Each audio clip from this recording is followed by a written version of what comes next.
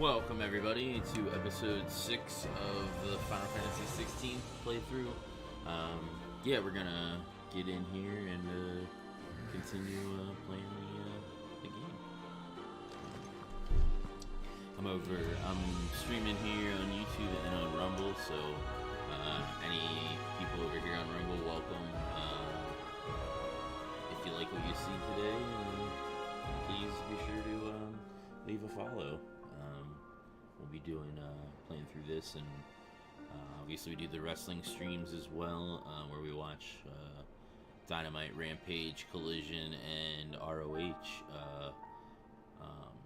with the guys, and we give our thoughts on that. And I play all kinds of video games, so you name it, I'm probably gonna play it. I still need to do Fight Forever's story mode. I'll probably do that at some point, probably after I beat this, because that shouldn't take too long. And then kind of give my thoughts of that game as well. It's kind of underwhelming, honestly, but hopefully they improve upon it.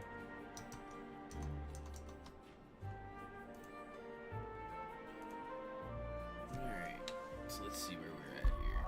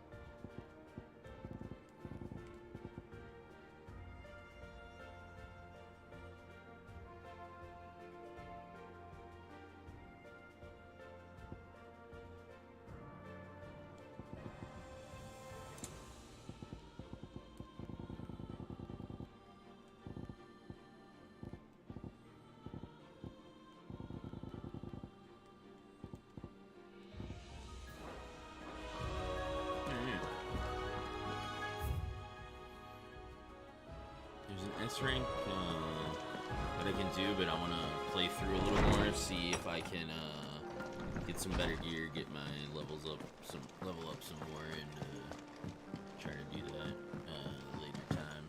I'm telling you, it's true. I heard it from Otto's own lips.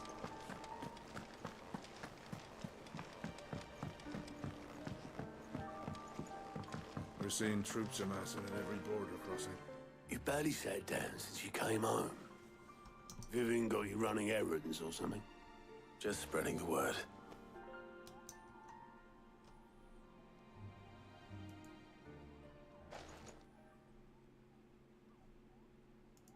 So, the Professor's got a soft side, has she? I'd never have guessed. No. She was right, though. Everyone was glad to hear the news. Ah, but you ain't told everyone. I can think of plenty of friends back at the old hideaway who'd sleep more peacefully for knowing. Not least of all Sid.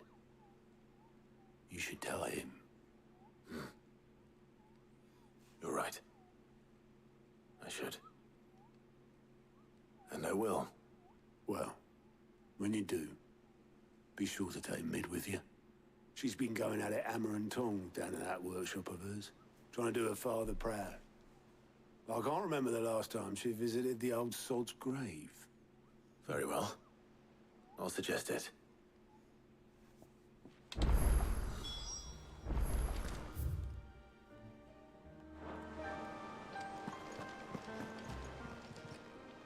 Fancy a look at the list, do you? It was luck, and luck alone. That saw me safely out of the highway that night. So many others don't make it. I see them, you know, in my dreams sometimes, and I always tell them I'm sorry that I wasn't able to save them. For now. I can tell them something different, that Coop is dead, that you avenge them. And I know what they'll say back to me, so let me say it for them. Thank you, Clive. Here you go. Oh, nice.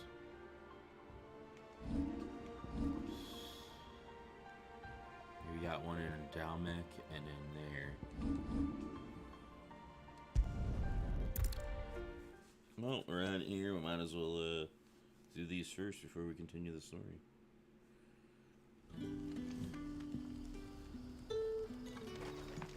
Good day to you.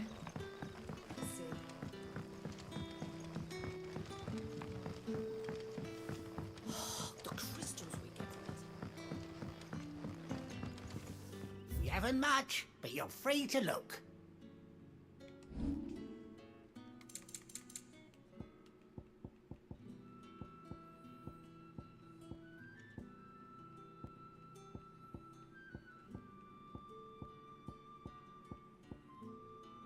You're always welcome here in Lostwing.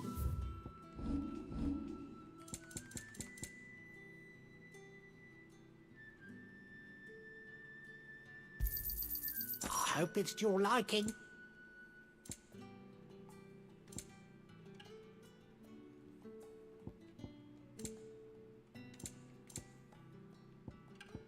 Keep fighting the good fight.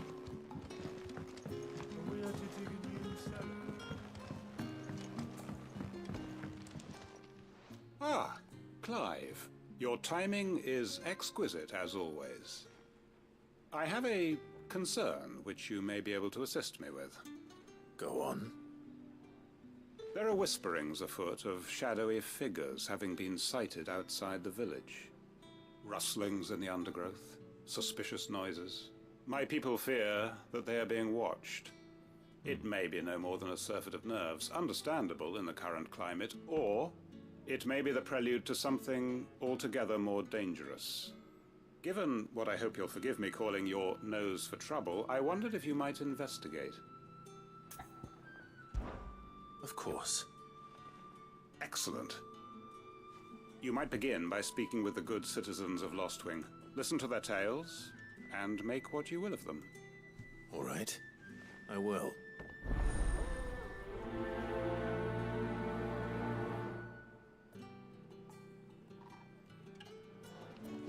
My people speak of strange shadows glimpsed in the gloom of the woods. Right. Let's see what the people of the village have to say. I'd better find out if this is just nerves, or something we need to take more seriously.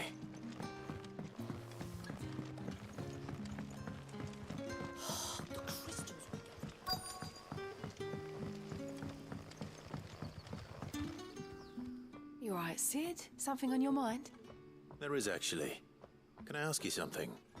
Quentin tells me people have mentioned shadowy figures out in the woods. Have you noticed anything unusual? Oh, that. No, sorry, can't help you. I heard the rumours, mind, from the lads working over at the vineyard, but none of them has seen anything either. All right. Thanks anyway.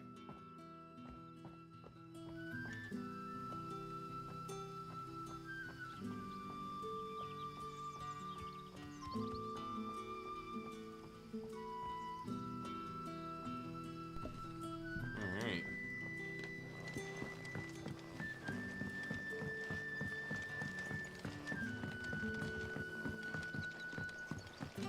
You're quite talented with that rod of yours.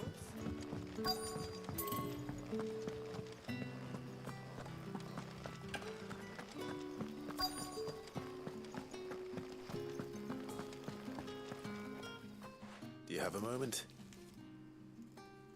There's talk of suspicious figures in the woods. Have you seen anything out of the ordinary? No, but I've heard something.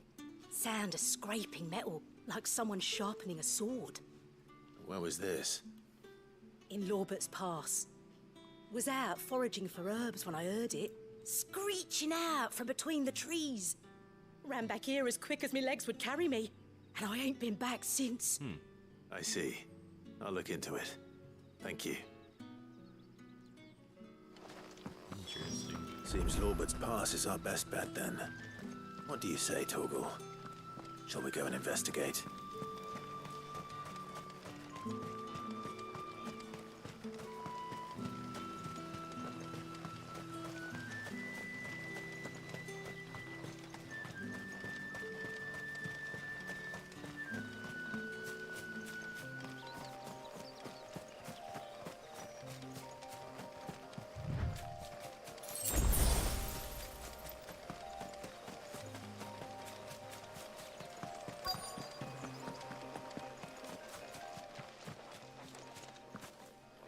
What do we got here? You there. Fuck! He's seen us. Get them before they escape. Blackguard. Black Shields. They're Black Shields. Here. What the hell are you doing here?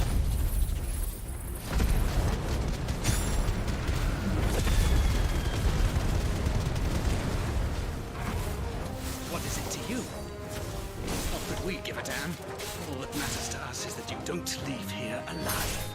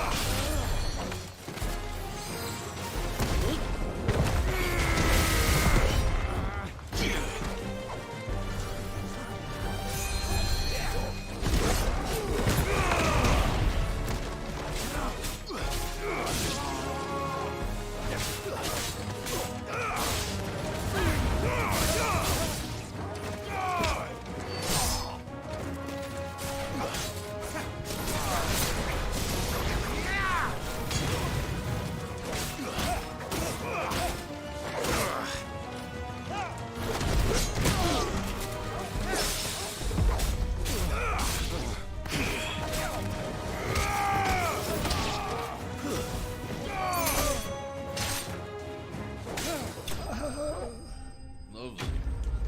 Blackguard are moving in on this territory.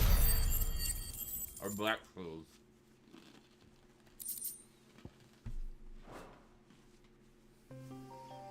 Why were they here?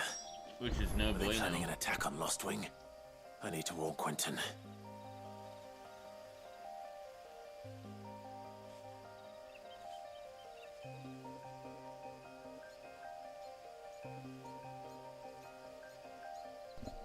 That's crazy.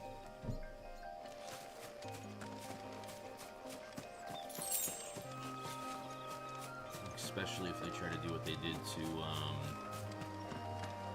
the other place in Rosario.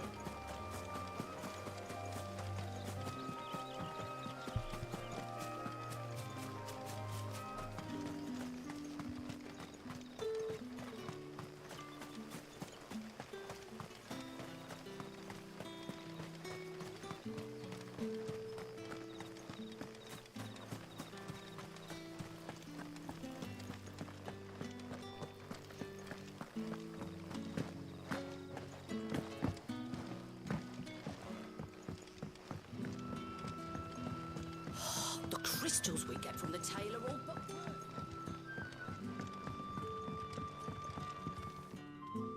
Clive, how goes the hunt for our sinister figures? I found some Black Shields hiding near Lorbert's Pass. They're gone now. Black Shields. The Empress's former bloodhounds. Though they serve another master now.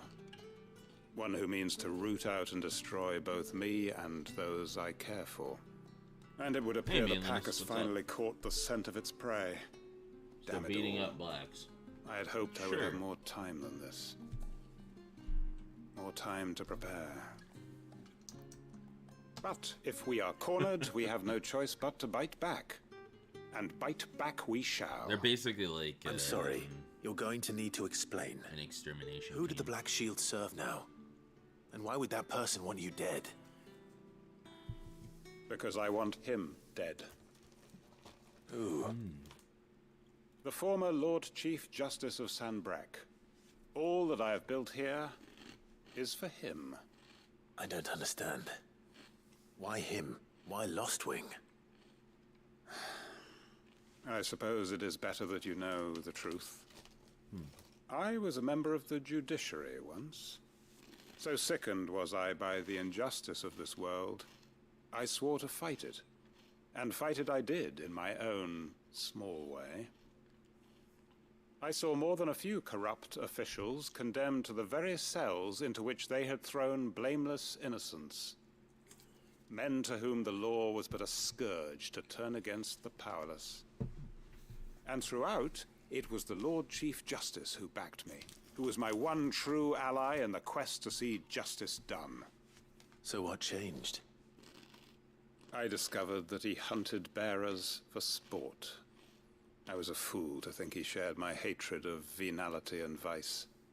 His support for me was no more than a facade, a means of ridding himself of his rivals, a mask to hide the rot beneath. I filed suit against him immediately. His response, however, was rather more visceral.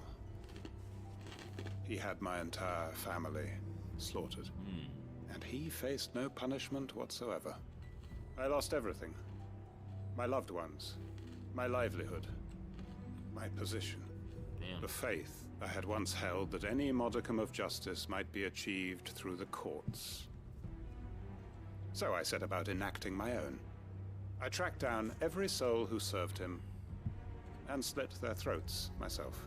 Wow. But the man himself proved an altogether more difficult target. With money and power come protection. And so I saw that I would need an army of my own. I came here to Lostwing and began recruiting like-minded individuals. And everyone here knows this is why you do what you do. Of course. They too have lost loved ones to the bearer hunts. Seen faultless friends sent to the gallows to spare the guilty. All under the watchful eye of the Lord Chief Justice. Our wounds are the same. And our cause is the same. We are comrades. And our revenge is already in motion. We know where he hides, how numerous and well-trained his guard.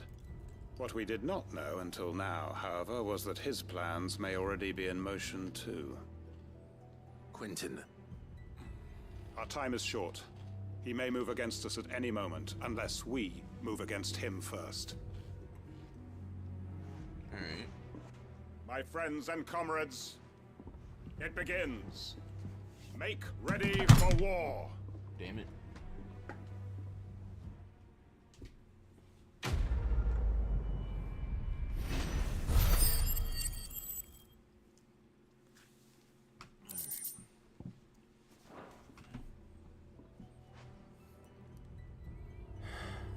I'm not going to change his mind. Well, shit. There's another quest somewhere too. Here.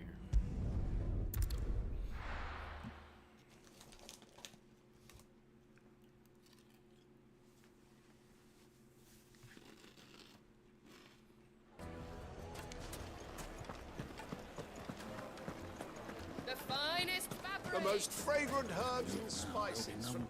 Gone, just like that. And without so much as a by your leave. What's the matter?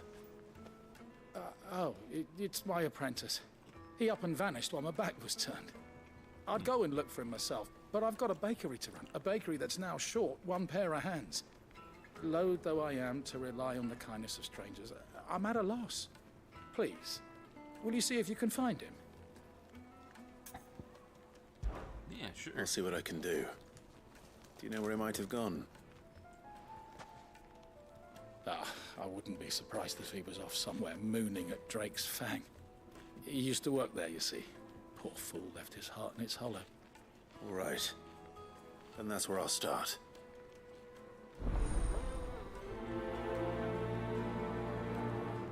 Alright.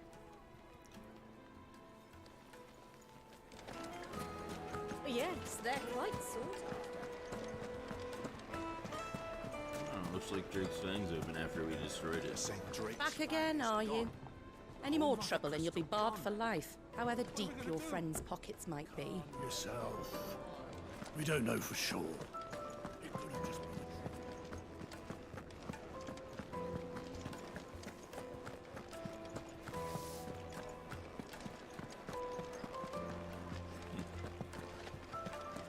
Drake's Fang.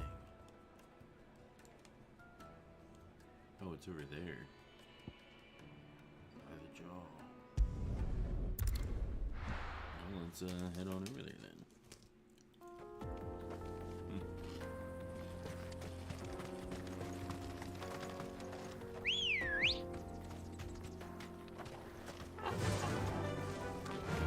Faster! Is the apprentice teenage Kevin Spacey? Goddamn.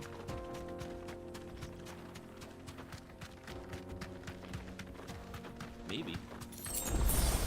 We'll find out here shortly, I guess.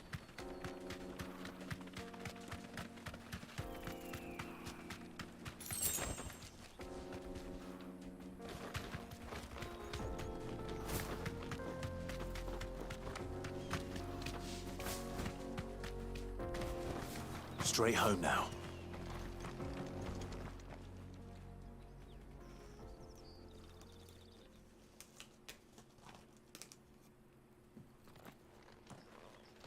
Excuse me. What do you want? The baker sent me to find you. I am a sorry, selfish sod, aren't I? I'm certainly not a baker. Master must have ruled the day he took me in. Time was the sight of the Fang used to calm my nerves. But now look at her. I take it you missed the Mother Crystal. I hated her, but she was all I knew. Worked her mines for years. And when she shattered, part of me shattered with her. I had to trade my pickaxe for a rolling pin. But I'm no good at baking. Every loaf I touch collapses. My bread's as hollow as I am. She was the only thing that could fill the hole inside me. Oh, I loved her, damn it. But now she's gone. She's never coming back. What am I supposed to do? I ask her. How does a shell of a man learn to live again?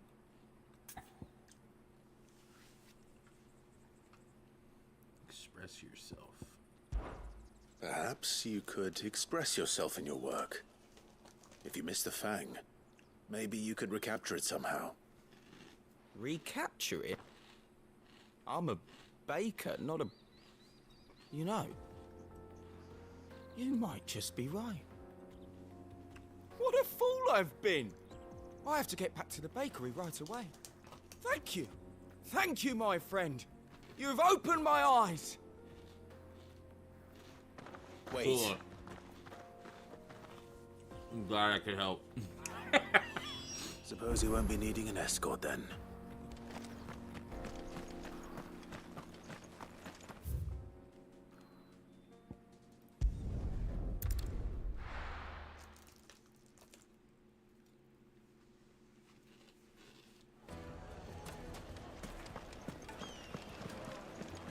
My carpet.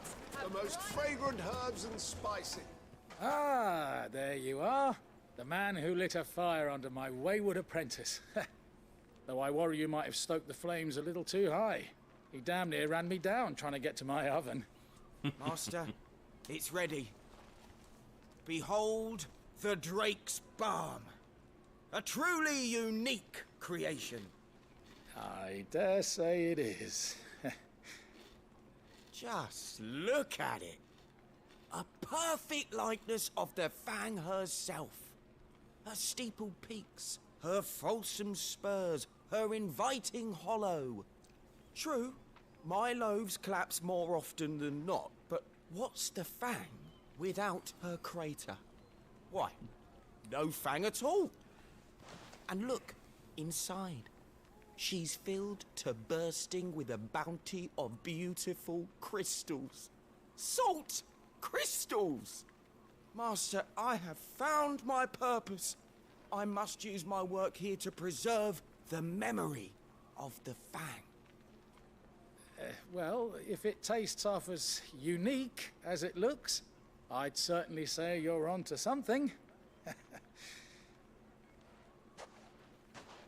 Not only is my apprentice back, but he's finally pulling his weight. With any luck, I might even have a new delicacy on my hands. I don't know how you did it, but you have my thanks. Good. I'm glad I could be of service.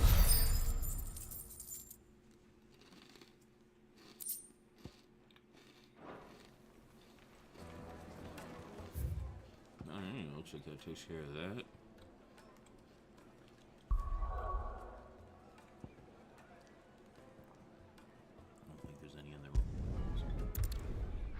Here, see if there's any new hunts besides that S rank one that I have. I'm telling you, it's true. I heard it from...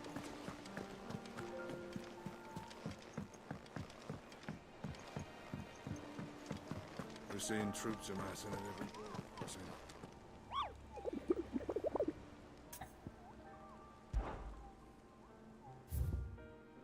It looks just like this S rank one is the only one I have. Welcome to the Patron's Whisper.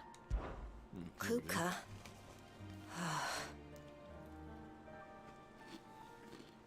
I thought that bastard's death would change things. When I close my eyes. I still hear Jar's voice, and he whispers for us to run as he calls out to the soldiers to distract them. His words saved us, and I'll never forget that. It's just like he said, words are immortal. And his live on in me. They changed my life, and I've wanted to thank him ever since. Only I don't know how. I don't know the right words I wish you were here. to teach them to me. Come to claim your just desserts?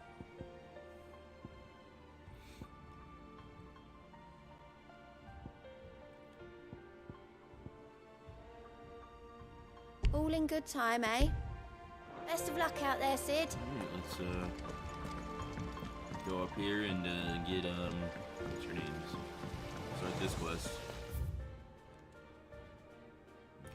That's from the music box, the thing that I bought.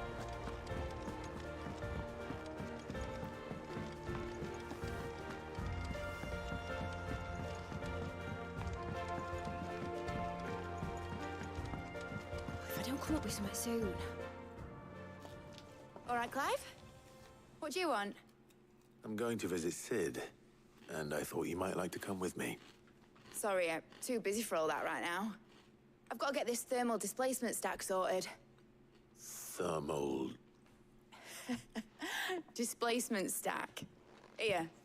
And this is for... Only the fastest, finest ship the world has ever seen. The Enterprise. Me and my dad designed it together. Where other vessels rely on the fickle winds to drive them through the water, ours is fitted with mithril engines. And those things have got more push than a behemoth in a bad mood, and more heat than all the hells put together. Which is where the stack comes in. I may have already talked some tight-lipped shipwrights into putting the hull together for me in a little dockyard in Canva. But the stack's a bit more involved, so I'm building it here. Thing is, it's so involved that I'm running behind and it's starting to hold things up over at the shipyard. I'll come and see my dad, though, when I'm done. Whenever that is. Is there anything I can do to help? Good old Clive. I were hoping you'd say that. First things first, I need some parts meching. The stack will be made up of 3 major components. There's the plating, here, that channels hot vapors away from the engine. The helm over the top, that disperses all that heat into the air. And the shielding around the sides. That stops the rest of the ship from going up in flames. A full suit of armor, then. Probably best to take it one piece at a time. Then you'll need to start with the plating. Everything else fits onto it. I've got the designs and the list of materials here. Show these to Blackthorn. He'll know what to do. I So we're can't gonna make an it not tell them. ship that isn't an airship. Luckily, That's rare you don't for need Final to. Fantasy.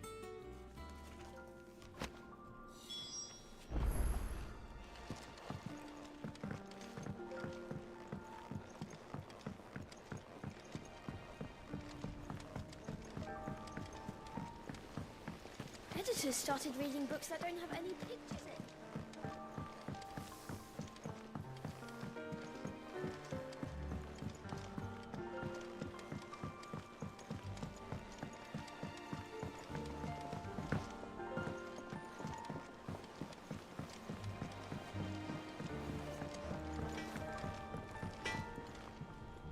Blackthorn, can I ask a favor? Out with it. It's for Mid. This my last chance to say I'm otherwise engaged. Spare myself the arseache. Go on then. What is it this time? She said you would know. Here. Thermal plating designs.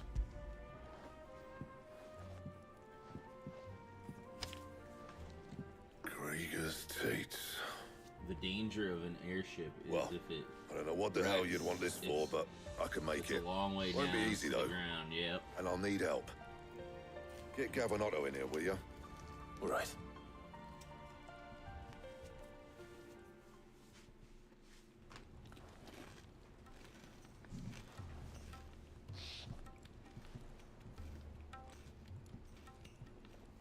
So Mid's roped us all in here again, has she? Typical. Still, if that's what it takes to get her to visit Sid's grave, I'll do what I can. And, what is it we need to do, exactly? Take a look at this. It's this plating. The usual sword grade steel won't work. We need something that can get very hot, very fast, and still keep its shape. That means an alloy. Something that won't break or buckle at the temperatures she's talking about. Which is where you lot come in. I need materials, and I've got my work cut out already. You'll have to fetch them. Now, there's a special kind of sand I'm after that you can only find out in the Valcroy. Stardust, they call it. As for the rest of the stuff, my usual supply should have it in stock. It just needs buying and bringing back here. Well, we'll get it done quicker if we split up. One of us should probably give you an hand coat in the sand. And the other can go and get the rest from this supplier. Right then. Well, make your minds up who's going where, we can get this over with.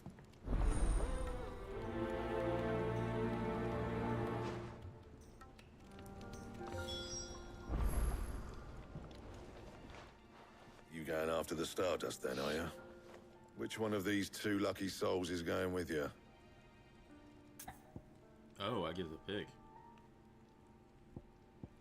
Otto, you're with me.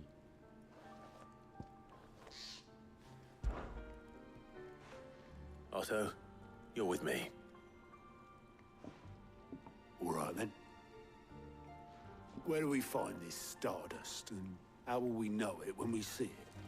There's a river that runs through the southern reaches of the Valcroy. It's the black sand that washes up on its banks that you're after. And I'm guessing you'll be needing sack loads of the stuff. Might be worth hiring porters at the Dalimil Inn. I'll head down there. See about finding us a wagon. All right. I'll meet you by the river. Yous two take care, eh? I I'll should be go and working see on the metals, supplier. too. Got some Just don't titanium let the to play bastard around with. fleece you, eh? He wouldn't do that. He's Blackthorn's mate. Isn't he? Best of luck.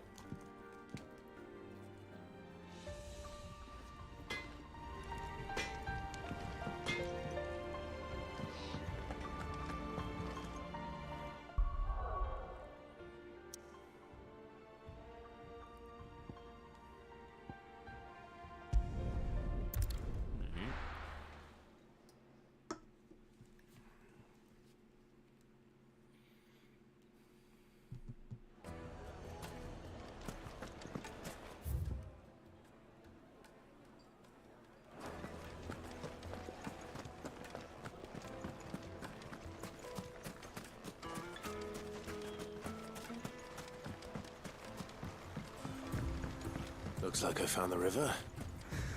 Now where's Otto?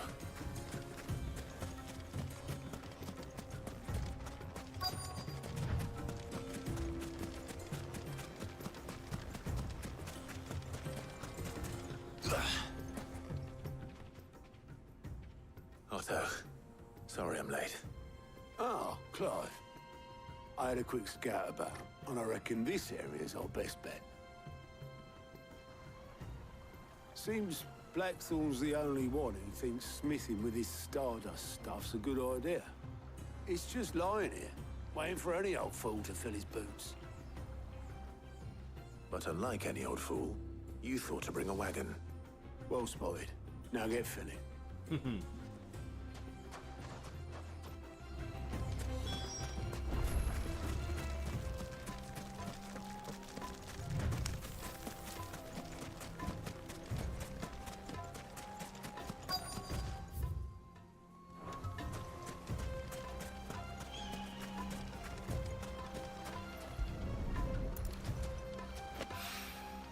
So this is Stardust.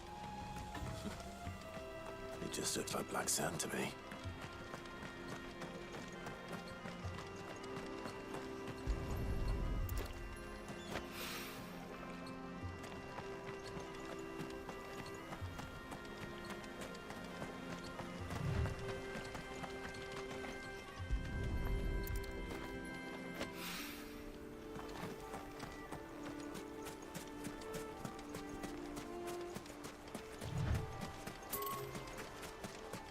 Excuse me.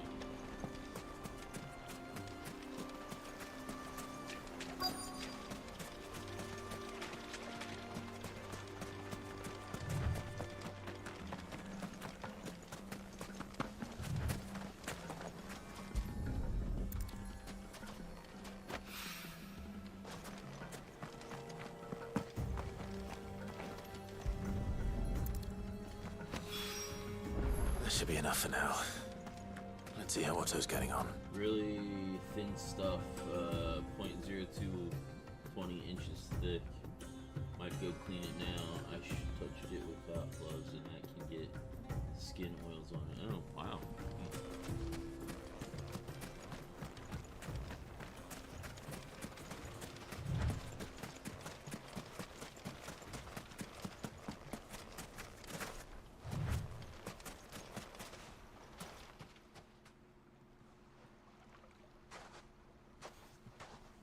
How much did you get? Enough. I hope.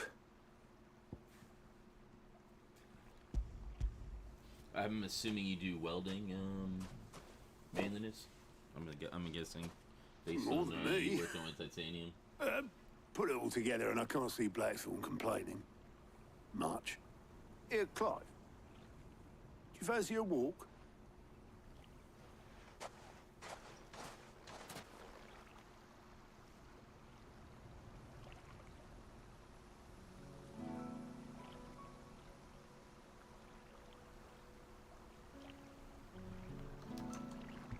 Sid would be proud.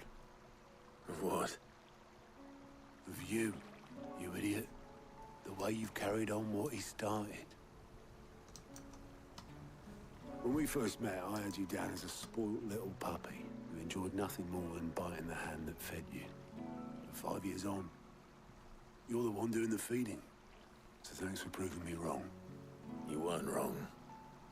But I changed. Thanks to Sid. And thanks to you. When I suggested taking on his name, you were the first to back me. And if you hadn't, no one else would have. I couldn't have done any of this without you, Otto. Yo, give over. You're making me blush. All I did was choose hope over despair. I gave you a chance, yes, but you're the one who took it. You took a rabble of homeless, hopeless outcasts and put them back on their feet. Gave them something worth fighting for, just like the old Sid did.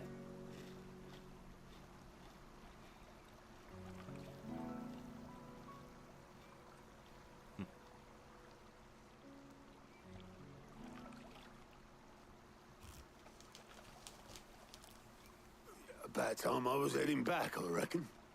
All this scrabbling about in the sand's taken its toll on the old pins. I'll see you back at the hideaway then. You can take a well-earned rest when you get there. Oh, I plan to. Believe you me. But I'll make sure Blackthorn gets his precious black sand before I put my feet up. He'll only moan otherwise.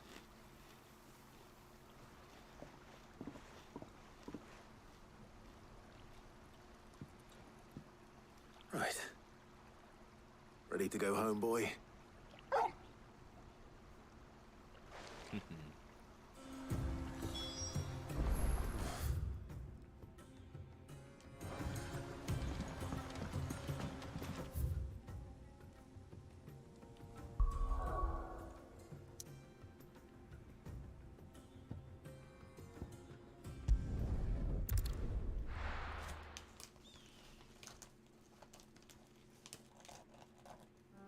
Yeah, I can weld aluminum foil.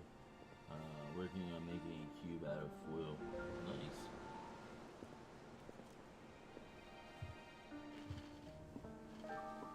Interesting.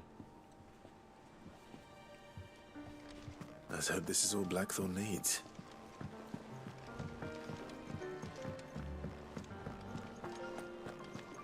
A buddy of mine, I went to church with, was a welder. Blackthorn, got everything you need? Yeah. Yeah, I do. Cheers for the stardust. Should be enough to be getting on with. Nice to get out and about for once. Let's do it again sometime, eh? I'll make a start on putting this thermal plating together then. It will take some time, mind. So if you've got other things to be getting on with, I could do without you breathing down my neck. Thank you, Blackthorn. I'll let Mid know construction's underway.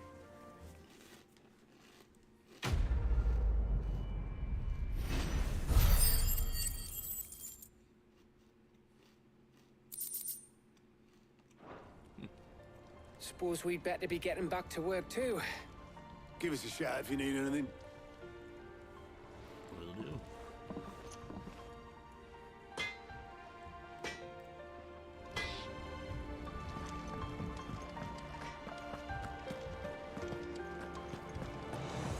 Thank you, Clive.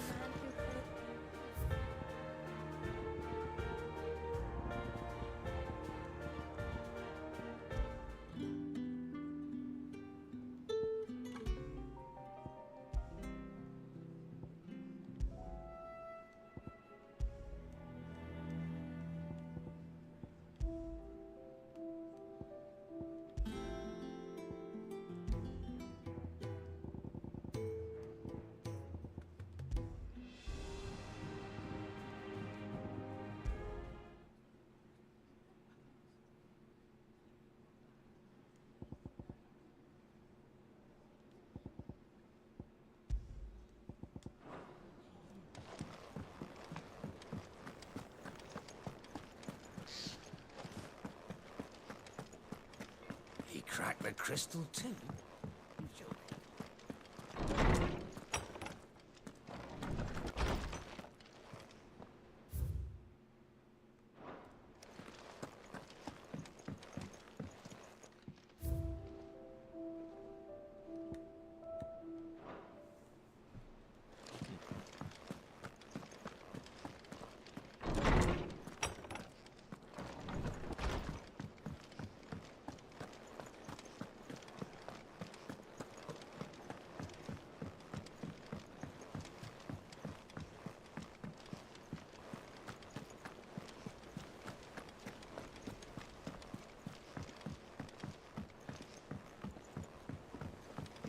We're seeing troops amassing at every border. How may I help you today, Clive? Your benefactors are a generous lot. Clive. Here you go. Think you can help?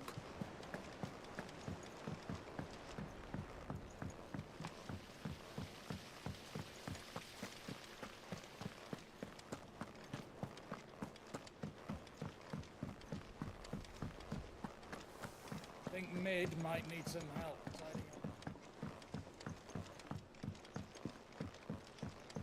If I don't come up with something soon.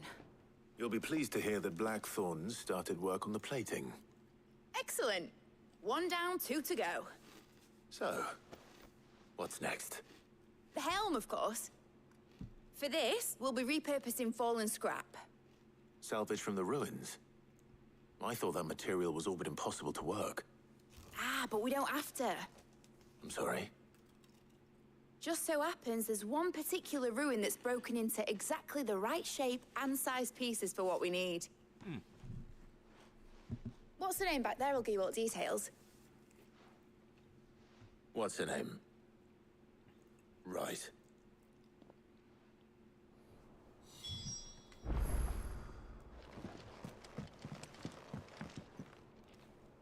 Oh, Sid, is this about the helm? Yes. Mid said I should speak with you. I'll show you the plans then. Here you see the mithril engine, in which mithril is burned to generate heat. That heat is then harnessed to produce motive force. Excess heat is dealt with by means of the thermal displacement stack, which disperses it into the surrounding air. Now, were we to rely on thermal plating alone to achieve this effect, the rate of excess heat buildup would far exceed the displacement coefficient of the plating.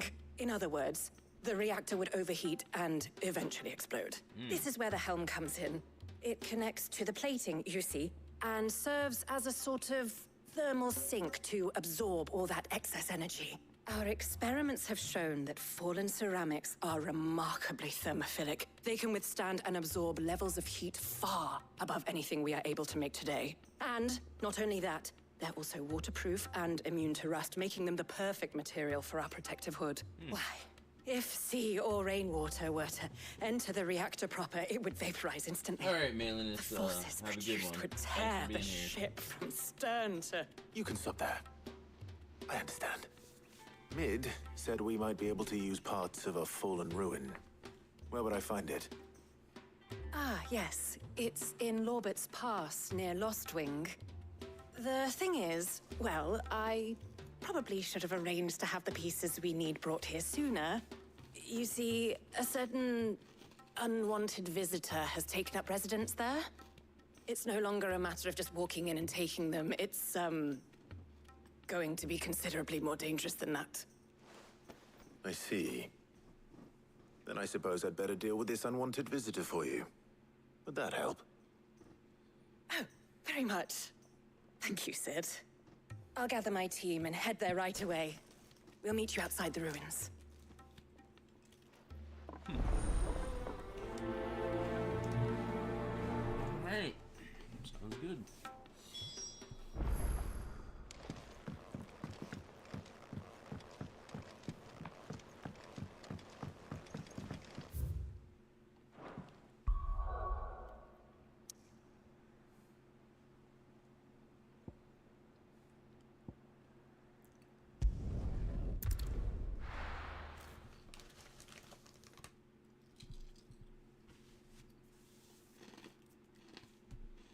I'll be taking you all to a storehouse in the Bales. Leave anything you don't need behind.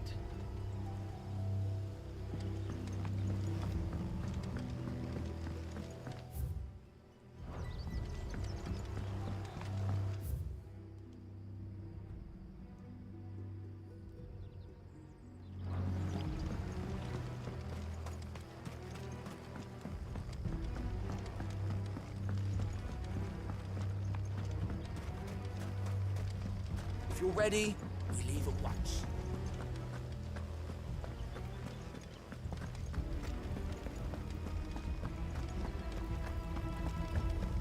Ambrosia won't help me here. Nor here.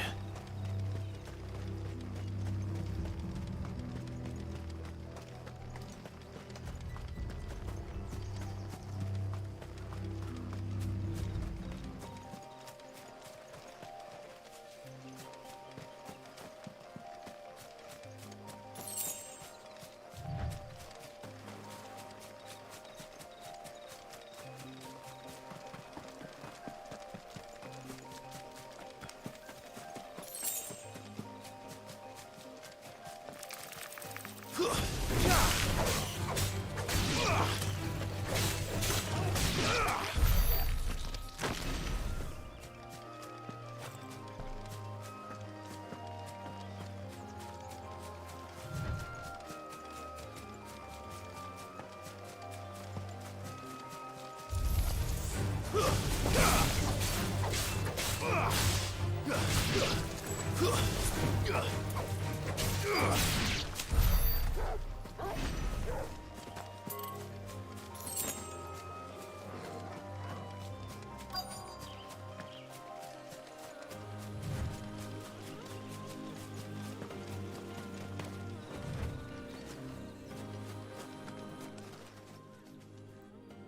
there you are, Sid. Thanks so much for coming. The, ruins are just over there, as is the creature I told you about, I'd imagine. Would you mind? Of course. I'll be right back. Okay.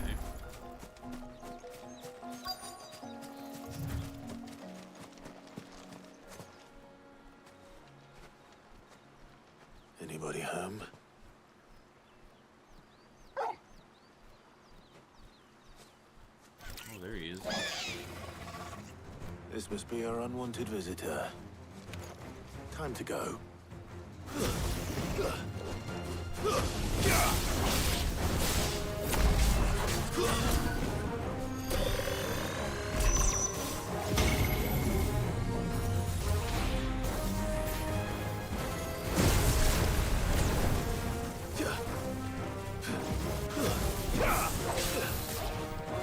Too slow.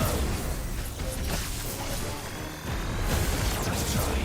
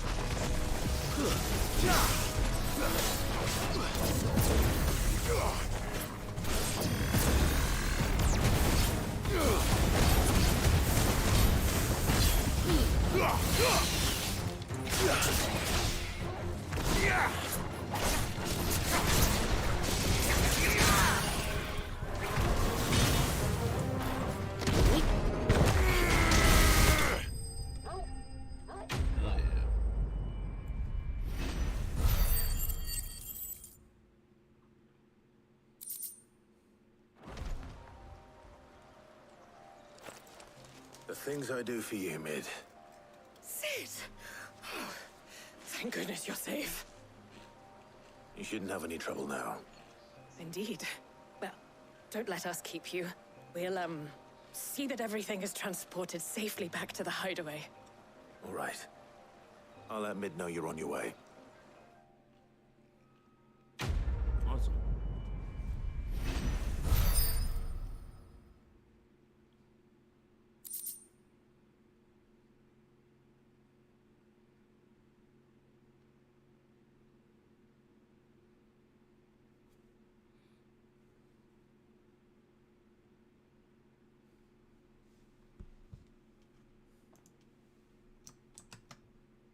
Second.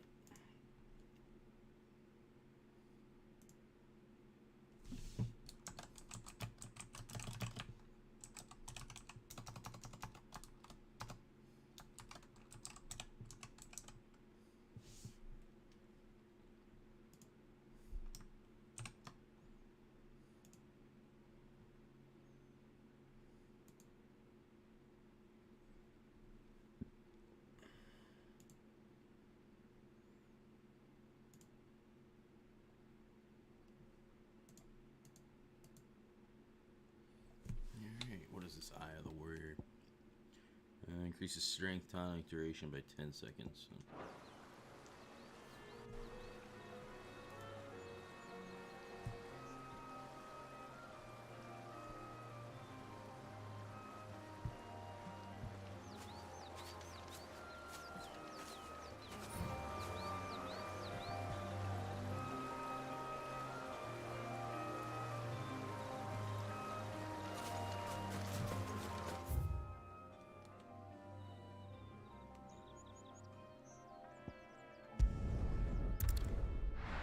Something new over here.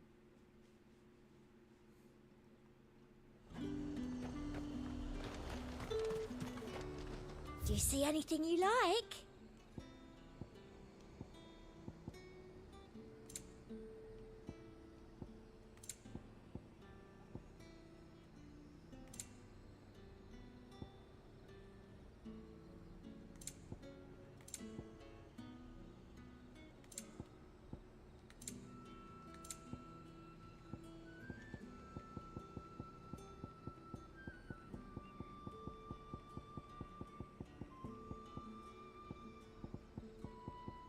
That's the only oh wait, no, sell.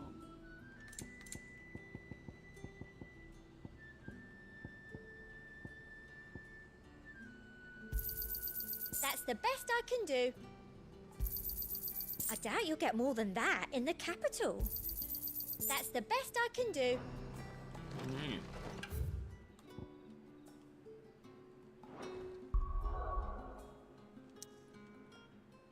Dude, I want to try something quick. I'm gonna try to kill that S rank, where was that at? Martha's Rest? Yeah. I'm gonna try to kill this thing. I'm gonna try my luck.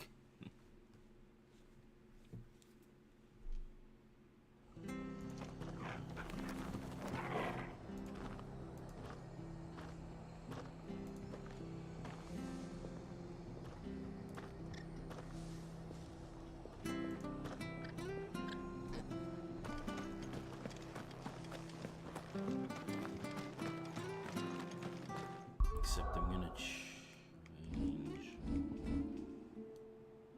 I'm gonna change this to Ramu. Now what do we got here?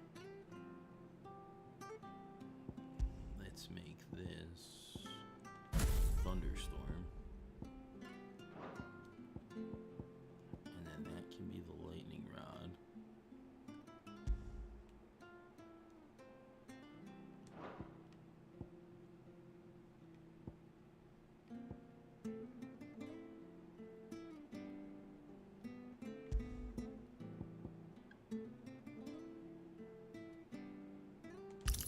Thunderstorm.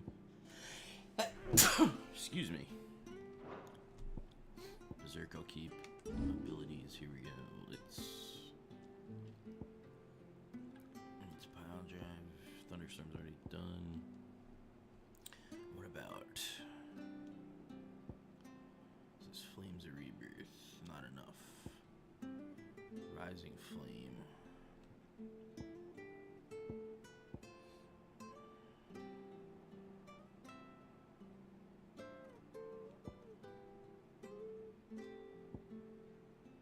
Ignition.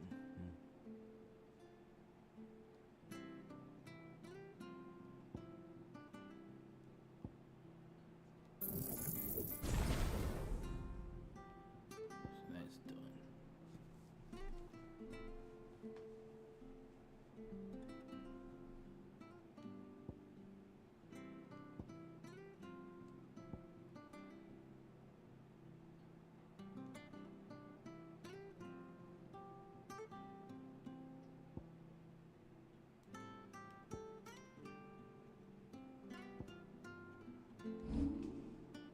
And we'll see how that goes.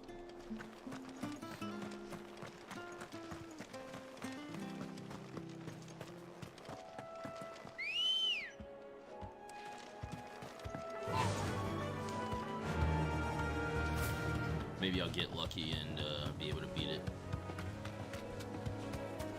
Even though that's like 10 levels above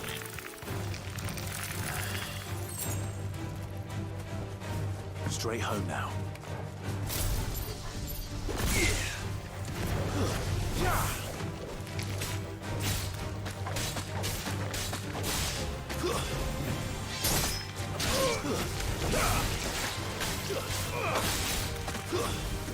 Stay down!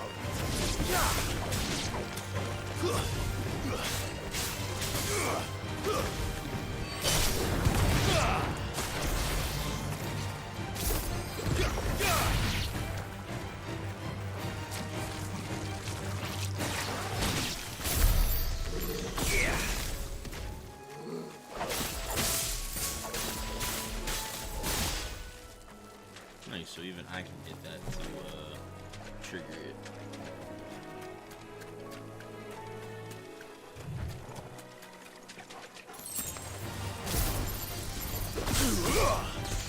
To me!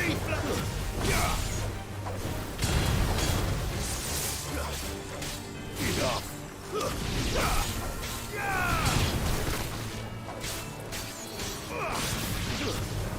Stay down!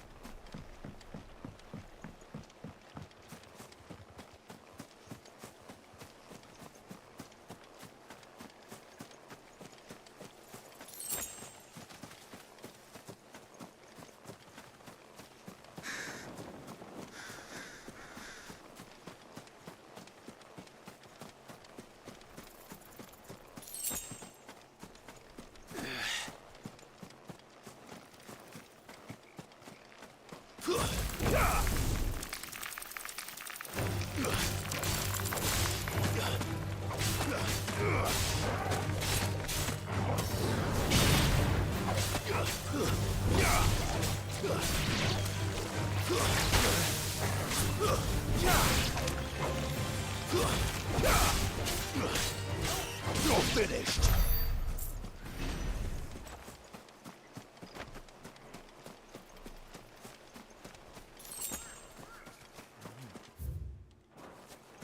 Here's this damn thing, let's try it.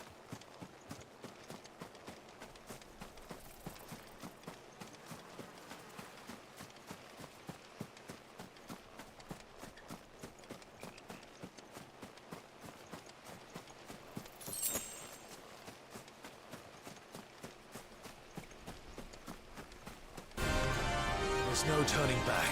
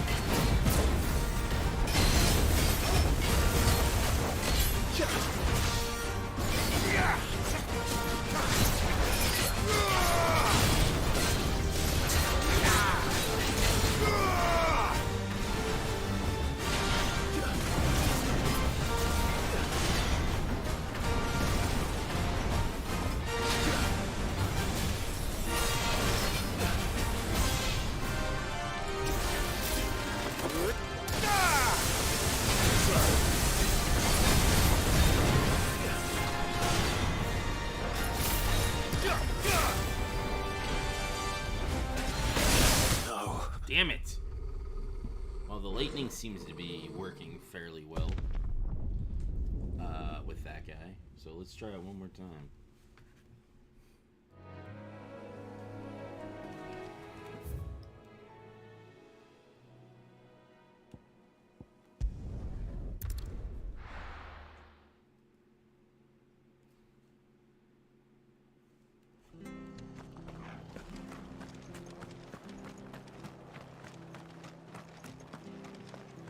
Let's get some elixirs too.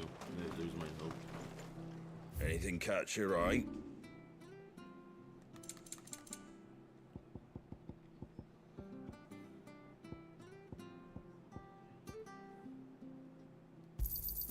A fair trade. Anything catch your eye? Here we go. Yeah, it's 20k Much for obliged. elixirs, but they'll full heal me if I need it.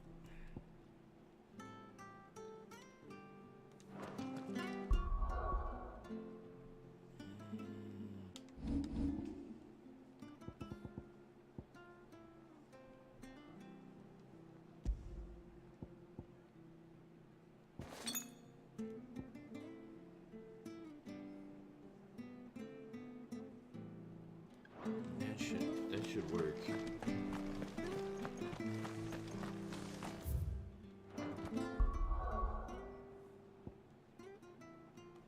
So I wonder if I can see that in combat. If Paul doesn't use one of those items without the shortcut.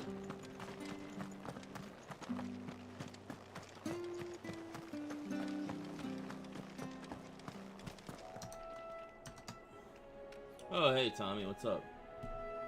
Had to smack a rah-rah retard on the Twitter before stopping in. No problem, dude. There's a lot of them over there.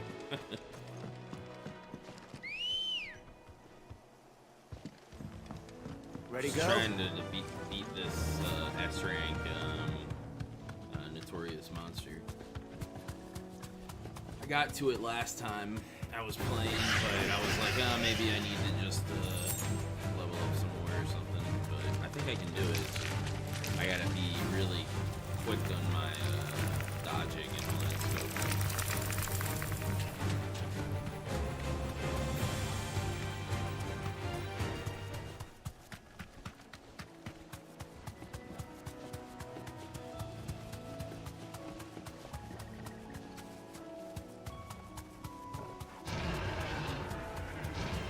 This won't be easy. I switched to the lightning, and the lightning seems to Back to the stables, Carl. do pretty decent damage.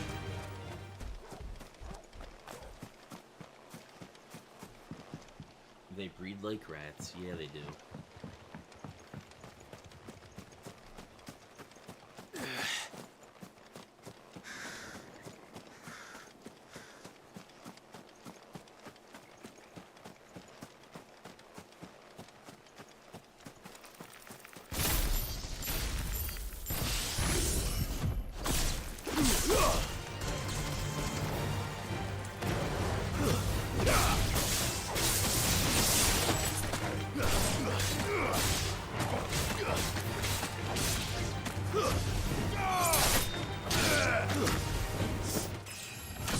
Oh, nice. Level up. That'll help.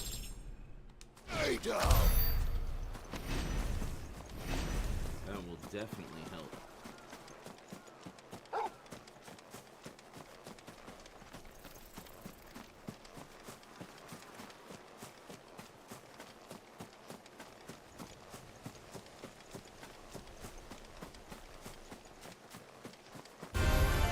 There's no turning back.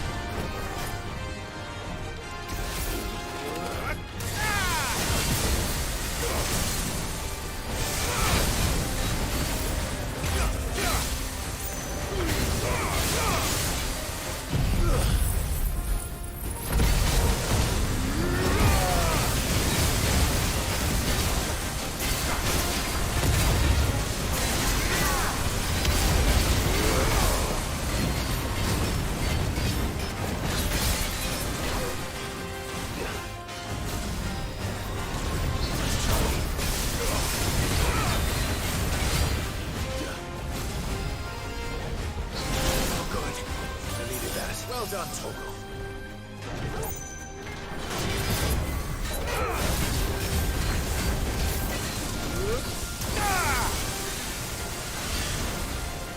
Too slow.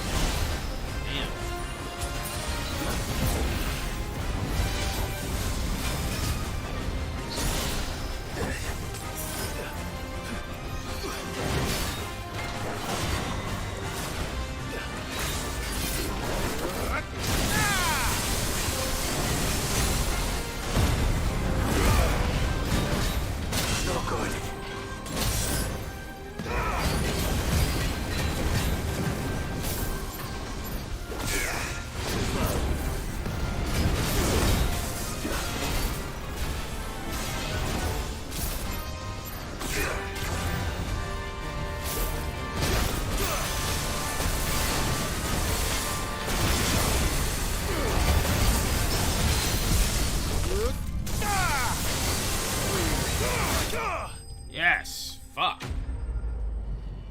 Whew. That lightning had to be the trick, I guess.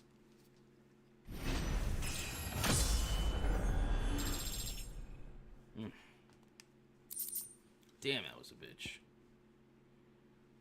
Used for crafting, nice. Back to sleep with you.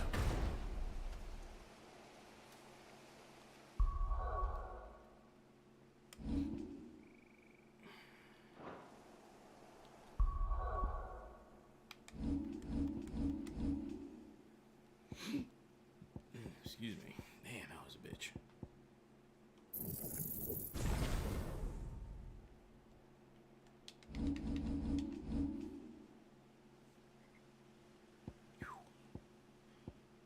Last time I could get it to like half, but I was using Titan's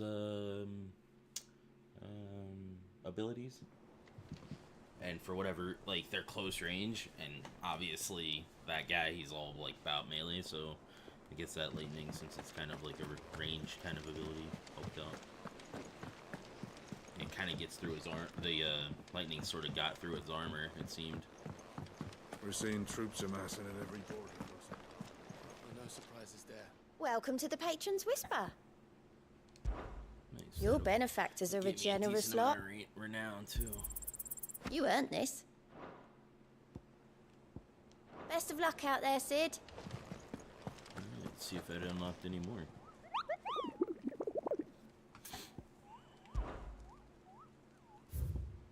I did not, but there are other S ranks later. Let's see. Nope, no. Well, maybe there is. Let's check that. Let's check that out.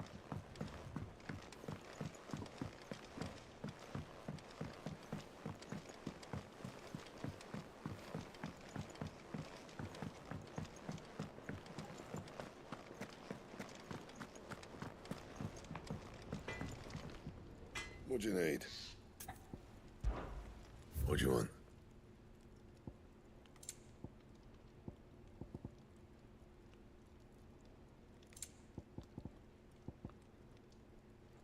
Okay, got that.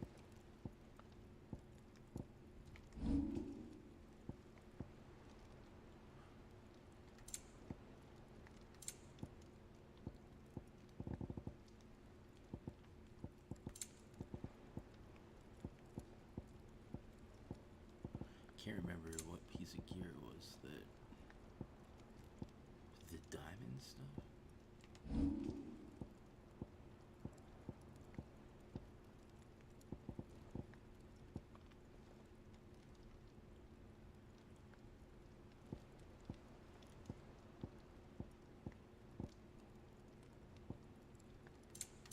Or was it a weapon?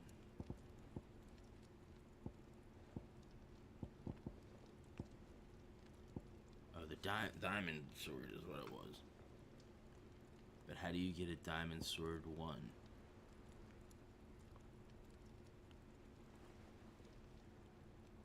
Oh, so I need a white worm bone is what I need. I'm assuming that's going to be an NM later. The last game I was playing was Gat Out of Hell. Oh, that's the Saints Row. One of those, right? That's a long time. Shit, that's an older game.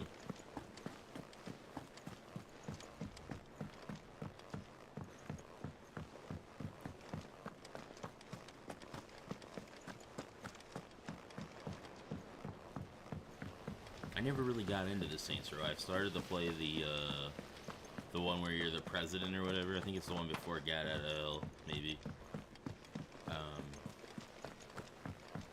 Editors started reading. And then I got to where you're out of the, like, you can just run around in the simulation, and then I just stopped. If I don't come up with something soon. It didn't really grab me. Mid. Helena has recovered the material for the helm. She'll be along shortly. Excellent. Another job well done. And just one remaining. Right. Right, the shielding. This one's a bit of a bugger. How so? The plating's enough to stop the engines going pop, but those things will still be spitting out enough fire to set the rest of the ship ablaze. Which is why you need proper shielding. A prison for the dragon's breath that's blazing away inside. I thought a triple thick layer of tempered steel might do it. Or more of the stuff that the Fallen use, but they'd both be too heavy. The helm and the plating are bulky enough as it is. Add any more weight and the whole ship would be at the bottom of the briny before we'd even started. I need something light. But I've racked my brains and I just can't think what would do it. Well, if I were in need of obscure knowledge, I know whose counsel I would seek. Harpocrates. Tomes? Yeah, well, I'd thought of that, obviously.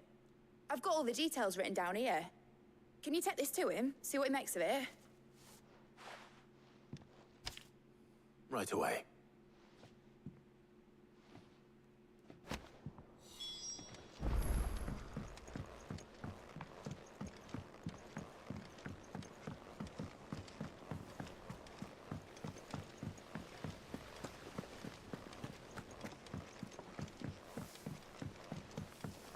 So we're making a boat, is what we're doing.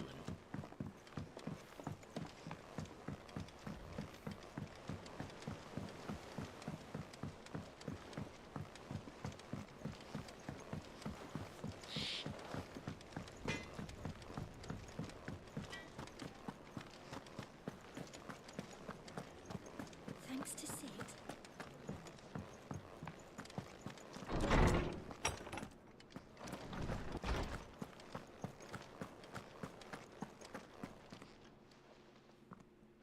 Harpocrates, do you have a moment? For you, Clive? Always. Well, actually, it's for mid this time. Could you take a look at this?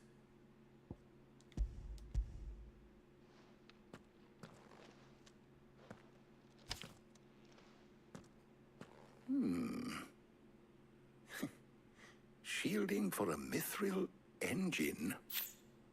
Whatever will that girl think of next? What are these notes around the edges? She has some specific requirements for the materials. The shielding needs to be able to resist extreme heat on the inside, and yet remain cool enough on the outside not to set the ship alight, while also being light enough not to sink it. As you can imagine, she's struggling to find anything that meets her needs. I see. I wondered if you might know of a solution, or if you might be able to search the records for one. Perhaps it is not a different material she requires, but a different approach. What do you mean? Consider the lake we have made our home. Its blighted waters eat away far more quickly than fresh water or even brine, at timber and steel alike. And yet, we have made a home here from those very materials nonetheless. We have. But Bardolph must varnish every board twice over to keep it from rotting. And Obelus complains that without a constant supply of pitch. I see. Early Gregorian histories speak of a preparation known as moon dew. It is said to be able to resist even the most ferocious flames. Before the dragoons tamed the worms and wyverns of the realm, nobles would daub their castle walls with it in order to guard against dragon fire. So if we could recreate it... It might be applied to some material or other in order to provide the protection Mid requires. As to how best to apply it and to what material, perhaps Bardolph and Obelus might be of assistance. I shall speak to them and see what wisdom they might have to offer. If you would be so kind as to procure the necessary ingredients, I shall discuss the specifics of how it might be most effectively put to use with our two friends. The knowledge of the past may yet prove useful to we of the modern era. Thank you, Harpocrates. And since you're asking others to help you, perhaps I should too.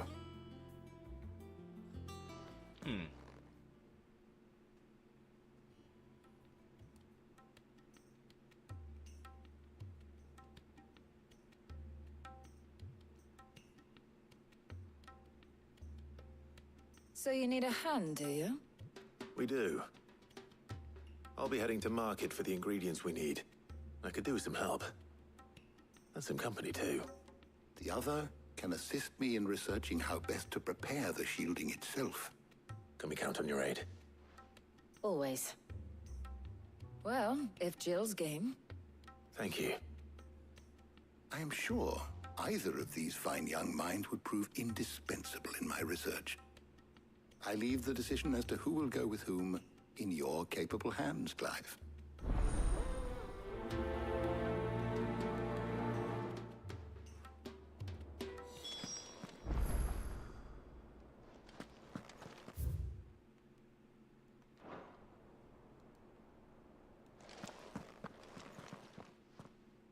So, Clive, have you made your decision?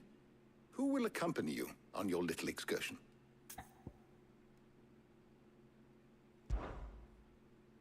Very well. So then, what do we need to find? I have taken the liberty of preparing a list.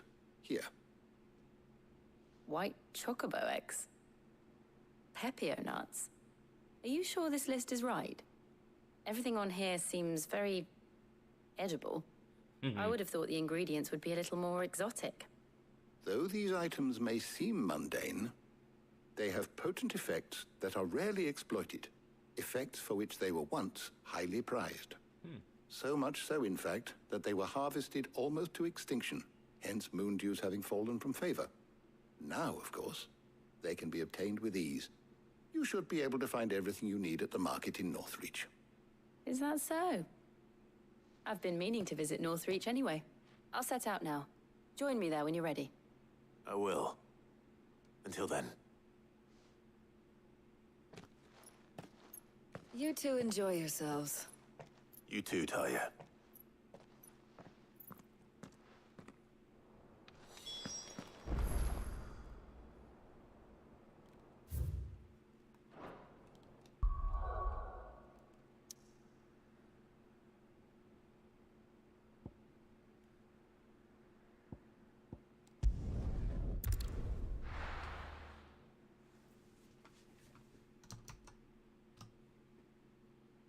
Now, where's Jill?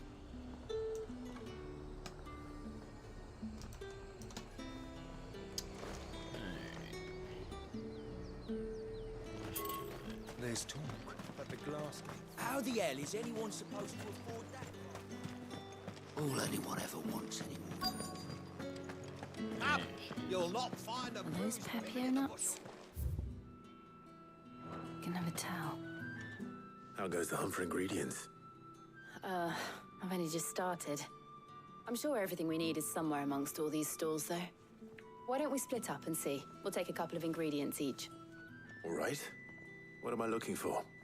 How about you look for the Pepio nuts and some garlic? I'll find the other things we need. We can meet by the gate when we're finished.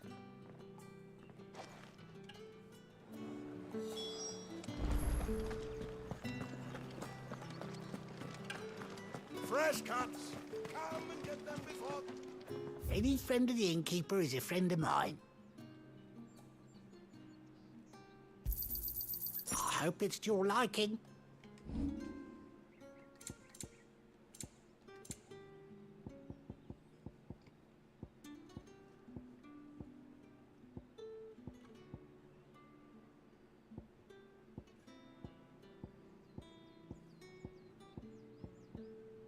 Keep fighting the good fight.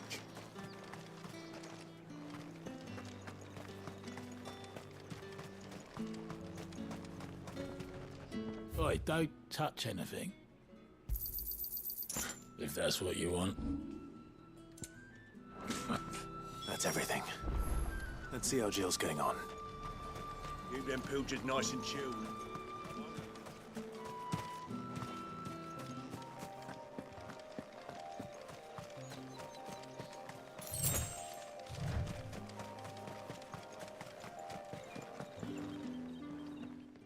Did you find everything? I did. Here.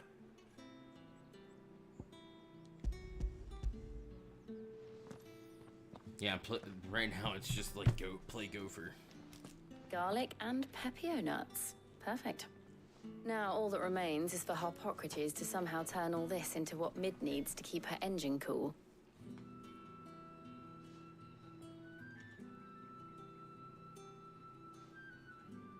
But before we head back, would you walk with me a while? Of course, Jill.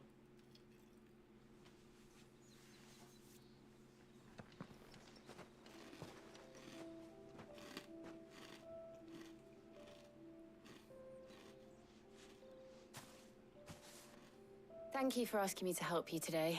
It makes a nice change. It does. It's good to get away from all the battle and bloodshed for once. Just being here reminds me of when we were children. Do you remember? Walking down Market Street in Rosalith, taking in the sights and smells. How could I forget? What with Torgal's antics. Remember how his nose would prick up at the scent of sausages? He'd go racing away and we'd have to go running after him. We wouldn't catch you now, would we, boy? Is there anything you wanted to buy for yourself while we're here? There was, yes. Well, sort of. Molly in the kitchens told me about a place that sells particularly good pies. Thought you might like to share one with me. I would. Thank you. And I saw some bread.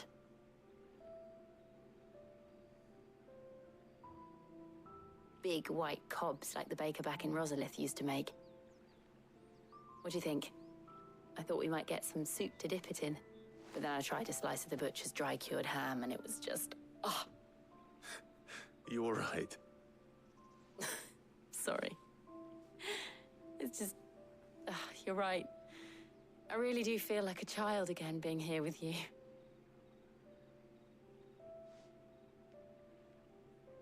Clive. Is it wrong of me to enjoy this? No, Jill. This is how life should be. And it's how our lives will be when our work is finally done. When we can live on our own terms. I hope so. Thank you, Clive.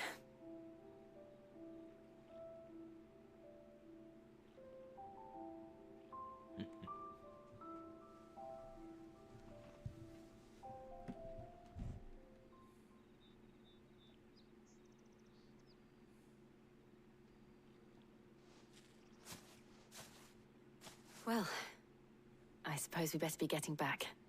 I need to give these ingredients to Harpocrates and Talia. I'll see you at the hideaway. Take care. I will. You too.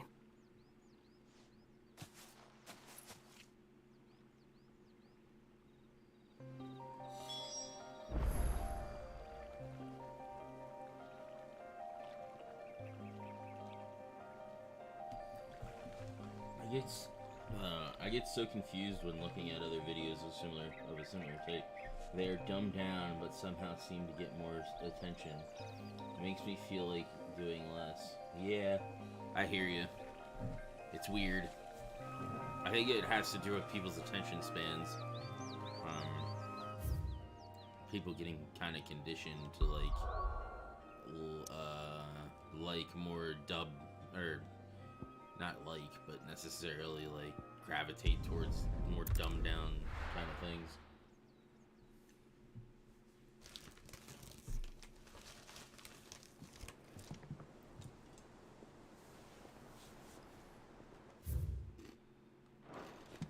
I wonder how Harpocrates is getting on with the moon dew.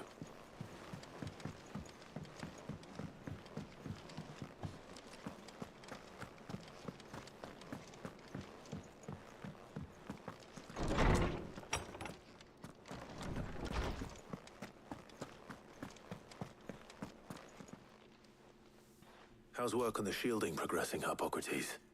Well, very well indeed. And thanks in no small part to your kind assistance. I was just explaining to Talia how we might best go about preparing the moon dew. And now that we have all the ingredients, we may begin. Alright. You can count on me. I've mixed more than a few mysterious concoctions in my time. I'm sure you have. What about the shielding itself? Work is underway. under the watchful eyes of Bardolph and Obolus. Apparently, it'll be ready soon. Thank you. All of you. Right then. Jill, would you join me in the infirmary? Many hands make light work and all that. Of course.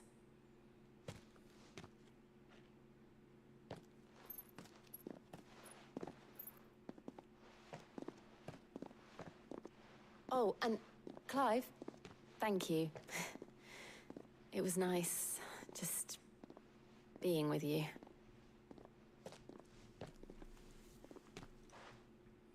It appears our work here is almost at an end. A shame. I was enjoying playing the man of action for once. When both the shielding and the Moondew are ready, it will merely be a matter of applying the one to the other. Followed by a rigorous process of testing and retesting, of course. Perhaps someone ought to warn young Mid of that. Leave it to me. Thank you, Hippocrates.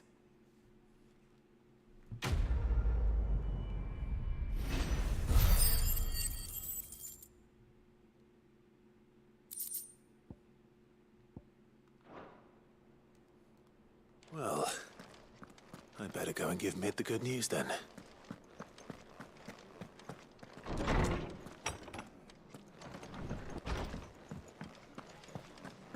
Thanks to Sid.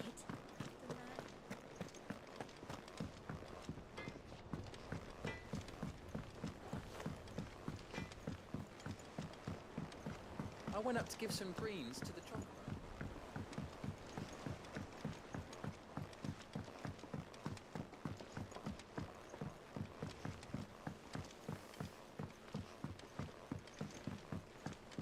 Mid hasn't been a huge...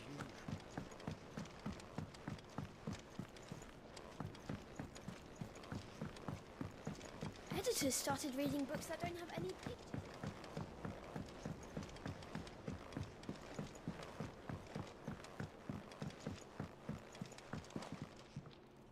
Sorry to keep you waiting, Mid.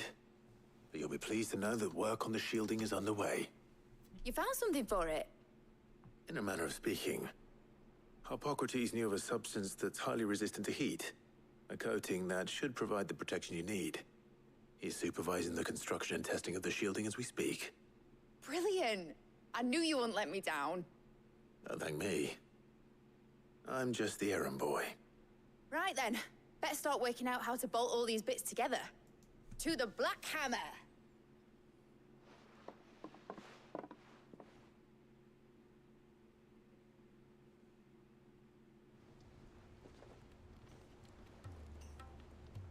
You know, when I got into the smithing game, I thought I'd be making swords and shields, not thermal bleeding didgeridoo-dahs.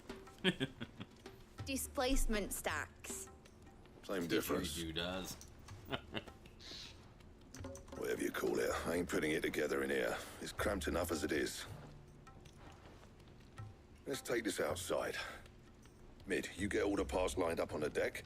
I'll take care of the rest. On my way! Oh, and bring me the biggest hammer you can find. This is gonna require some precision walloping. Nice.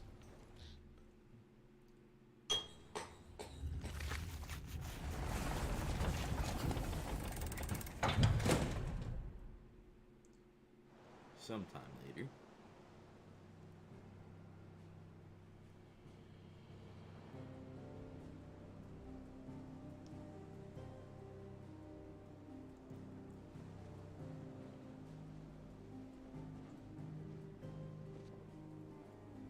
I need to start doing some drunken toy reviews again. It's finished! It's finally finished! Thank fuck for that. I'll be feeling my hammer arm for weeks. Thank you, Clive, Blackthorn, everyone. That's one down and just 3 more to go. I'm sorry. Oh, didn't I tell you? The Enterprise has 4 mithril engines, and we'll be needing a displacement stack for each. You don't mean... Don't worry. Now they've got a finished one to work off, my gang in Canva can build the rest. Good luck to them, I say. Right, I'm off to get a sling for this elbow. Any other work comes in, keep it to yourselves, eh?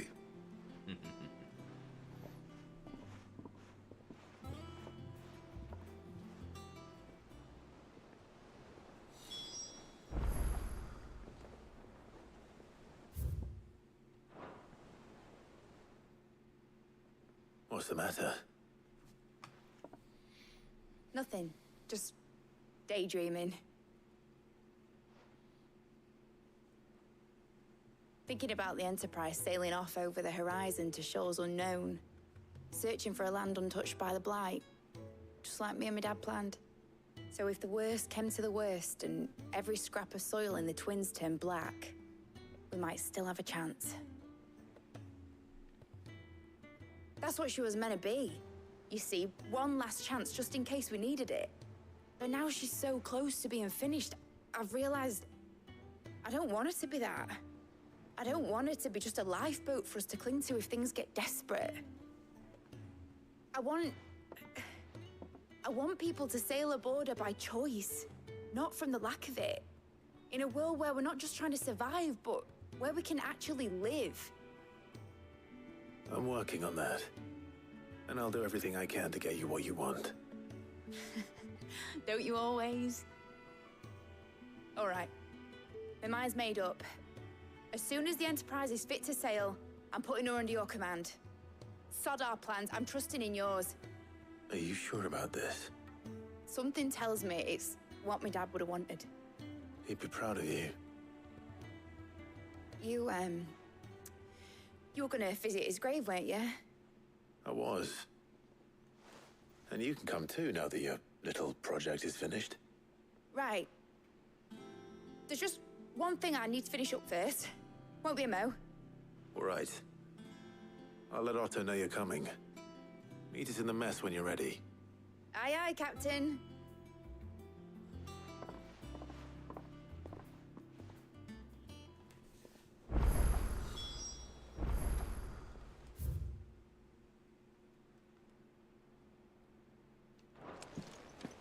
Is that the thing Tomes helped to build?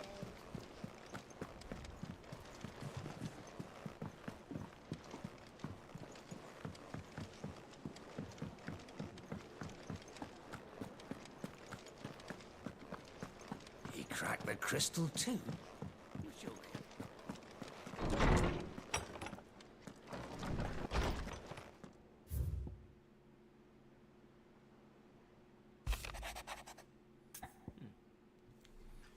Cheers for your help dragging Blackthorn out of the dumps the other day. Thing is, I reckon he's gone and thrown himself back in, judging by the droop of his jowl lately, so I'm thinking maybe it weren't just the leather what was on his mind. Maybe there's other demons jabbing their pitchforks into his privates.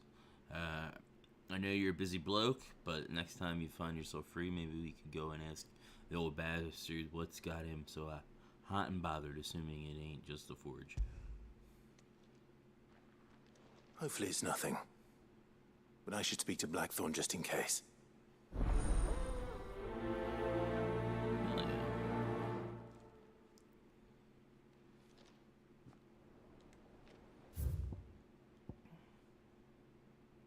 Bad Clive, something ain't right with that hand of yours. When it pleases your lordship, come pay me a visit at the toll. What could be wrong with Torgor? He seemed well enough when I last saw him.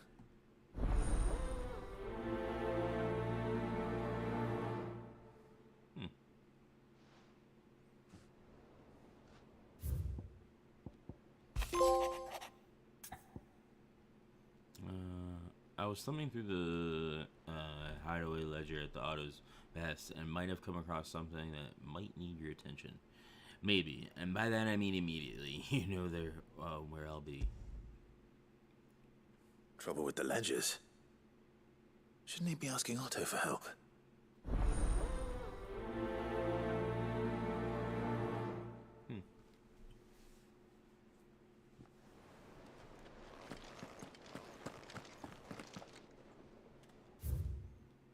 Looks like there's a quest over there too.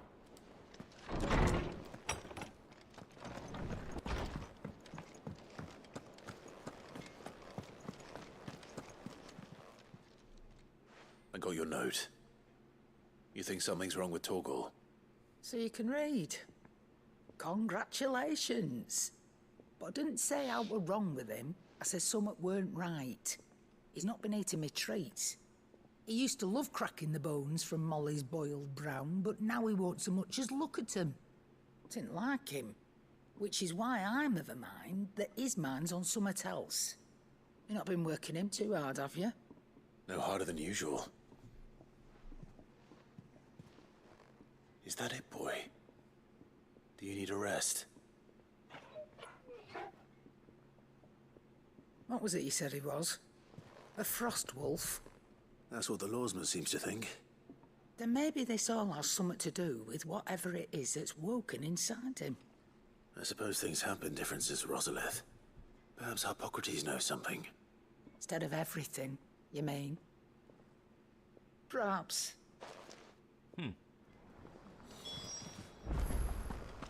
Let's go ask him.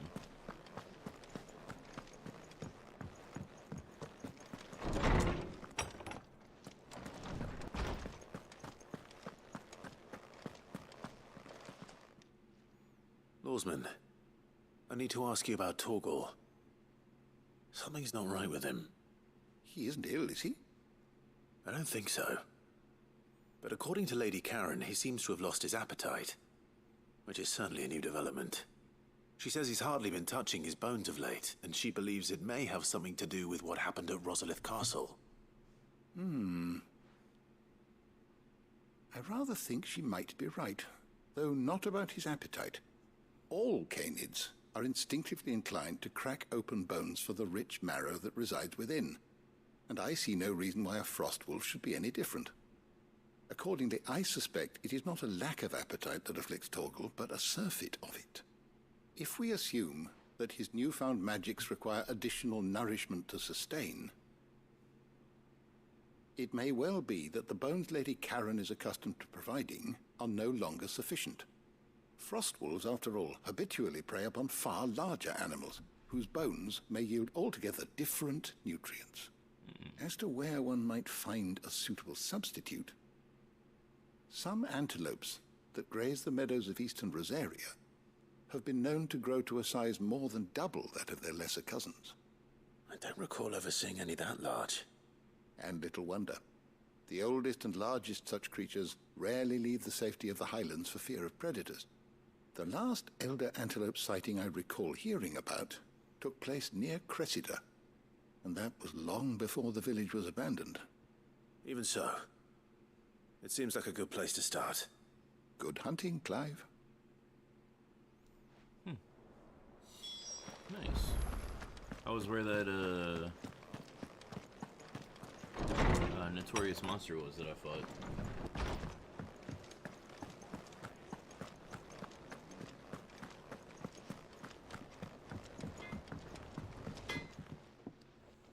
Blackthorn, do you have a moment? Not really, no. This won't take long. I just wanted to ask how you're getting on. August was worried about you, that you might still be doubting your craft, even after learning the trick of that cuirass. Is there something else weighing on your mind? Perhaps sharing your thoughts might help. That bastard's like a dog with a bone. Still, he's got a keen eye, I'll give him that. He's just, well, Karen showed me something. Something I've never seen before. And that was? A sword. An odd-looking thing with a single-edged blade. The metal itself wasn't anything to write home about, but fuck me. The edge on it. You could slice a man clean in two with a weapon like that, and he'd be halfway home before he even realised he'd been cut. Damn. So that's what's troubling you. Nah. Not troubling me exactly. More distracting. Can't stop thinking, how do you get an edge that sharp? It's driving me mad. And if you knew how to do it, we could arm the curse breakers with even better blades. That's about the size of it, yeah. I'll see what I can find out. Sharper swords are always welcome. And we can't have our master blacksmith being distracted. You're a soft touch, you know that. But I can't say I'm not grateful for it. Good luck, eh? Thank you. Let's see what Karen knows about this sword.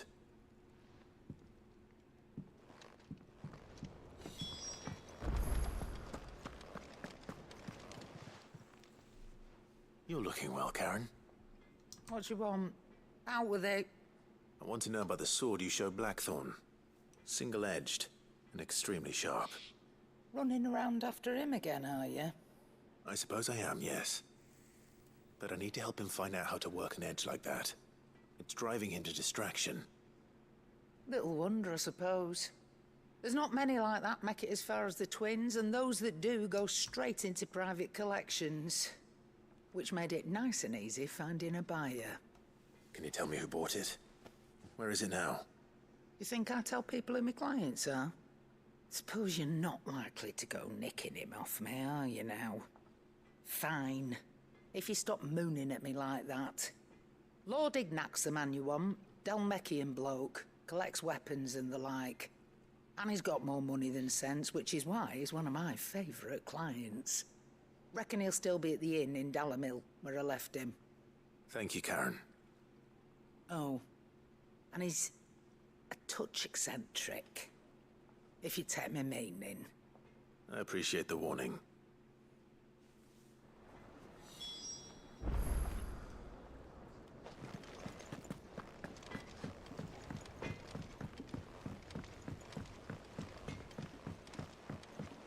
I went up to give some greens to the chocobo.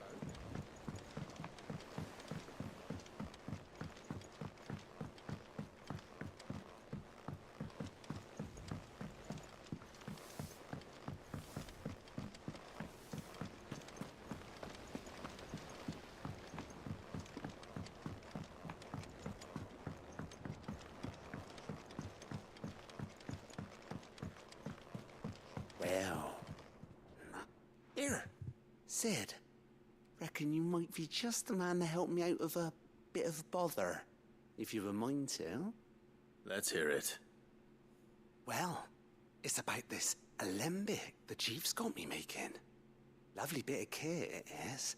Bunging a solution you want splitting, and it will separate it out, just like that. Problem is, it won't always get rid of all the impurities. And with some of the stuff we need it for, that ain't good enough. Which is why I've been looking for something to filter the liquid we'll be cooking off. And that's where I was hoping you could help me out. I imagine Tyre could get some use out of this alembic too. Distilling medicines and the like. All right. Why not? Proper job! So what exactly do you need for this filter? Nothing but bomb ash'll do, says the chief. Gave me a sample she'd obtained from the university stores. Couldn't believe my eyes. You pour the blackest blight water through it, and it comes out clear as a mountain stream. So, I did a bit of reading about where I might be able to get hold of some.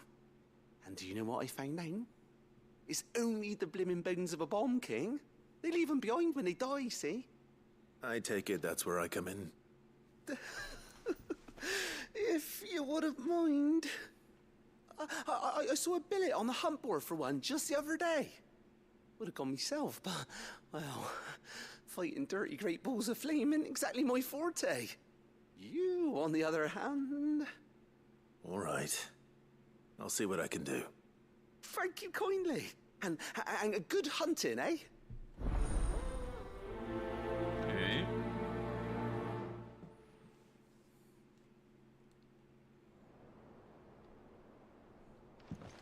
Alright, give me a second. I'll be right back and use the restroom.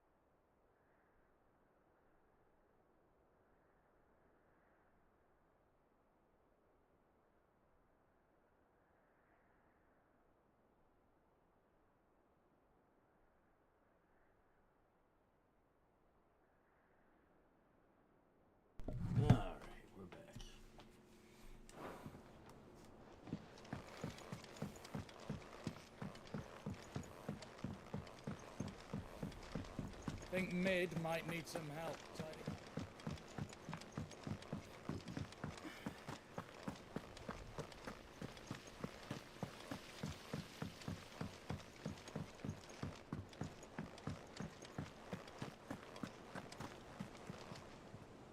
Clive, did you get my letter? That's why I'm here. Shh. Otto might be listening. Is this better? A little. Listen, I've some bad news. It turns out the hideaway may be slightly behind in its payment to certain lenders, and it's maybe my fault. But I swear to the goddess, I thought I had the numbers square. Sadly, that square turned out to be more of a circle. Zero, you might say. I can straighten it out, I swear, but it's gonna take some time, and I'm gonna need help keeping it from Otto. Bit late for that, I'd say. There you are! What a surprise! So let me get this straight. You forget to pay our lenders what they're due, and instead of coming straight to me, you get Clive to come to you. And I hope he'll dig you out of the hole you've dug for yourself. Clive, the man in charge of the place you've been cheerfully trying to bankrupt. And you thought this was a cunning plan. Why? Well, who needs paying? Oh, just Martha. And the dame. And, well, Lady Karen. But only 500 talents. We owe 3 of our most trusted friends 5 million gil. Each. 5 million each. Jesus. They lent us the bulk of the money we used to rebuild the hideaway, you see, and, well, I must have made some sort of oversight. Those ledgers were my responsibility, and it was my decision to entrust them to you. This is my fault. Do we have that much to hand? I can always ask my uncle. No, we don't. And no, you won't. We've lightened Lord Rosfield's purse enough. After the king's ransom we had off him, he deserves better than to see our begging bowl. Besides, we'll need to learn to stand on our own if we're gonna make this work. All right. But that doesn't mean you have to shoulder the burden yourself. Is there anything I can do to help? There might be. How'd you fancy taking these to Martha and the dame? Rocks. Rocks, he says. Worth 1,000 talents apiece, these are. A little something Sid and I set aside for when times got lean. And I reckon 15 million in overdue debt probably qualifies. Yeah, 15 million in debt. Just hope our associates' eyes are a bit more discerning than yours. I'm sure there will be. Should be me making the rounds, really. But you know how it is with this place. Orders to bark, arses to wipe, and all that. I know. Which is why I don't mind going in your place. Go. Do you know why I only gave Master Clive here 2 star rubies? Because you'd rather Lady Karen killed me. Because I'd rather Lady Karen killed you. Yes. Well, I suppose this is goodbye then. Don't worry. I'm sure Karen will understand. Really? Do you think so? No, I don't. Oh, that's funny. Oh, Martha and... Oh, yeah, let me check the board.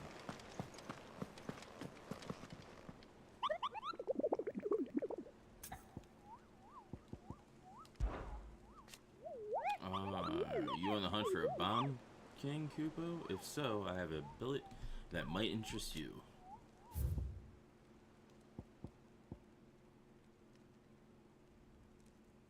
The Croc, Zambrique.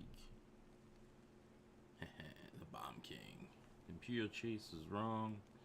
Into the nearby wood within which she discovered the ruins of a fallen airship, and within them a beast akin to a great ball of fire that chased her screaming from the grove. The soldier later identified the creature in an almanac of echoes, but was firm in her insistence that the bomb she saw was near 10 times the size of the one depicted therein. Is that the only one? Or the only thing? Yep. That was where? Where was it? The Croc? Sinbreak?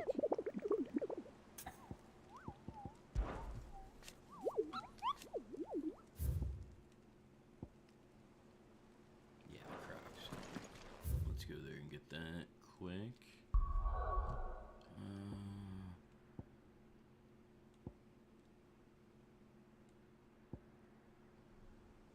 Reach.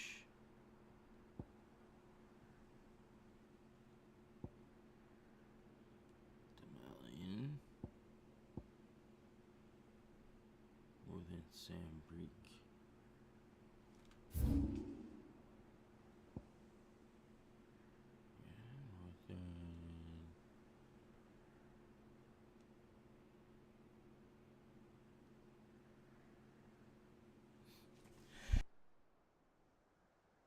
Excuse me.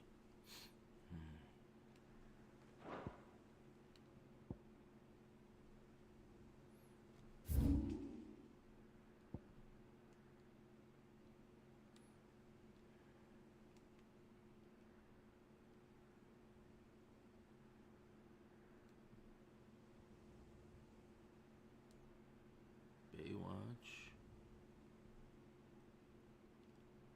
Unnamed chapel.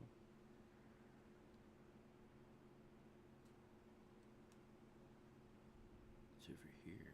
I don't remember going over there. Holy Eye.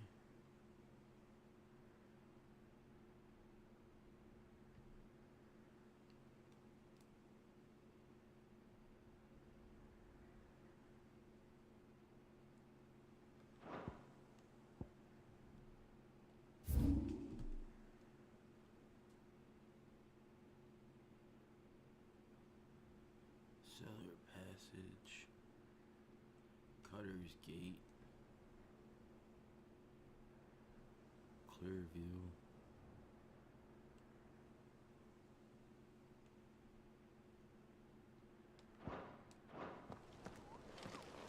Can you look at this again?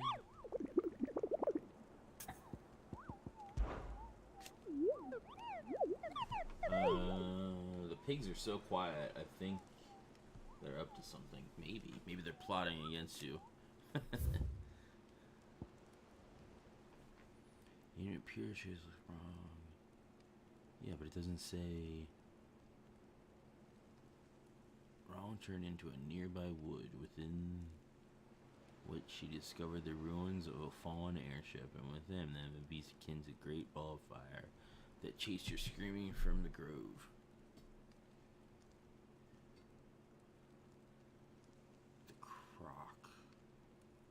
Sambrick.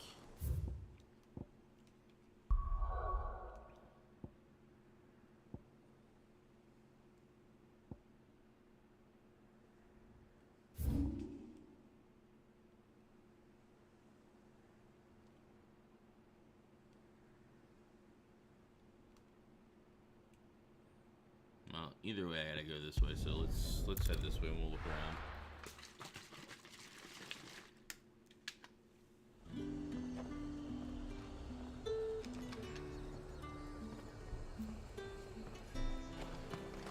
There's talk that the glass gate flooded.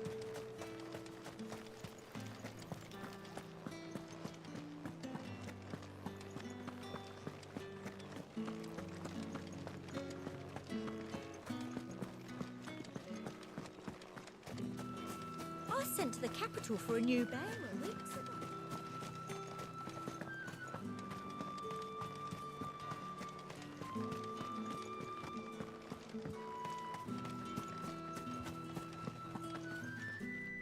Milady, I come bearing gifts. Gifts? Whatever is the occasion.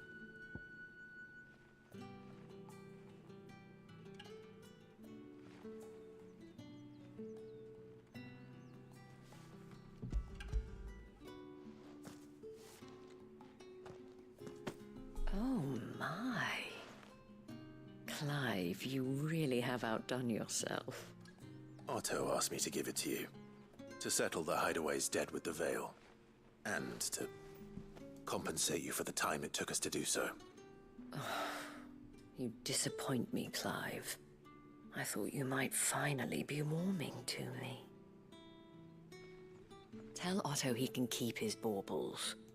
I tried to tell him as much the first time around. The man owes me nothing, nor does the Hideaway. My contribution to the restoration effort was made freely and willingly. It was the least I could do. You once told me Sid did you a kindness. I'd like to do the same. Please, accept it. For my sake. And for Otto's. For all of us. For all I you've need to done. figure out how to make mines over on Rumble Stud. It is Hey, rather Goose. What's up? fetching, isn't it? Why isn't there Very trying well. to get laid option for that question? I don't know. Otto is lucky to have you, Clive. I doubt anything could ever replace his son. But you and the others at the Hideaway She is are the closest thing he has to family. Otto had a son. She is the leader of this brothel, though. Long ago. Yes. Sid told me Otto lost him when he was just a boy, and blamed himself for not being able to stop it. I don't know how it happened, whether there was anything he could have done, but it was clear that it weighed heavily on him. I didn't know. How could you have? I doubt anyone did. Besides Sid, I've never met a man more keen to bear his sorrows in stoic silence. An ill habit, given that both have always been surrounded by friends desperate to help them. I'm beginning to see that.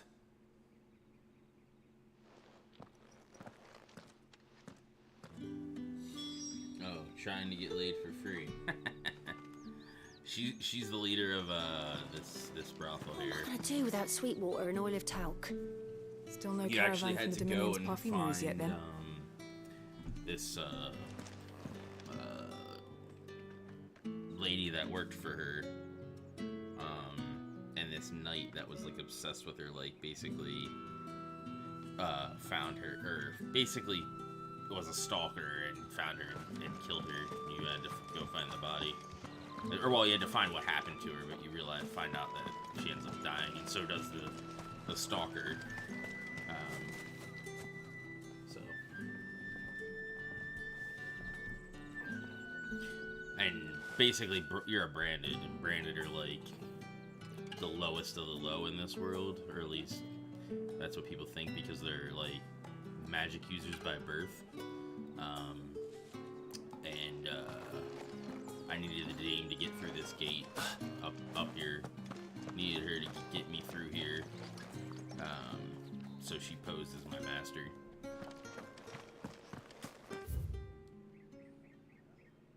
Let's check. Where was that? Over here. What is this? Eastwatch. Let me look find out where the crook is.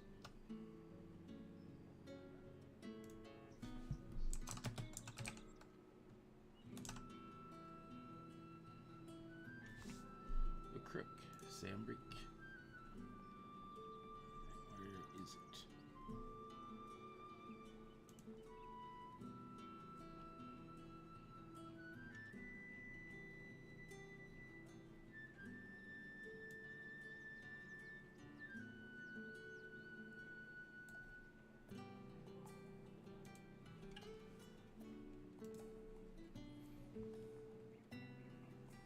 Dragon's here, so it is down this way.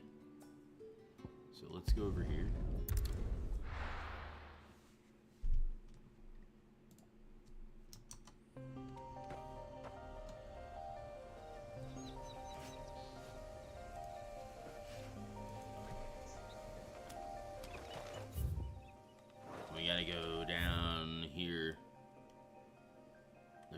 section down through here, apparently.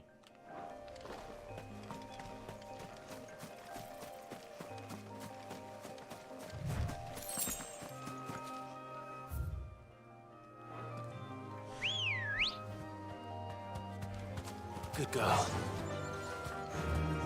Fly, Ambrosia. Time to fight.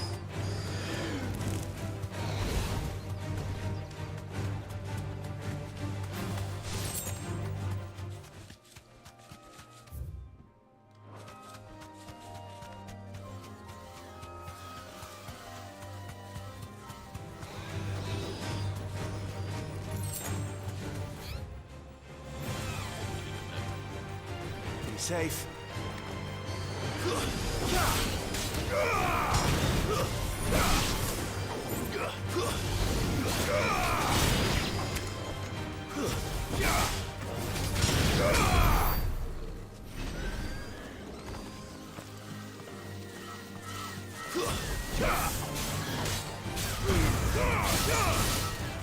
It's over.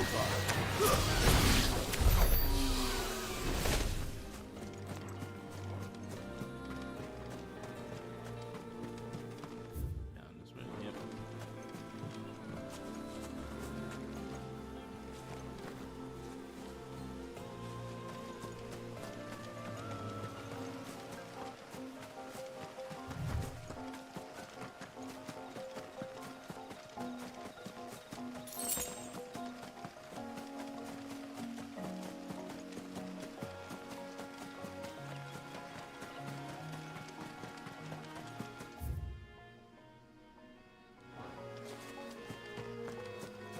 Took us down that way. I'm gonna check up here first.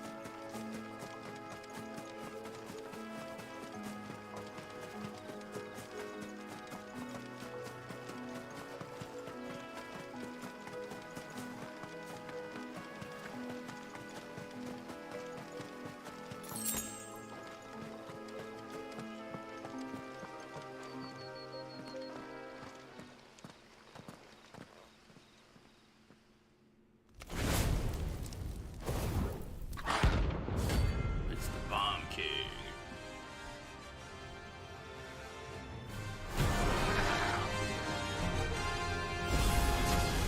Look what we have here. Greetings, Your Majesty.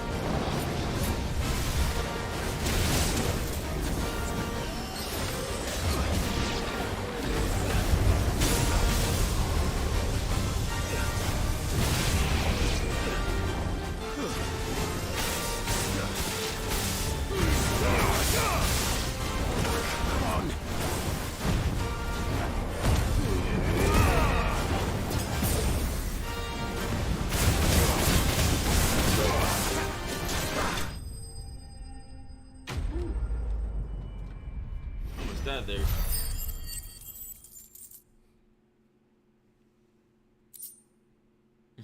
Yeah, he did. The bomb ember.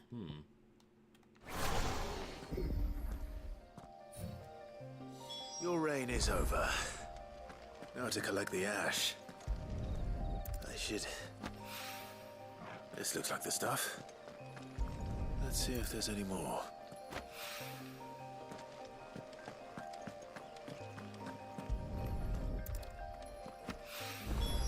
That should do it.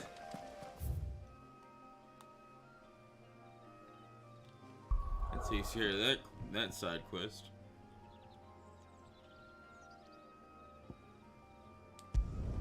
Let's go pay Martha.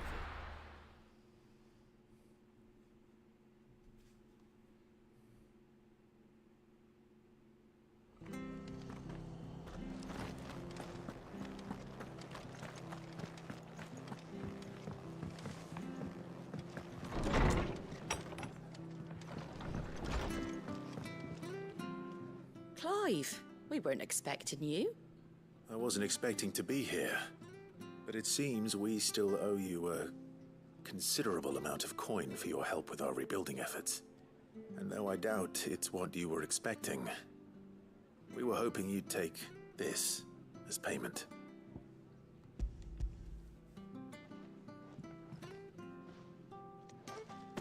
A star ruby?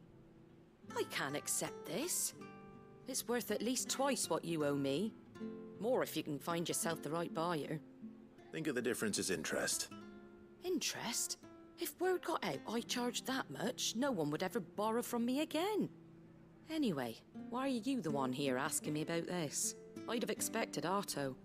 Bit much sending the Lord Marquis out to settle your debts, isn't it? The old goat working himself to death again? Something like that. Most days I think he's the only reason the hideaway's still standing. Same as always, eh? Back when the place was nothing but a twinkle in the eye of a recently retired Lord Commander, word is he was the first one Sid reached out to. Probably knew that without his strong arm and level head, the idea would never get off the ground. Sid may have been the face of the hideaway, but Otto's always been the backbone. And when Sid passed away, we were all worried that would be the end of it. That Otto would just give up. His death was hard on everyone. But it must have hit Otto hardest of all. But he didn't give up, did he? Quite the opposite, in fact.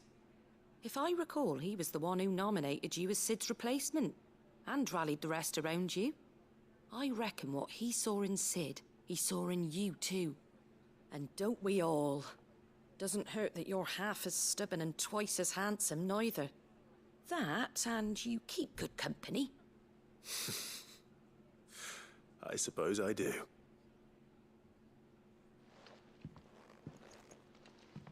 Goat will want to know the stones were delivered, if he's still with us.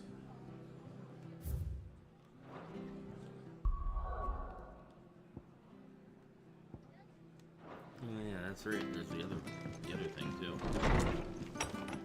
By where I fought that Iron Giant. The Elder Antelope.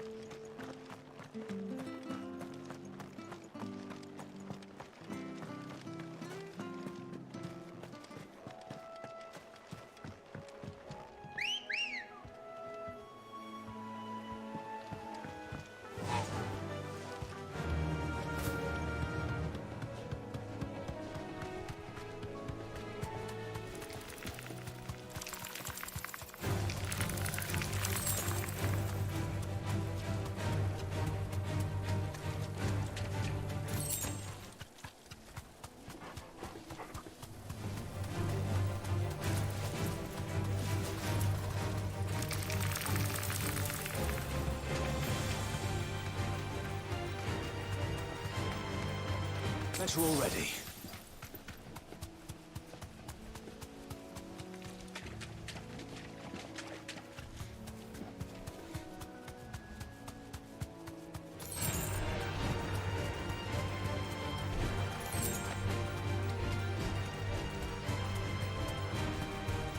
Well, it's certainly quiet. If I were a giant antelope, It would seem like just the place.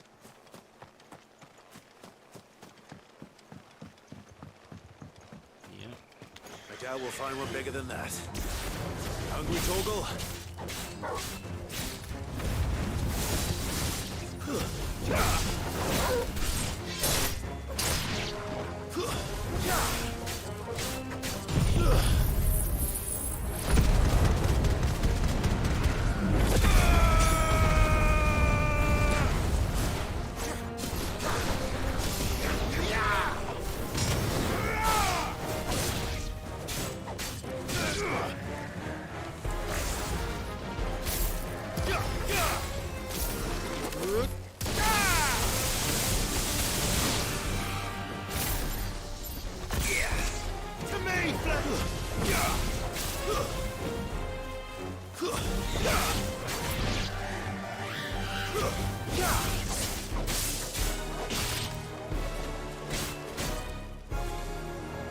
Enough. Damn, I just kicked that thing in the face.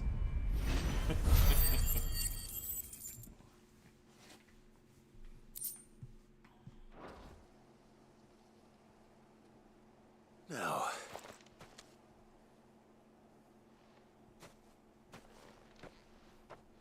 Will it be enough, I wonder?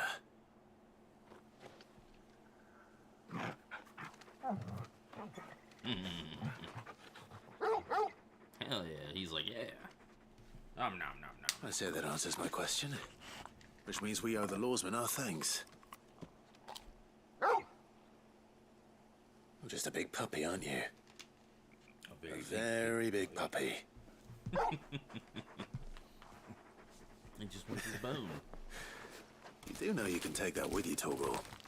Lady Karen will be relieved to hear you got your appetite back. Come on, boy.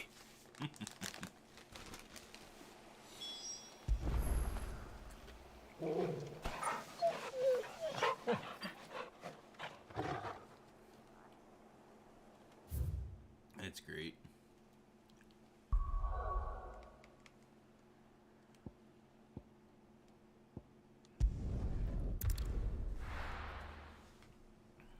Puppers just wanted his bone.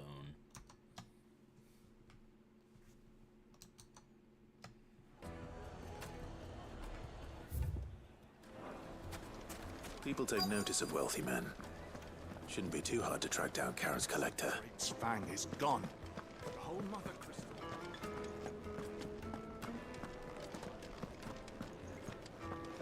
Welcome. If you're hoping for a bed, I'm afraid you'll have to look elsewhere. One of our wealthier patrons has purchased the use of every room, hoping to keep out the riffraff, as he puts it. Here. You. Listen. I've got this theory. The Fallen. I don't think they all fell. Some of them are still living among us. You could be one of them. I could be one of them.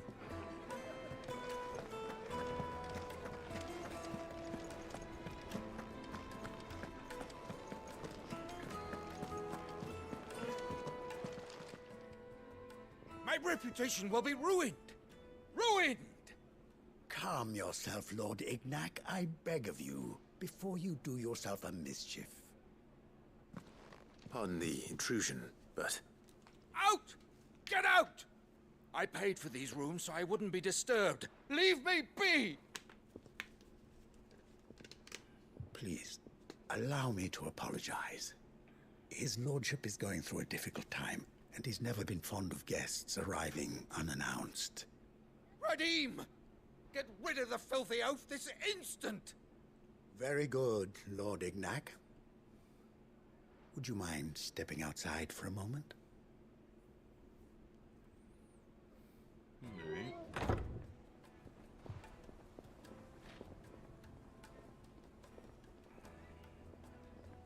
I'm sorry if I've caused you any trouble. That? No. That's just how his lordship is. Though the morning's events have left him somewhat fractious. He has been dispossessed of his luggage, you see. The thieves also made away with a considerable amount of coin. Coin the innkeeper will soon be keen to collect. I don't suppose a certain blade was among the stolen items. A single-edged sword. It was purchased from a merchant friend of mine. Ah, you know Lady Karen. Yes, I'm afraid it was. Then I'll retrieve Lord Ignac's luggage. But I have one condition. You have but to state it. You are welcome to anything that is within my power to grant. I want an audience with Lord Ignac. A few minutes should be enough. Then I'll be on my way. A condition I would be a fool to refuse. Of course, you shall have your audience. I don't suppose you saw where the thieves went? I did not, no. Though some discreet inquiries made on his lordship's behalf mean that I know where you might find them. The bandit's bed. Every ill-gotten coin in Dalamal is said to pass through that disreputable corner of the Valcroy. And that's where I'm heading. I shall speak to Lord Ignac in your absence, and arrange for an audience upon your triumphant return. That will be very kind of you. Farewell, and best of luck.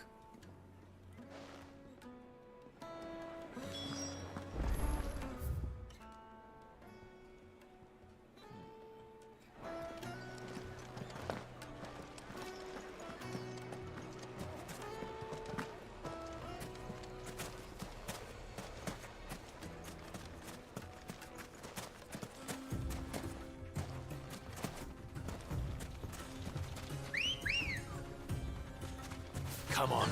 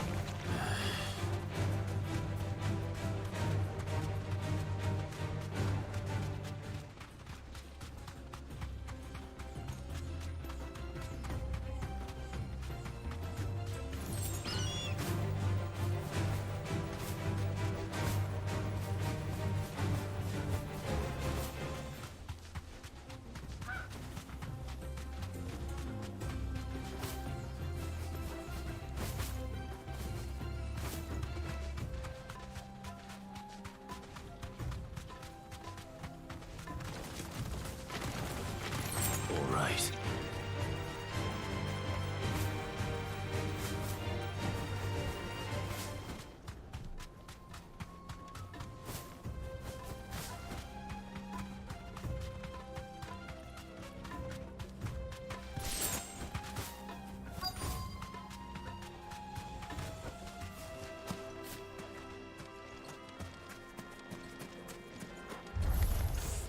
We've got company! Come on, lads, let's tear the bastard's head off!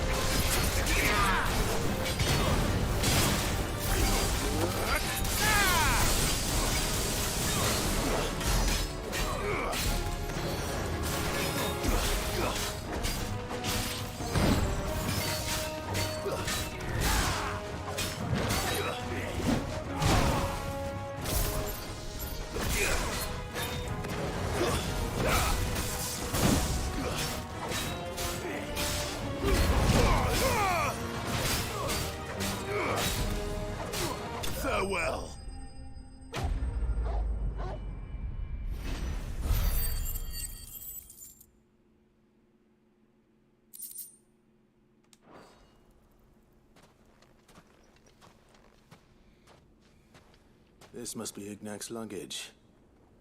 Nothing seems to be damaged. All right.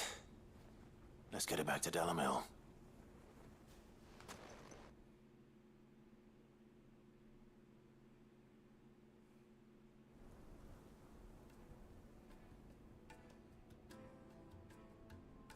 I hear I have you to thank for the return of my effects.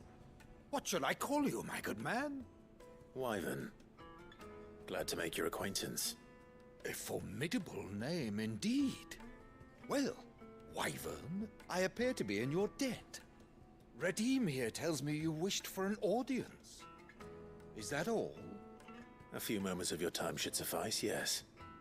You're a peculiar fellow, Wyvern. All right, speak. Master Wyvern was wondering if you could tell him about a certain single-edged sword you recently acquired. Oh, a true work of art, that one. Karen drove me hard on the price, but I would have sold her Radim here to get my hands on that sword. It was made in the Outer Isles, far beyond the Twins, and is used exclusively by the practitioners of a unique school of swordsmanship.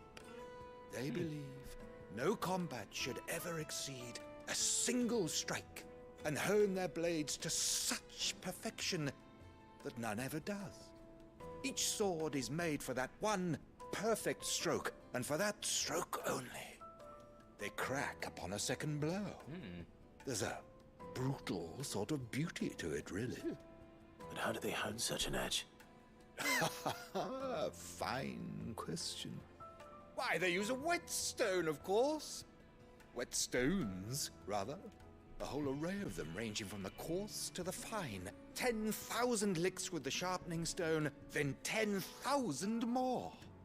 But it is the final stone which lends the blade its legendary sharpness. A mineral quite foreign to this great realm of ours. And that is the key. The secret ingredient. Wyvern, it occurs to me that my little lecture is hardly equal to services rendered. Take this, together with my regards.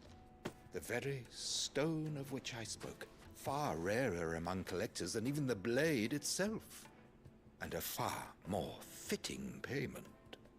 Thank you. Pardon the intrusion, my lordship. However, it is long past time we prepared ourselves to depart. So it is. I am locked in bitter competition with a rival collector of curiosities. I am one step ahead of the unscrupulous scoundrel, but he is hard at my heels. Are there many other collectors out there? Too many to count, but only one do I consider my nemesis. Lord Byron Rosfield. It's your uncle. And is a perennial thorn in my side. I can imagine. Farewell, Wyvern. May our paths cross again. Radim, we mustn't dawdle. That's your uncle. I think his lordship is rather taken with you, Master Wyvern. Thank you again for your assistance. Coming, my lordship. I'll be right there.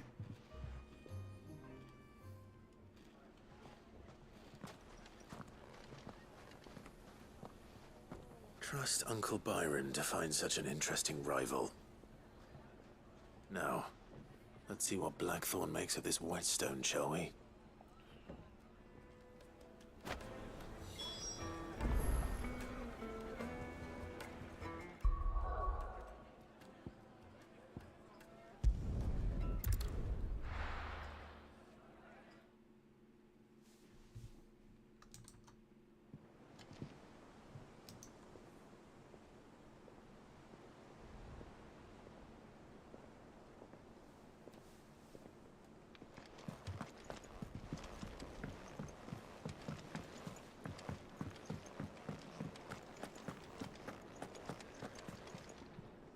I noticed you and Torgal had gone off somewhere. Take him for a walk, did you?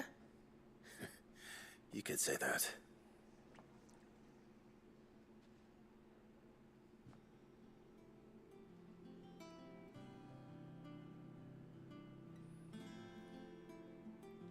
So, Molly's leftovers weren't good enough, eh? That'll teach me for treating you like you're still a pup. All right, no need to shout.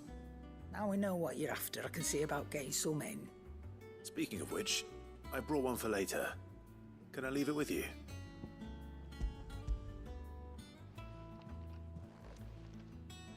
You can, aye. I'm nice like that. In return, you can thank Tomes for me. The bloody know-it-all. I was just on my way to see him.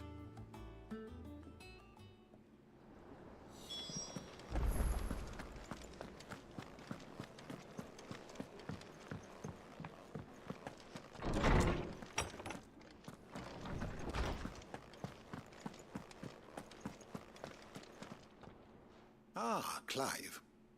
Were you able to locate your quarry? We were indeed, Lawsman. You pointed us in exactly the right direction. And Torgal's been a very happy hound ever since. Very good, very good. Lady Karen sends her thanks, by the way, for your part in solving the mystery. Ah. But that reminds me. After your last visit, I found myself pondering Torgal's talents. Do you recall our conversation concerning Lady Jill's role in Torgal's transformation? About how she somehow woke the power within him. Precisely that. A reasonable conclusion, I thought. But one which raised certain questions in my mind.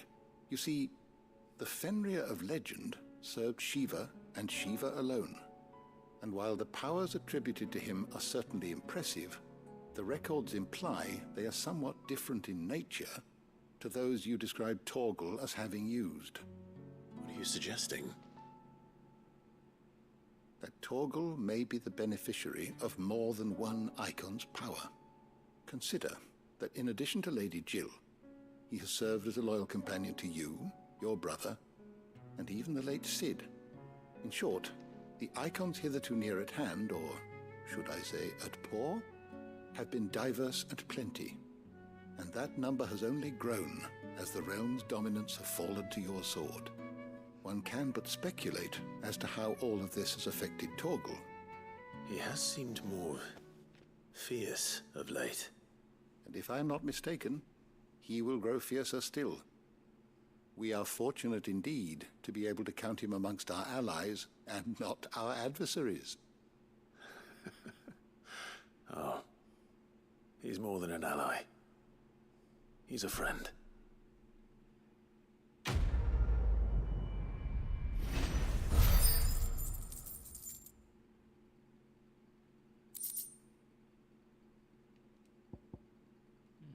What does that do? Slightly increase Torgal's attack potency.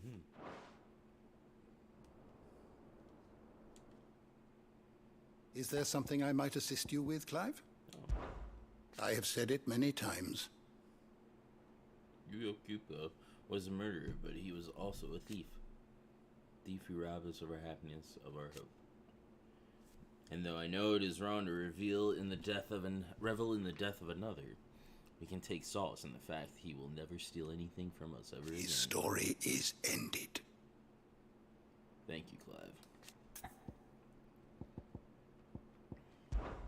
Were you aware that in many cities bears are forbidden from having children? 'Tis believed that Aether used to bring a child into the world hastens the crystal's curse, lessening the mother's productivity. Such is the world we live in. Fortunately, Tet and Crow's parents were able to escape the world, if only for a few brief summers. But what of the twins themselves? Born in the hideaway, one touched by magic and the other spared its burden. Their minds are blissfully untainted by the poisonous rhetoric of priests and politicians.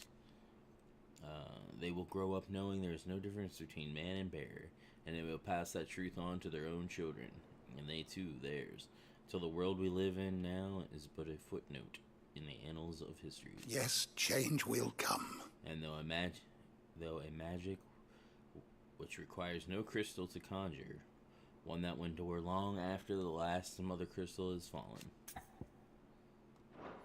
You know, I sometimes forget that the study of history can have practical benefits. Do thank Mid for reminding me of that. My knowledge is yours. Do this. I have a few new notes that might interest you.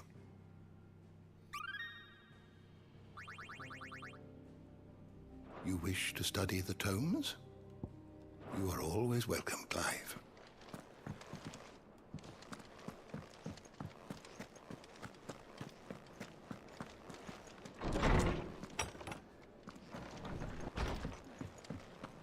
The nobleman who visited. Was that really Sid's uncle?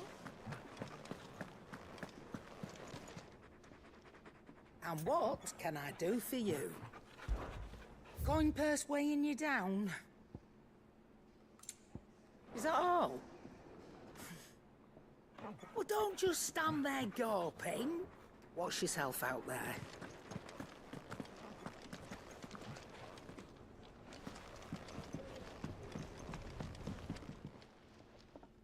Sorry for the wait, but hopefully you'll agree it was worth it.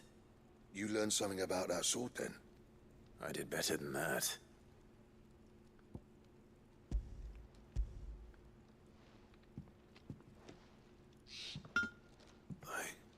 A whetstone? Yes. But not one you'll find anywhere in Valisthea.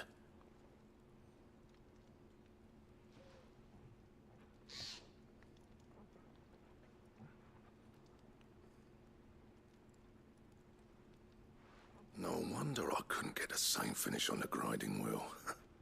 One hit and all done, eh? Might not be so bad if all you ever fought were duels.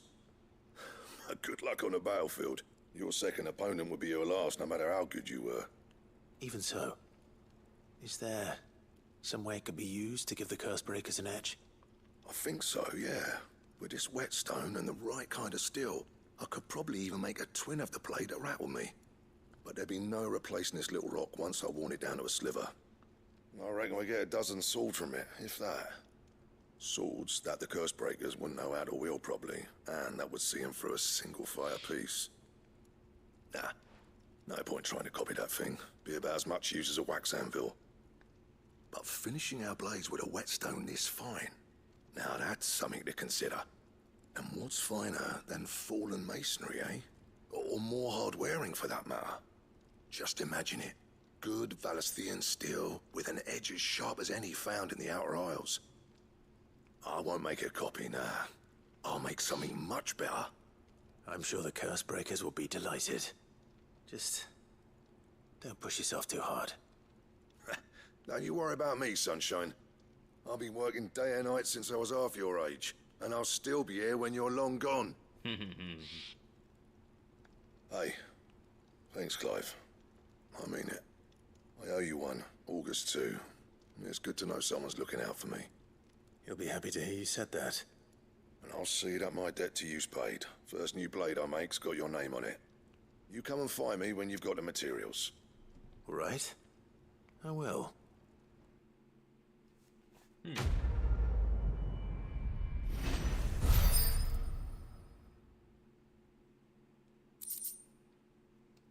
Oh, Excalibur design draft. Nice.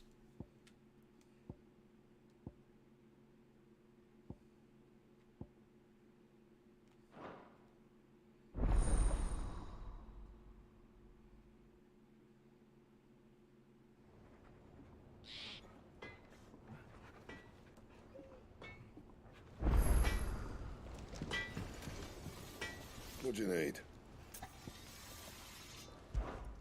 What do you want? Well, I've got enough for Excalibur, that's for sure. Should last you a good while. What was the other one? Platinum. Or Diamond Sword. Okay, so the Diamond Sword is not as good. Unless the Diamond Sword 2 is better. Nope. And? Alright, look at that thing.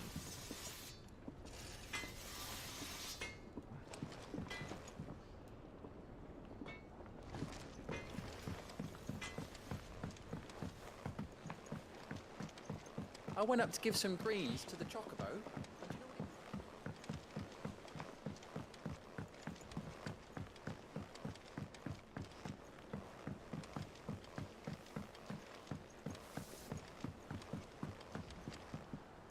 I wish I could take one of our birds.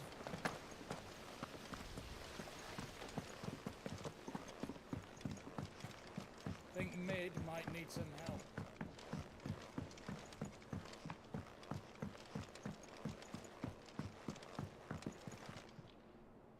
All right there, Sid? How's that hunt for the bomb ash going? I have it here.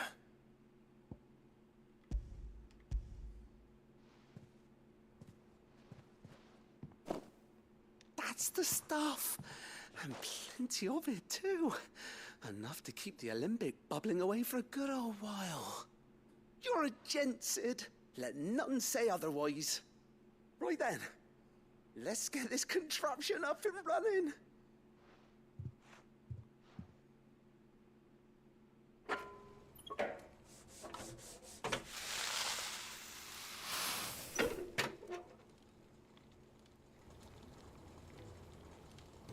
Sometime later. There we have it. The Telemon Alembic. And it works just like the chief said it would. Very impressive. Says the man who cut down a burning boulder. Speaking of which, I still haven't returned the favor. There's no need. The good it will do for the hideaway is reward enough. Don't be silly. Why don't you let me take a look at that bag of yours? The one you keep your potions in. Reckon I could work some magic on that. What kind of magic? Well, we happen to have isolated a substance in our test run of the alembic that I reckon will make even the toughest leather supple as anything. Thought we might use it to breathe new life into old boots and the like. Save the hideaway a few gil. Ah, I reckon if we slap a bit on your bag, it'll loosen it up enough for you to squeeze in a bottle or two more. Well, it can't hurt to try, I suppose. That's the spirit. Leave it with me. I'll only be a mo.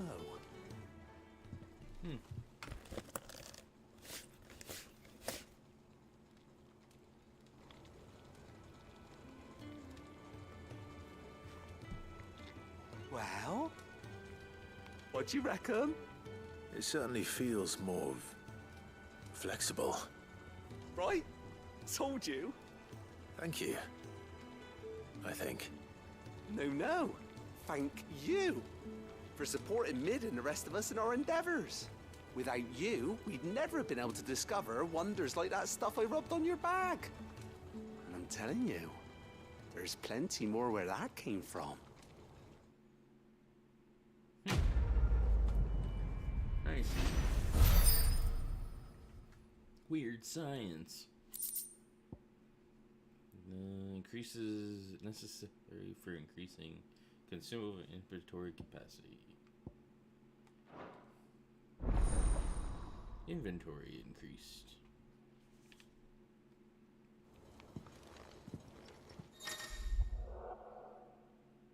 Alright, you have obtained a treated potion satchel, hereby increasing your capacity for carrying consumable items. Slots increased are as follows: Potion 6, Eye Potions 4, Strength Tonic 3, and Stone Tonic 3. Alright. Nice. That will help immensely.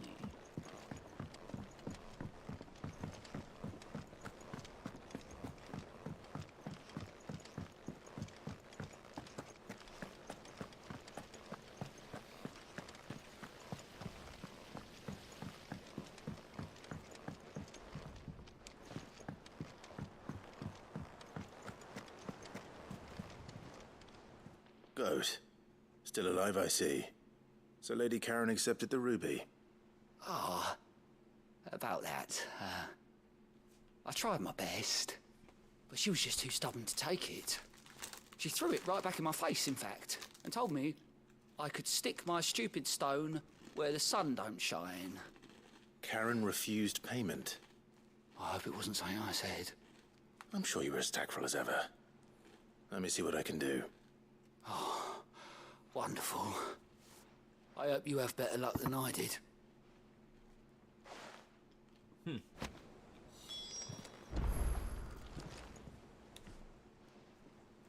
may I help you today, Clive? Come to claim your just desserts?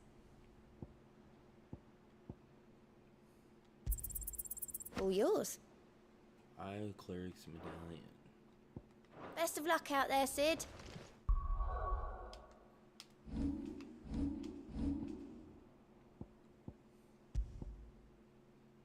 Temporarily increases attack potency with precision. Oh wait, no.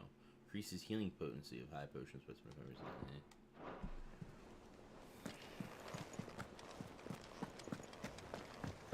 25%. Mid told me she was building a ship. Is that the thing Tomes helped to build?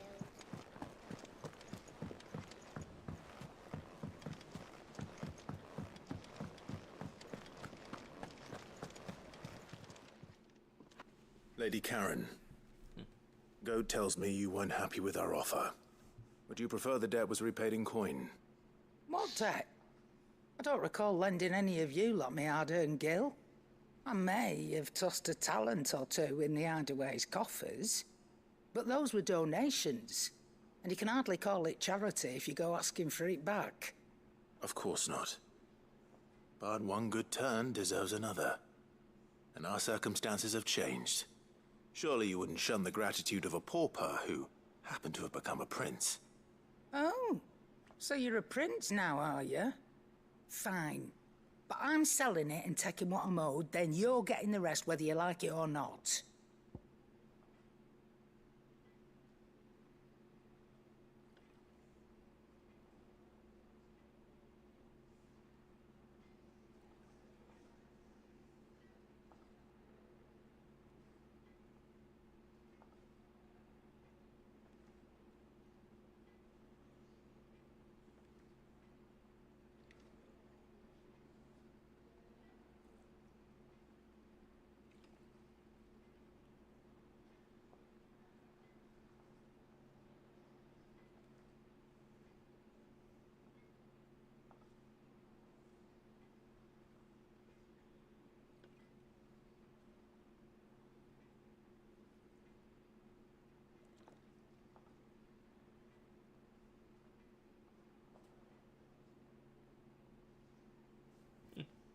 Interesting.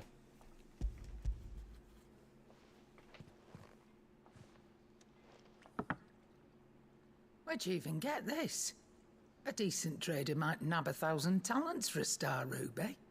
A canny one, meanwhile, might claim it were nicked from the belt of Sid the Outlaw himself and ask twice as much. Might be I already have a buyer in mind. Might be you even know her. A fine continental maid whose beauty's only eclipsed by a guile in commerce. You wouldn't mind, would you? Not at all. Just be sure to tell her that it's always a pleasure doing business.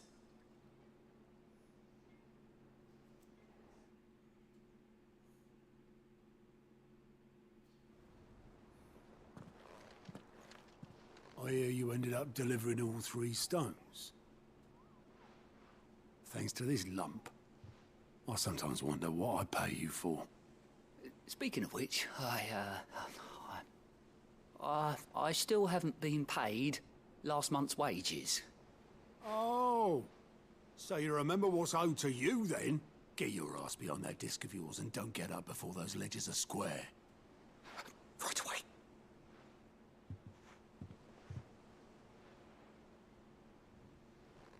I've seen that before. Yeah, yeah. Plenty of times. It was the only goblet Sid ever used. Either out of habit, or because the filthy sod couldn't be bothered to find a clean one. I knew so little about him. Like most people. Martha and the Dame both seem to have fond memories of him. I bet they do. How long did you know Sid before he... Before he died. 20 summers. give or take. Back in the day, I was a purser on a trade ship, which is where I met him. He bought passage to, oh, forget where. But having nothing better to do on the long nights, we set up drinking island rum till the morning bell dragged me back to my duties. Quit my post not long after that, on account of making a fine maiden's belly fat. But me and Sid stayed close, promising we'd one day sail the seas again.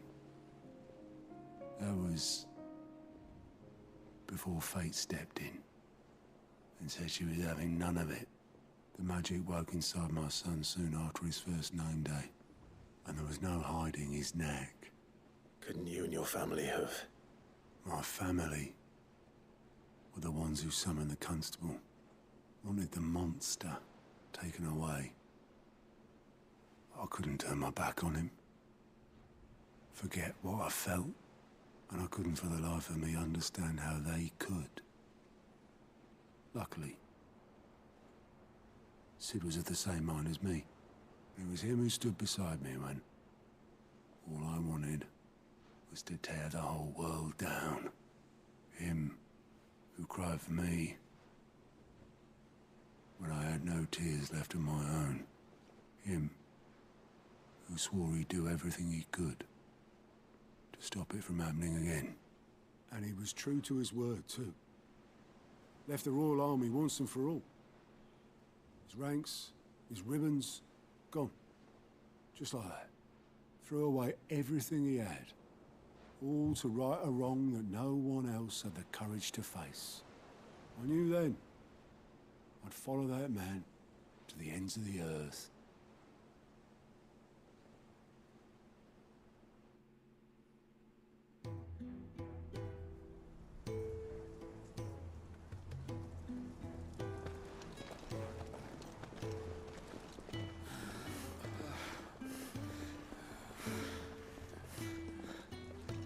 He was always too clever for his own good, was Sid.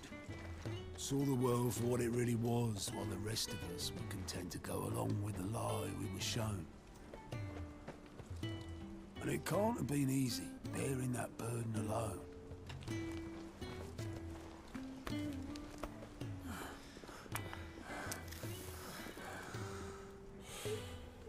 But he didn't let it stop him. He never lost faith in what he believed was right. And that gave us faith in him. Faith he'd steer us true. So I swore to myself that I'd always be right behind him, ready to catch the stubborn sod if ever he should fall.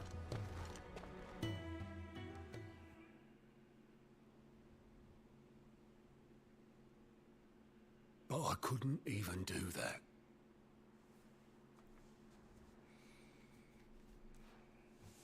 Ignore me. Just the ramblings of a tired old man. Leave that lot. I'll tidy it up in a bit.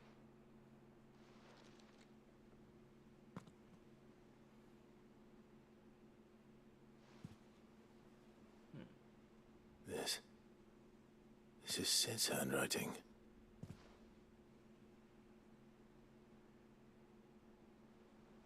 Dear Otto. I may be drunk, but I wanted you to know this place would be fucked without you. Love you, you grumpy old sod.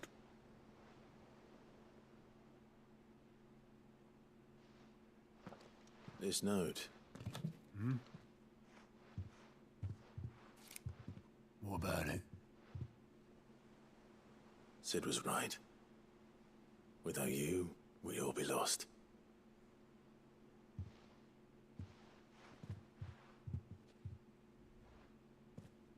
He should have bloody well said so then.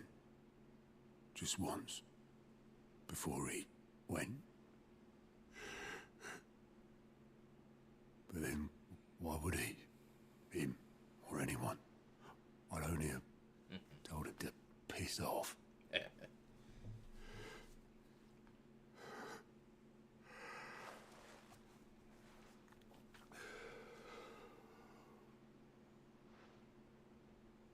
You're wrong, though. Both of you.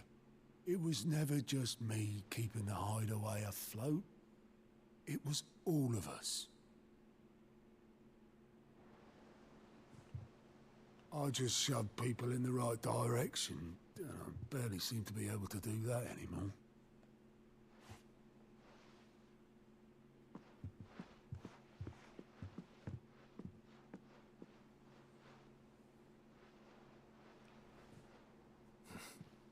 Would you rather go at the helm? Well, maybe I've got a few more years left in me. I'm going to hold you to that, Otto. Before you go, Sid would have wanted you to have this. But that's... This'll do me just fine.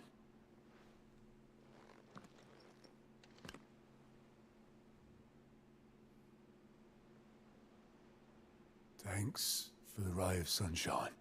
I'll see if I can't pay you back. Already have.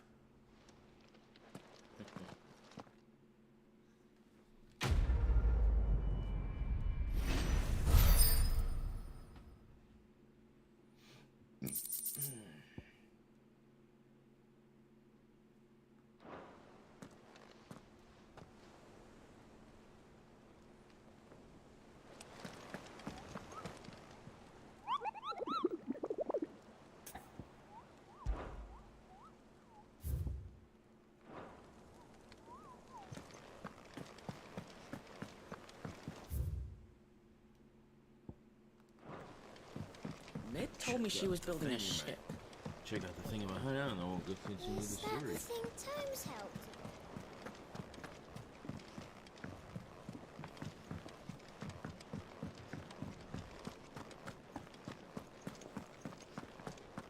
He cracked the crystal too.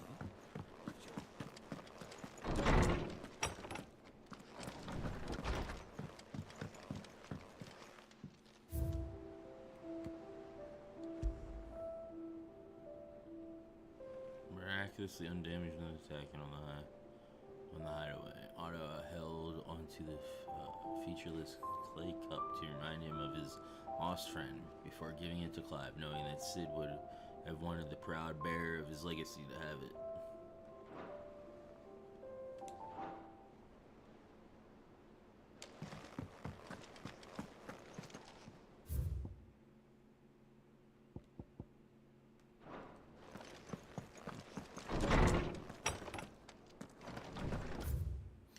Nice.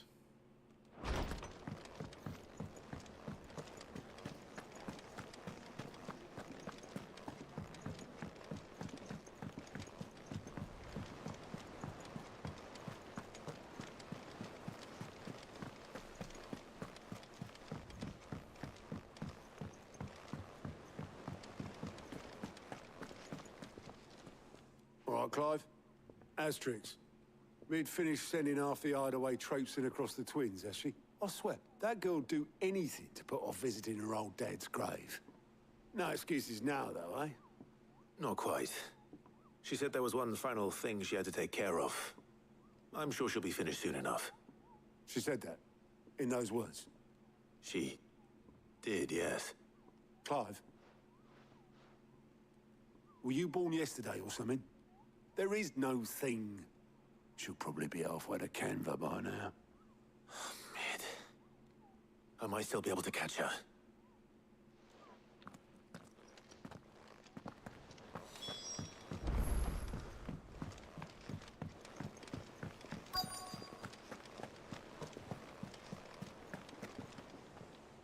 Obolus, have you seen Mid? Yep.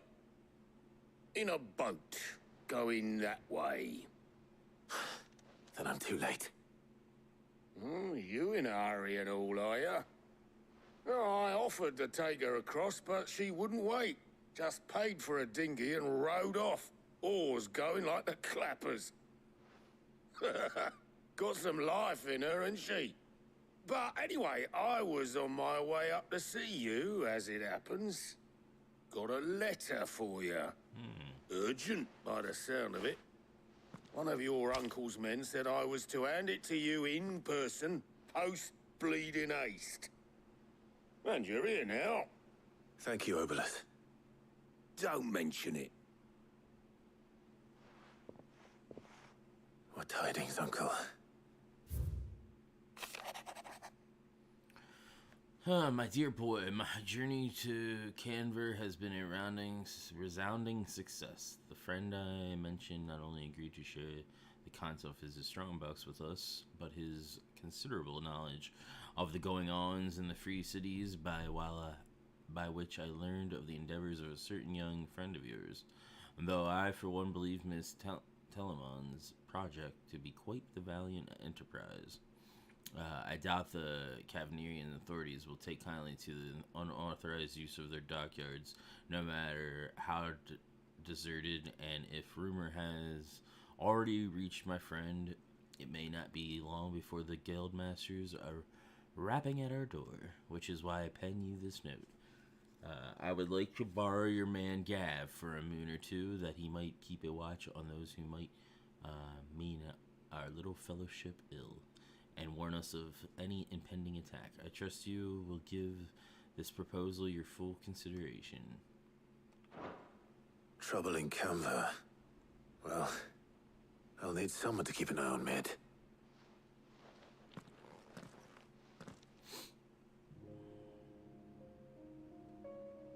So what? Mid got us to do all the dirty work and then just sailed off into the sunset? It, seems that way.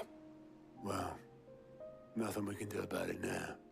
But next time you plan on visiting Sid, you might want to tie her to something before you suggest it. Ah, don't be so hard on her. Got to admit, the dirty work was kind of fun. Everyone pitching in, all that bollocks. Just like when we built this place. You're right. Anyway, we all set to head to the old hideaway. I could do with getting to Canva pretty sharpish. Wouldn't do to keep Lord Rosfield of the Seven High Houses waiting now, would it? Not after he asked for me personally. Gav will be leaving with me. Will you mind the place while we're gone? You can count on me. Just be sure to give Sid and the others my regards. All right. Oh, by the way, Jill will be joining us too. She's got some things to take care of, but she'll meet us there. I hope she's telling the truth at least.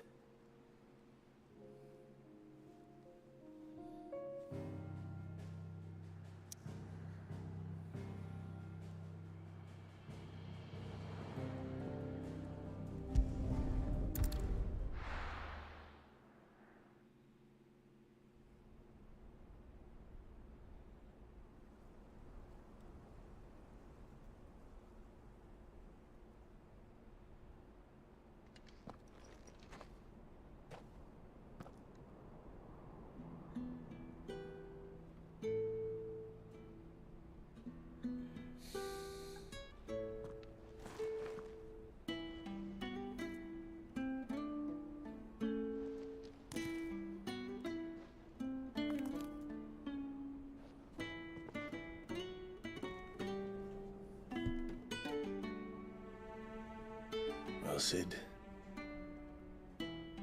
I remember what you told me. But if no one is listening to what you have to say, you may as well not say it.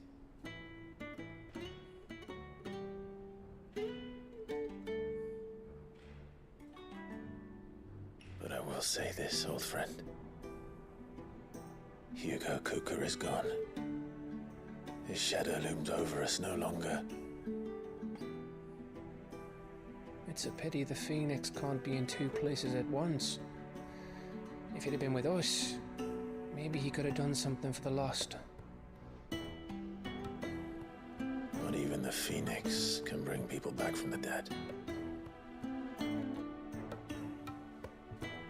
Life has a beginning and an end. So we must live while we have the chance. And not as slaves to the crystals, but as free men. May we join you.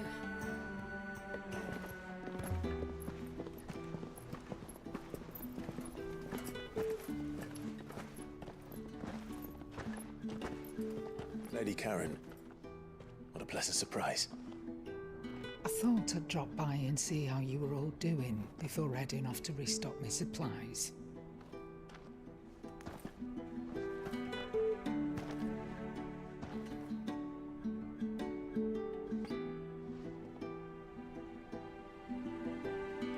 I see something added to the tubulus wagons east, not sure why, but I don't recall seeing. Is that the one with John Candy and oh wait, not John Candy. It wasn't the most Chris scenic view Farley back then, and but it were that other never guy. as bad as this.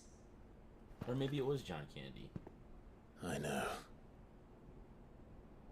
The blind march is on, Wagons West. Let me look that up. and soon there'll be no escaping sights like these.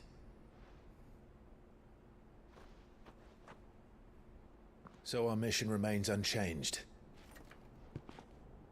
We cannot stop until every Mother Crystal is gone, and their thirst for ether with them. Yeah, that's the one with John Candy. Yep. I've The seen only one this. that remains in Storm is Drake's tail in the crystalline Richard dominion. Lewis and John Candy. Are in Our next target.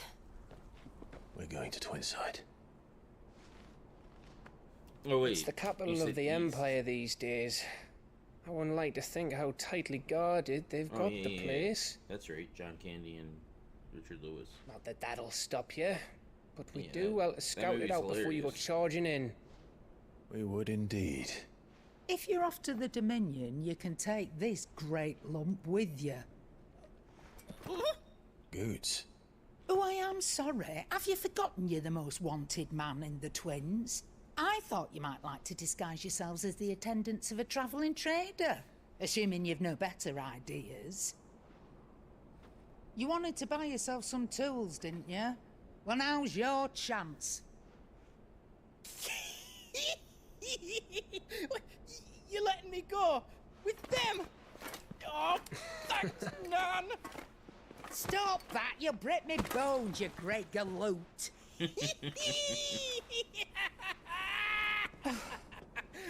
There's a caravan that runs back and forth between the Dominion and the Bocklad markets.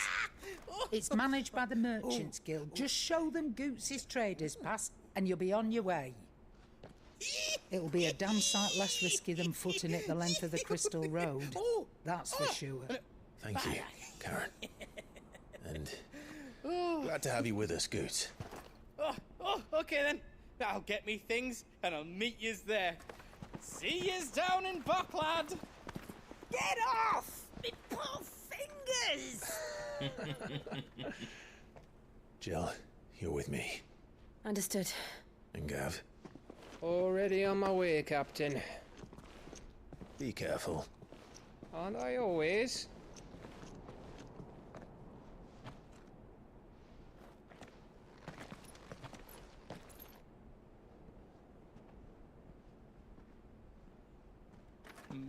Do you see that, Sid? Your protege's making a proper little outlaw of himself.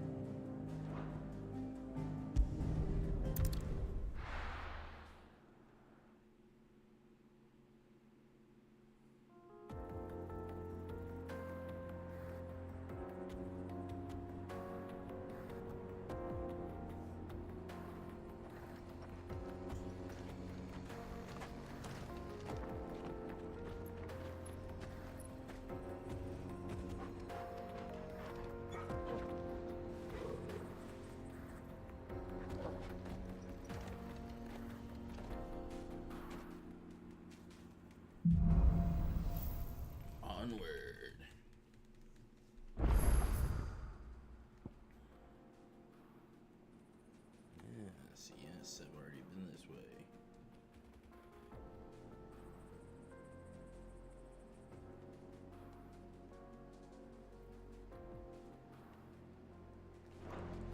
How are you feeling? Better. Thanks to Taya. I'm glad to hear it. And Torgal helped too. The new boy.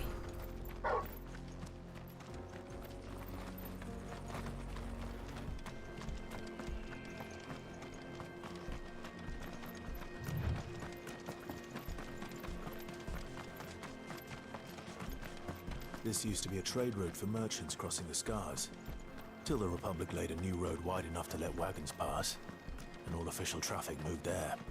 Leaving this one for those living outside the law. Indeed. I doubt we'll be the only outlaws on the trail today.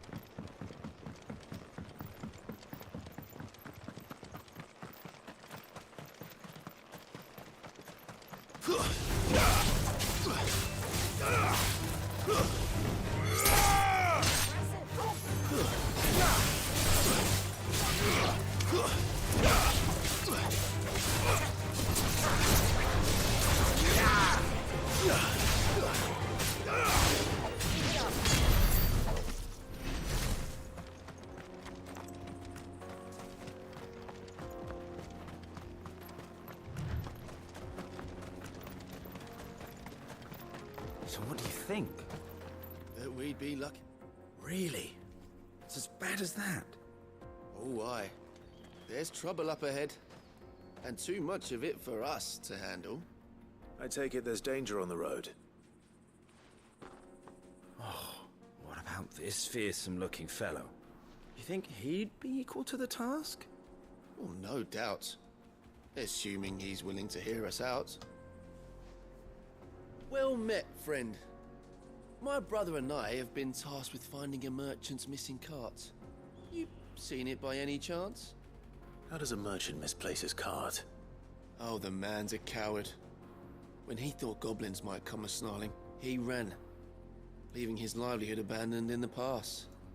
He sent the two of us to fetch it, but it's gone. Now, I'm not much of a thinker, but I know the work of thieves when I see it. My brother's right on all accounts. And by my estimation, the bastards are lying in wait just down the road. We may have seen our share of action, true, but we've not got the skill in arms to boldly brave an ambush. You, however, have the look of a man who needn't fear a band of backwater ruffians. What do you say? Will you help us out? Chances are they'll come for you either way. But if you promise to lend us a hand, at least you'll pocket a reward for your troubles.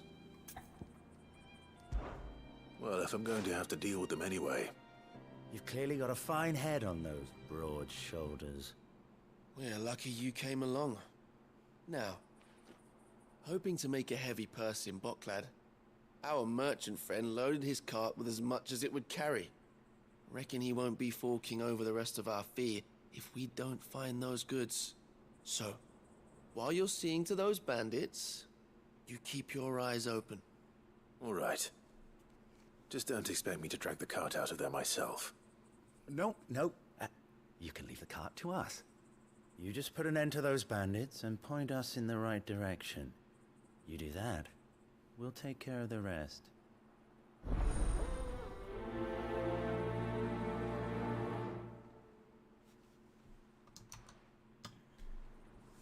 I don't think I trust these guys, but we'll see what happens. I'm not sure I trust those two. If there are bandits lying in wait, I should probably take care. What's riding you lot? We've got guests. These must be our bandits.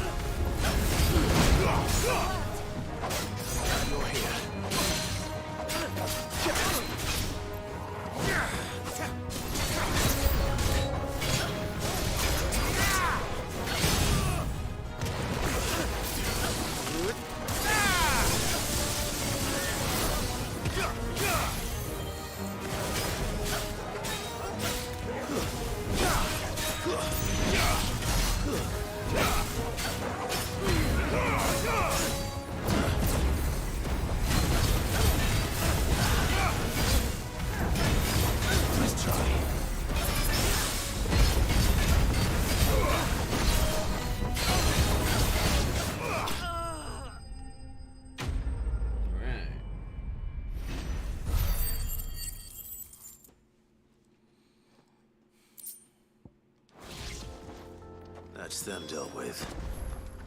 Now, where's that cart?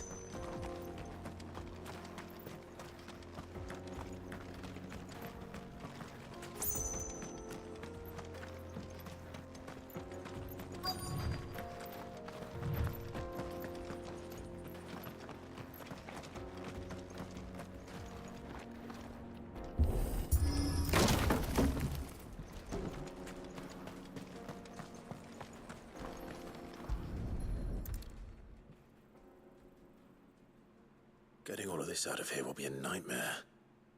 Seems we found ourselves the right man for the job, wouldn't you say? Found the cart and didn't leave a single bastard breathing. Our merchant friend will be delighted. And how exactly will he be getting his goods out of here? You leave that to us. After all, it'd be wrong to make such a fine warrior haul cabbages to market. You've done your part. And that's all you need to worry about. Here.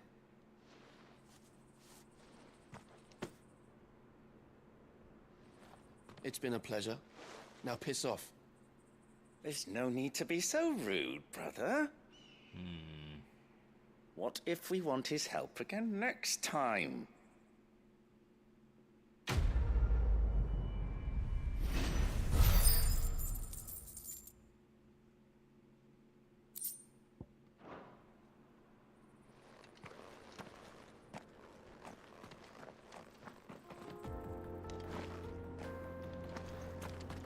You've had your rewards and you're not getting any more. Now piss off. You've had your rewards and you're not getting any more. Now piss off. Dicks.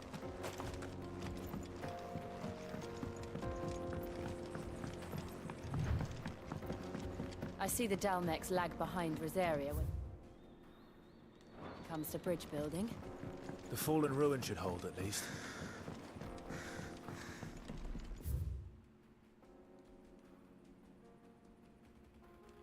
The path continues on the other side.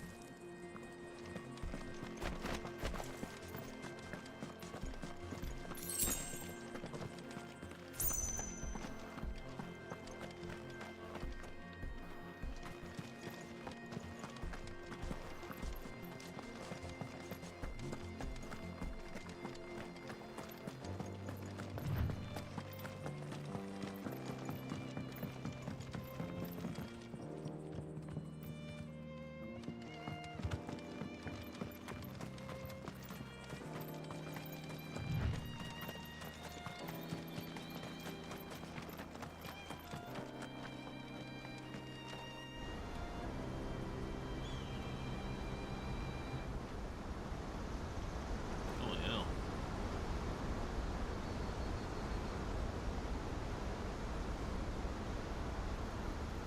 The final sin.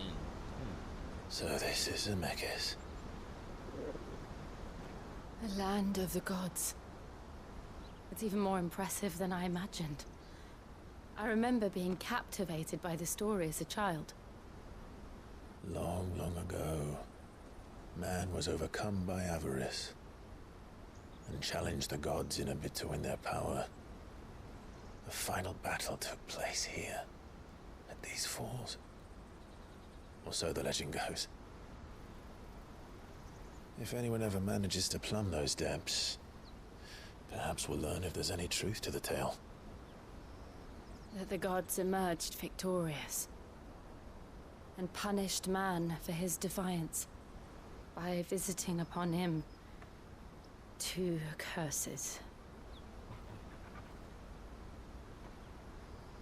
Dominants and bearers. To tell the truth, I always thought it strange that the dominants and their icons were deemed a curse. Back home, the dominant inherited the throne. They were admired and exalted, not spurned. Whenever I got to that part of the story, I always assumed there must be something I'd misunderstood. You had a lot of storybooks, didn't you? In your room, I mean. When we were young. The old legends were always my favorites.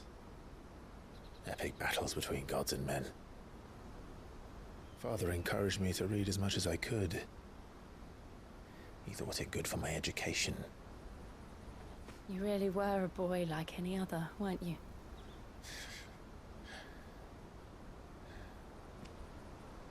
Just look at this place. It's enough to make you believe the legends are true. I know.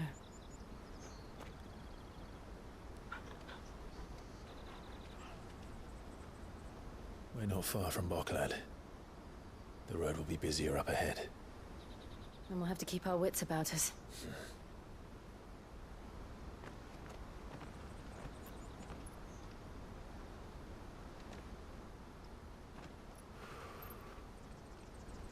Clive? Something wrong?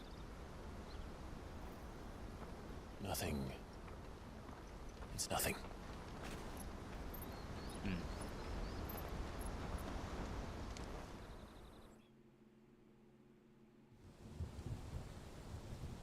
Meanwhile, seat of the Imperial Court. Chamber Imperial Palace. I see the reports are true, Father. You have surrendered the throne to Olivier. I have. Emperor Olivier shall rebuild the Holy Empire of Sanbreque.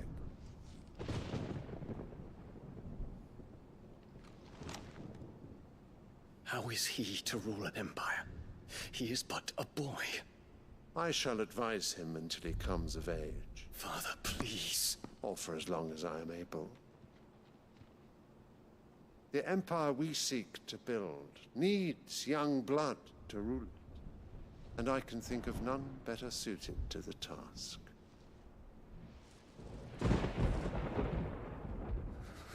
There is other news, Dion. Hugo Kupka is dead, and Drake's Fang destroyed. The pillars of the Republic have fallen.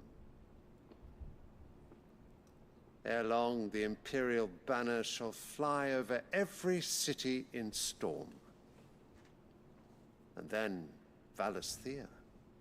All shall bow before their Emperor. Father, these are the words of a tyrant. They are the words of a god. The Emperor whom I gladly serve. Great Greeker, made flesh.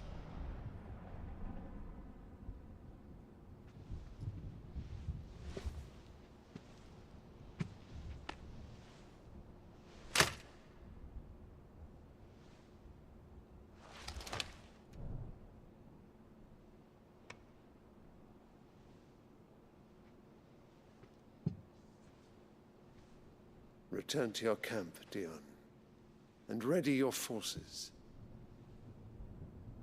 It is time to show the world the true power of Sanbreque.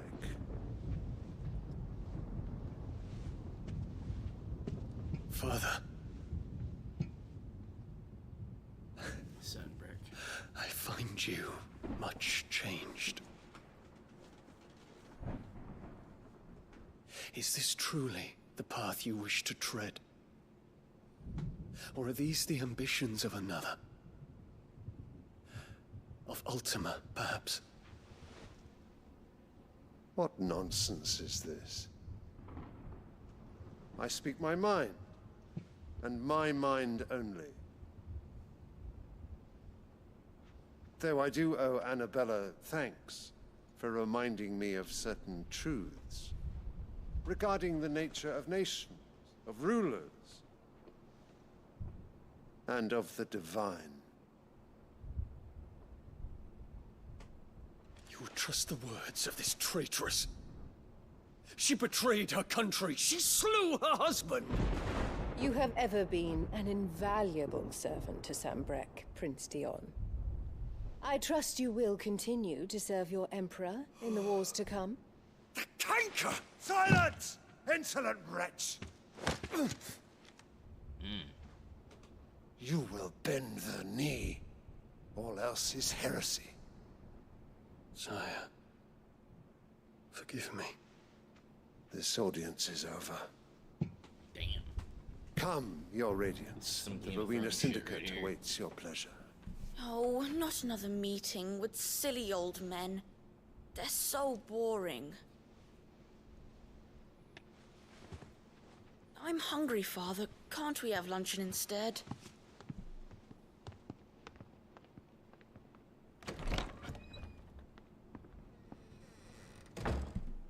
Does it pain you that you will not inherit your father's throne? I have suffered worse.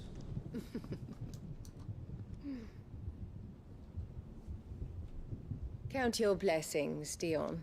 For a base-born child to be chosen by Bahamut is miracle enough.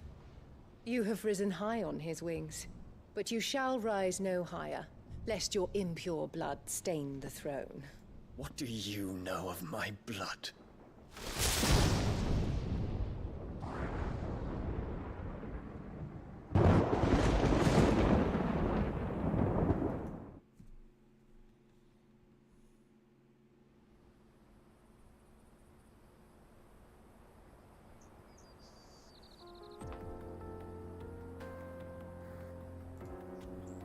The Boklab markets are to the north.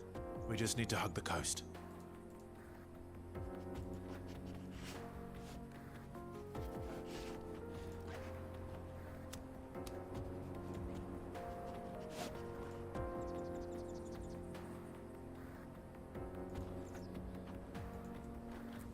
Alright. This is getting interesting.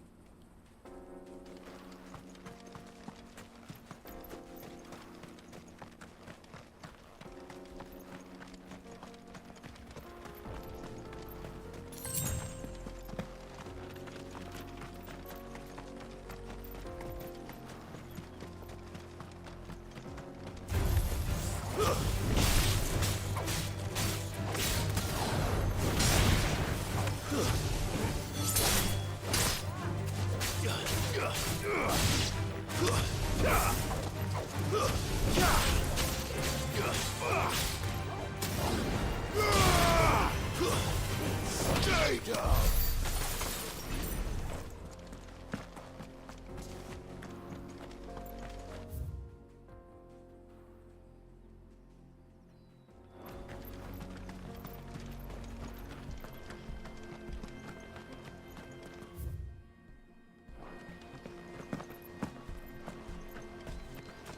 Infiltrating the Dominion won't be easy with the Imperials on high alert.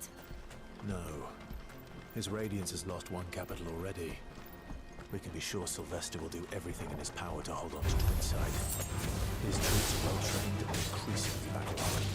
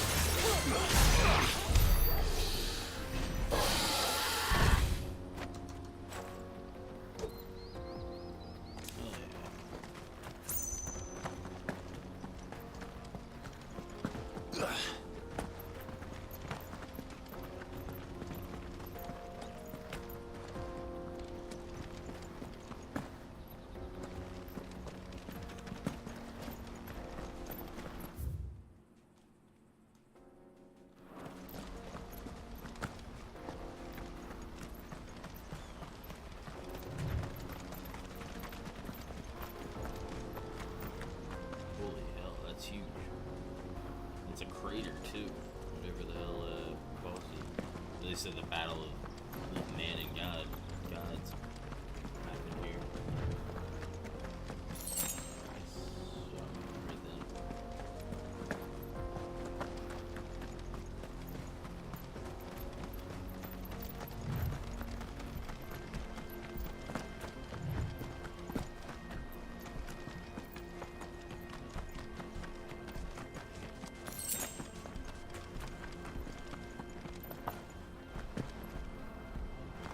They've closed the road to Randalar. If the siege breaks, they'll need more than this to stop the Imperial legions marching on the capital. I'm done for. If you haven't got a pass, you're not getting through. Please, I'm begging you.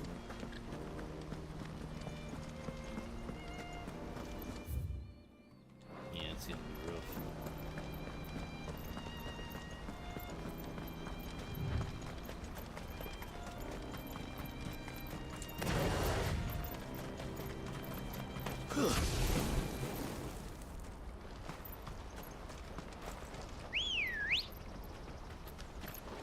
Good girl.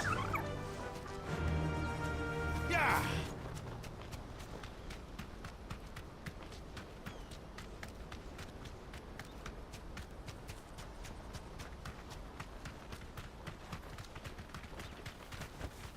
Be safe.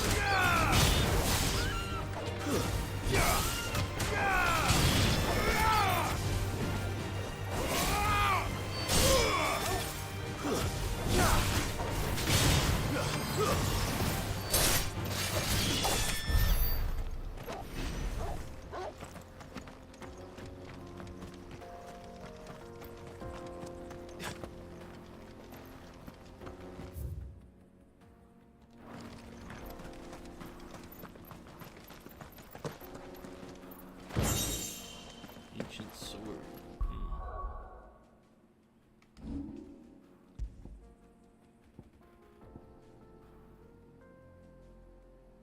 Interesting.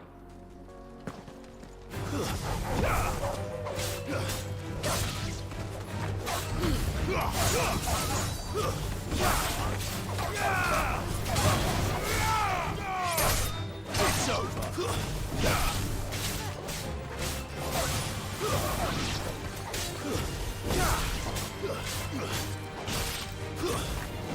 Stay down.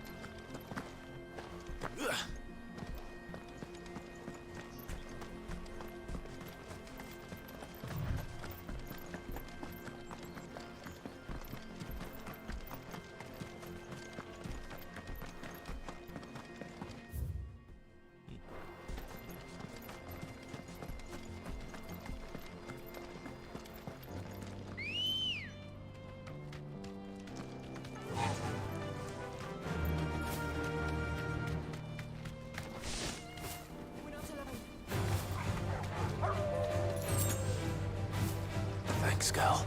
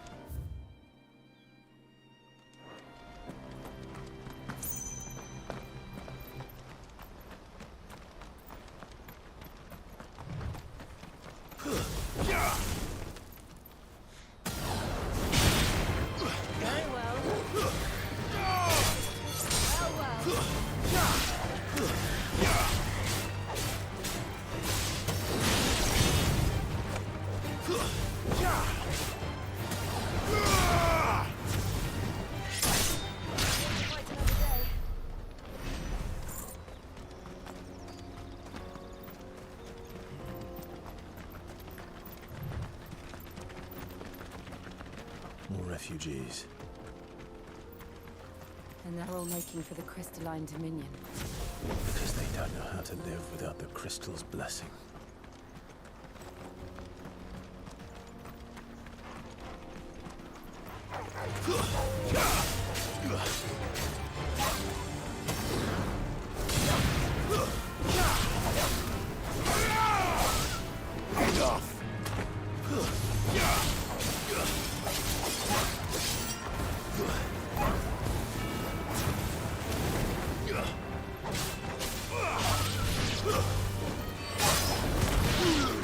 But at least we won.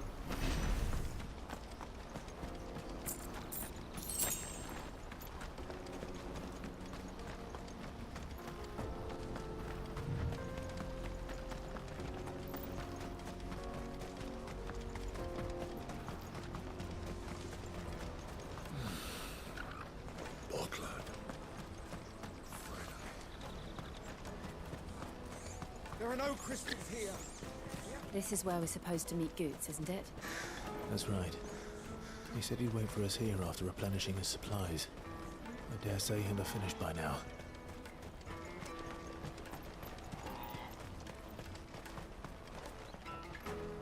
Hurry, man. I must leave for the Dominion. Bloody crews and caravans, scooping up all the best customers.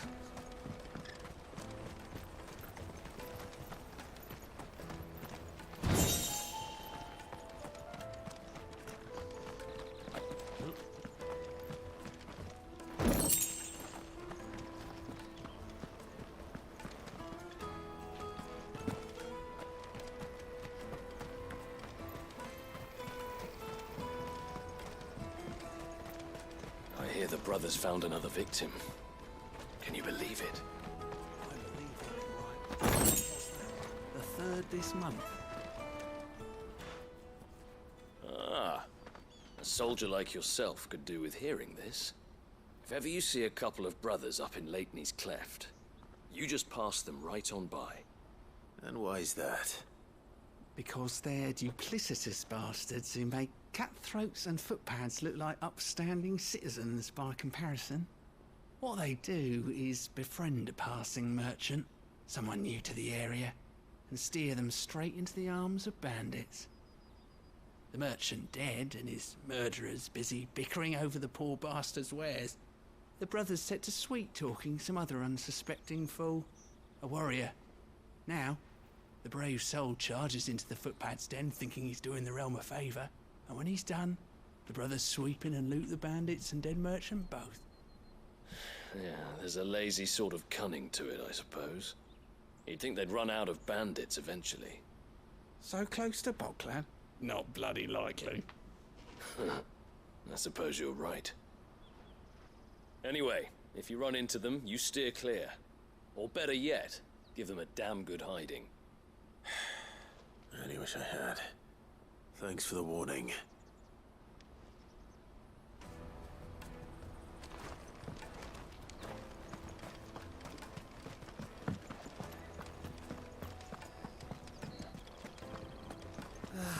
If only your rivals had brought any coin with them, we'd be rich.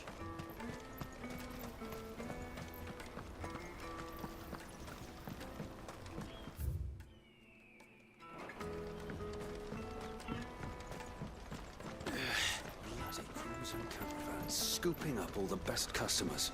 Leave some for the rest of us.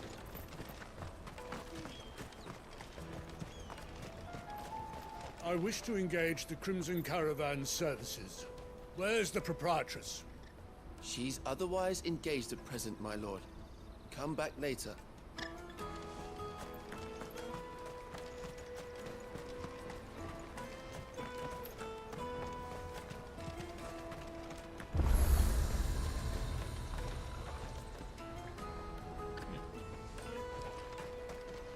Well met.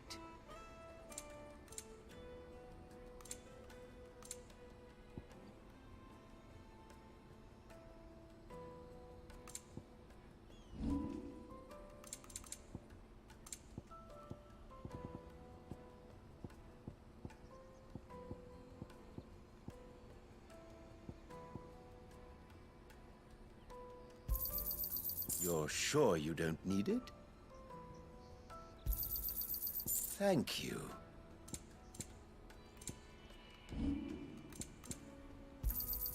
A fine choice.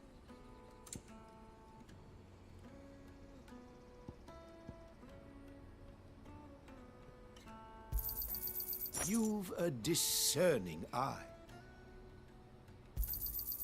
Many thanks. Farewell. Out of my sight, wench. Let me carry your goods. I'm cheap. Now I kind of want to go back over here and kick those guys' asses. See, that's what I want to do. See if it'll let me.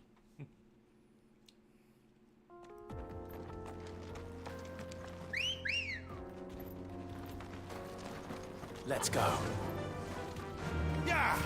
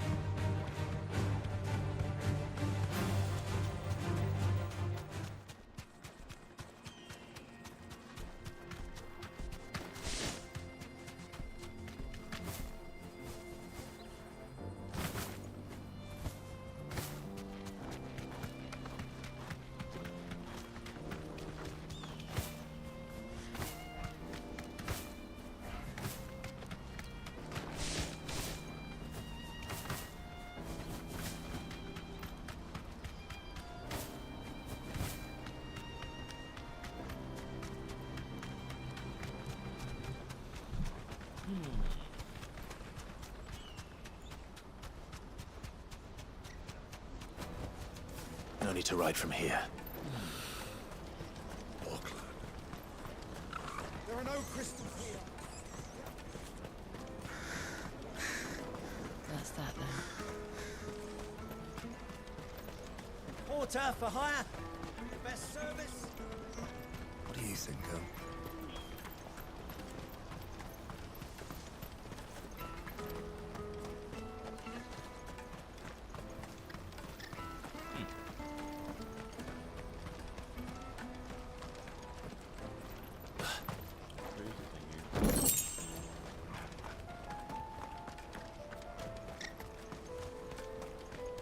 This is everything. Let me carry your goods. I'm cheap. Peaches and pears.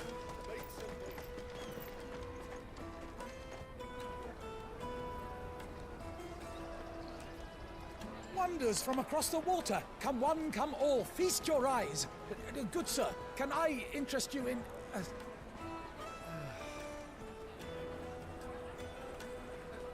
How much? For a measly crust of bread? You won't find any cheaper. Not nowadays. But you're more than welcome to look.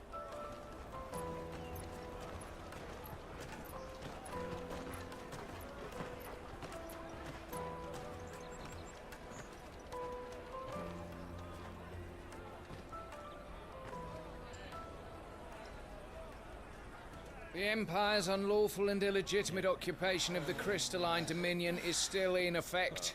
Only those whose business in Twinside has been officially approved by the Republican Army will be permitted to cross the border. All who seek entry are to form a line and ready their documents for inspection. It looks like we aren't the only ones who are eager to leave. And they're checking everyone. Can't you make an Not for the likes of you. We won't get through without that pass. Let's go in and find Good, shall we?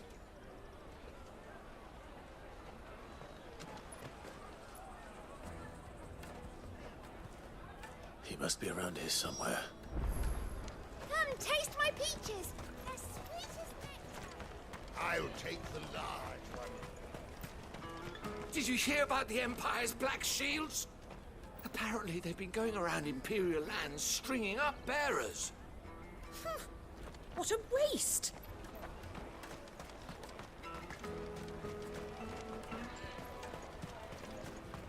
You won't find anything of this quality in Twinside. You should come with me to the Dominion. Life will be different there. Go and bother someone else, will you? I've got my trader's pass and I'll be leaving as soon as I'm able. If I stay here much longer... Let us through!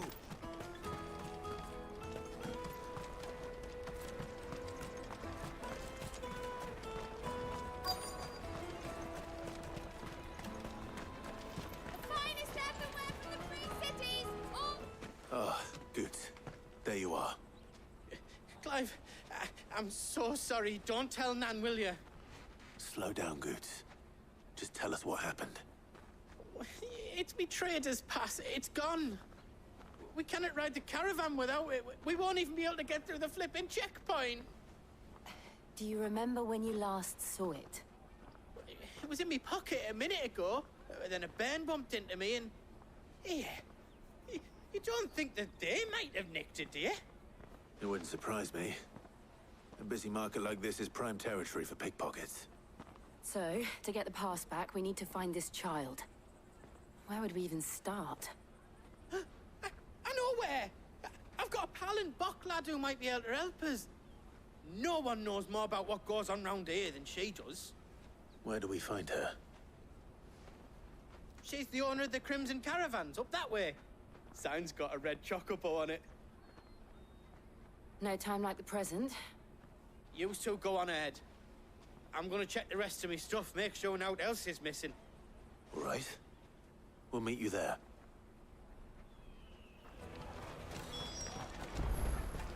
Let's keep an eye out for this red chocobo, then. And the other on our purses. Still a checkpoint.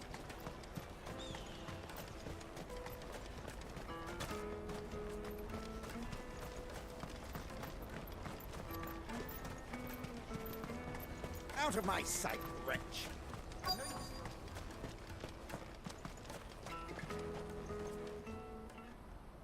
Looking to hire a coach?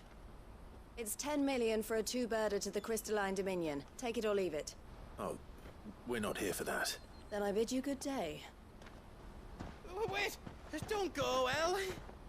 He's me mate. As I live and breathe. Goots, what are you doing back in Bocklad?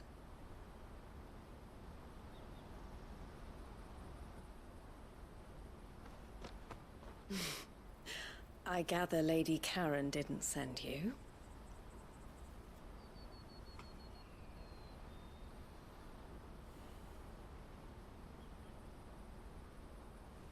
So what trouble have you got yourself into this time? It's me trader's pass. It got stolen. By a little bairn. Of all the... You're the size of a marble. Honestly. Ugh. Goots told us that you know the markets well. Might you have an idea which Little Bairn could have done this? We don't intend to punish them. We just need our pass back. Then, we can be on our way. I see. So neither of you has a trader's pass either. Not that anyone would take you for traders, but I suppose that's why you came to me, correct?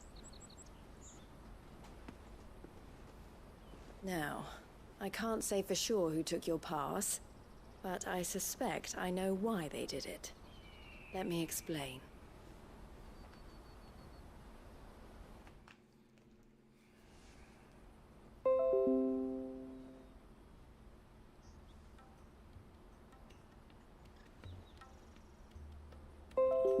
Ever since the Fist marched on the Dominion, the Republic has been clamping down on any commerce that might aid the Empire more than it does us. Which means traders' passes have gone from being merely a way of easing one's progress to being essential if one wishes to cross the border at all. And with demand outstripping supply, they've become a precious commodity, leading some to seek to acquire them by less than legitimate means. So the children are stealing passes to sell on the black market? Yes, and no. Passes are inscribed with the names of their owners, and yet none of the victims' names have appeared on the register of those passing through the checkpoint. Which means? That someone is doctoring the stolen passes. The same someone who is encouraging the children to steal them. And the same someone who has Goots's pass, no doubt. Whoever they are, they're ruining the livelihoods of honest merchants, which is why we've decided to take a stand. Will you stand with us? You want to get your pass back, and we want to ensure that no more are stolen. Catch whoever's behind it all, and two birds shall be slain with a single stone. Is there any other way of getting to the Crystalline Dominion, Goots? They won't let you in if you're not with the caravan. It's that, I don't know, try swimming across the strait. But the guards will definitely spot you if you try and do that. Like, we don't want to get spotted, right? So either we find the people who took the pass, or give up all hope of entering the Dominion. All right. We'll help. Thank you kindly. But I don't know your name. Eloise at your service. Clive. A pleasure doing business with you, Clive.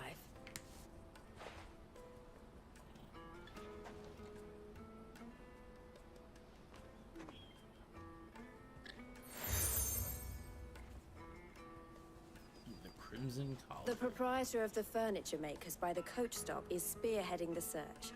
Wear that, and he will know you for a friend. I suggest that you speak with him first. The furniture makers. Understood.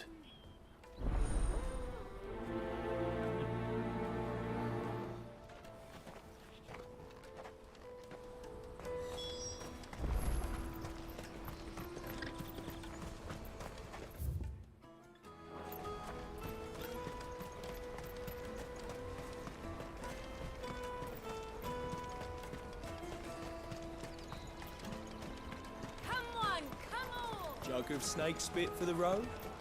The caravan stops next. Juicy pears! Slake your thirst! Are you the furniture maker? Looking for something in particular? Ah, Eloise collared you too, eh? Then I expect you want to know more. She told me you were leading the hunt for the pickpockets. What have you learned? For one, that they're targeting the traders carrying the biggest packs. Harder to watch your back, see? And less chance of the mark giving chase if they're spotted. Not that they'd be likely to catch them. Those imps know every inch of this warren like the backs of their hands. Their eyes must have lit up when they saw Goots. The fishmonger round by the gate's been trying to track down the children involved. You should go and have a word with her.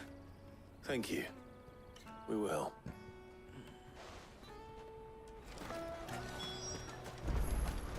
Finest earthenware from the Free City! Come, taste my peaches! They're sweet as should come with me to the Dominion. Fish for sale! Fresh sorted and smoked! Can I interest you in... Ah, sorry. Message from Eloise, is it? She's asked me to help her. To help you find the pickpockets. Is that so? Suppose I better tell you what I know, then. For one, this isn't a family operation. All the traders say the children who stole their passes were dirty, dressed in rags. Street urchins, by the sound of it. We get a lot around here. Orphans from the wars. A few, perhaps. You saw the refugees gathered by the entranceway? They're all looking for a new start in the Dominion and beyond. Some of them take it as an opportunity to rid themselves of unwanted baggage. The shame of it. Whoever's behind this would have to have made themselves known to the children at some point. And so should we. You should start with the children around here, then. I doubt they're the ones involved, but they might have heard something. It's worth a try. All right, then. Questioning children. How hard can that be?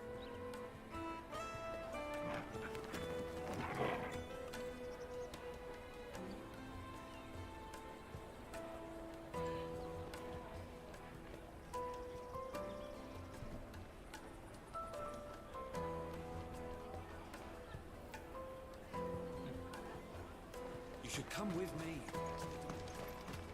Remember when half the people coming through here were traders? Come taste my peaches! I'll take the large From the free cities! An excellent choice, my lord. Excuse me. Do you mind if I ask you something? Can't stop you. I was just wondering if anyone has asked you to do anything out of the ordinary recently. Anything you grown-ups ever ask us to do is shut up and go away. So guess what I'm about to tell you to do? Sorry. I'll leave you alone.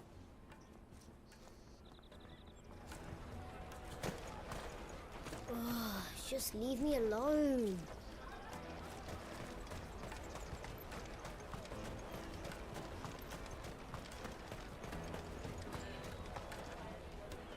Do you have a moment?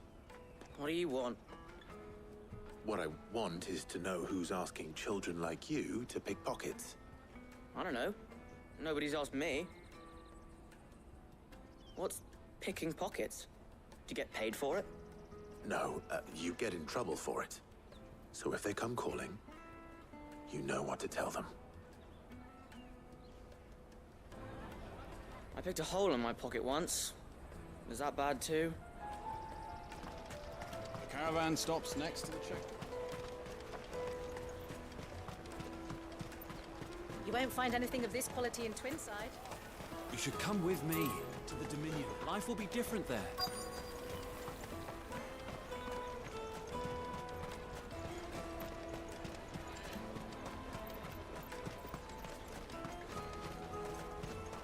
Jug of snake spit. Excuse me? What do you want? I don't have any money. It's all right. We're not going to hurt you. We just want to talk. What about? We've heard that some very bad people are making children like you steal from travelers.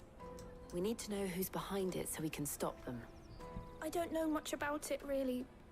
But my friend, Honza, he said he got a job doing something dangerous. Sounds promising. We need to find him and ask. Do you know where your friend might be? He's usually by the tents outside town. Thank you. You've been very helpful.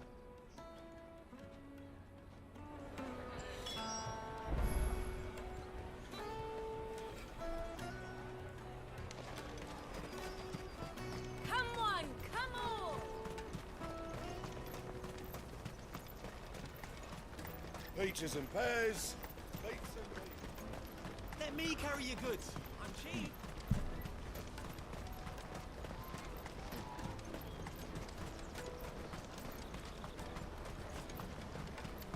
She must have meant the refugee camp. Let's hope he's still nearby. Daddy, I'm hungry.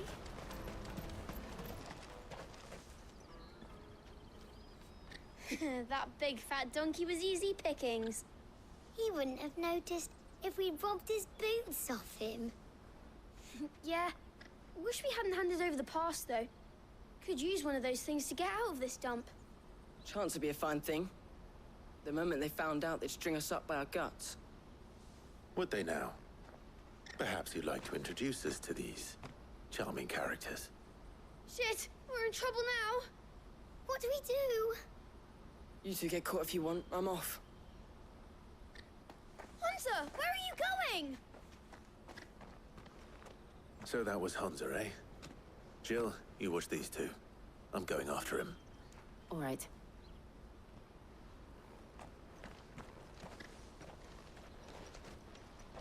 He can't have gone far. I need to find him before his employers do. Daddy, I'm hungry.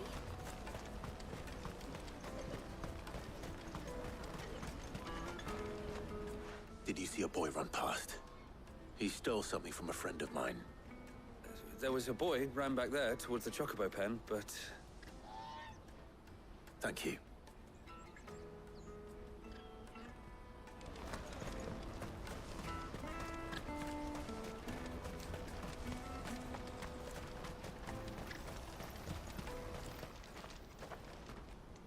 Oh, shit.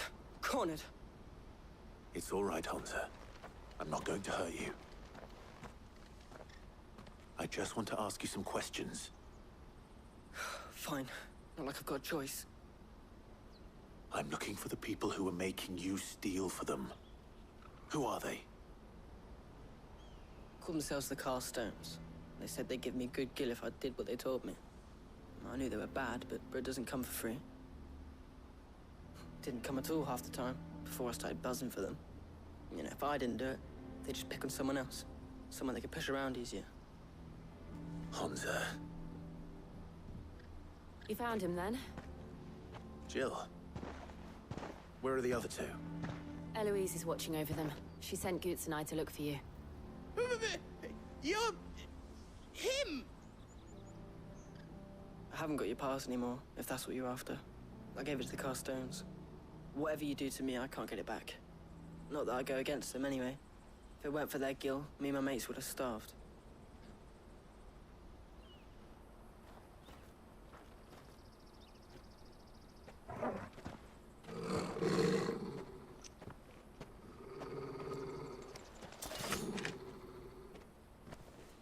Cowards.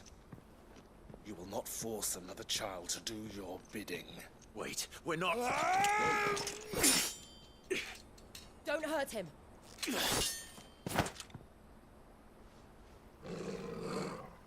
You're making a mistake. We're on the same side. Like hell we are. That brooch. Where did you get it? Yeah. Mr. Theo. Goots. What are you doing with these people? Unless you're the ones my sister was talking about. Your sister?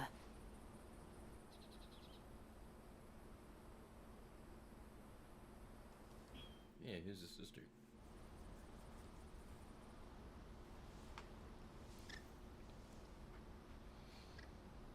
Eloise didn't tell us she had a brother. And why would she? I'm just her back and a blade.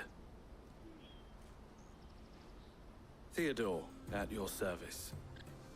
Sorry about before. Theodore, what do you know of the Cast Stones? Vultures who have made Boklad their hunting ground. They prey on the desperate, stealing from those with gill and bullying those without it into joining their flock. I'd been looking into their activities in hope of sparing the refugees any further hardship. But it seems they've already stooped even lower than I'd feared. Hansa's a good lad. Don't blame him for what they've made him do. If he and his friends hadn't agreed to work for the Stones, some other poor souls would have. On pain of death, most likely. Clive, was it? And my sisters asked you to help put an end to the pickpocketing. then we all want the same thing.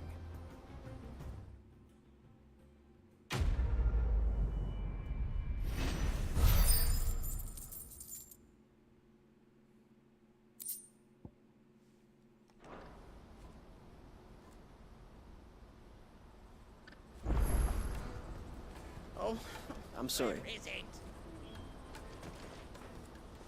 So, what's the plan? What else? We find the cast stones and we crush them.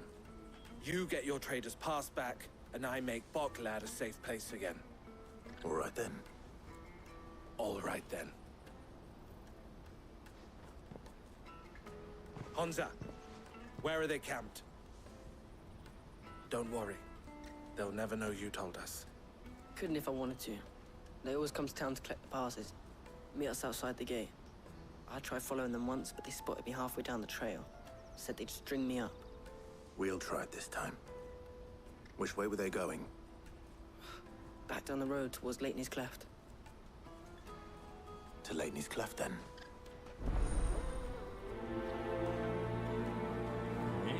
Laney's Cleft is to the south, past the camp.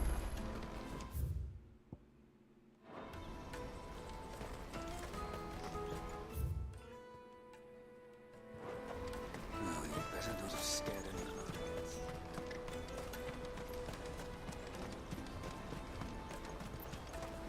That's that then.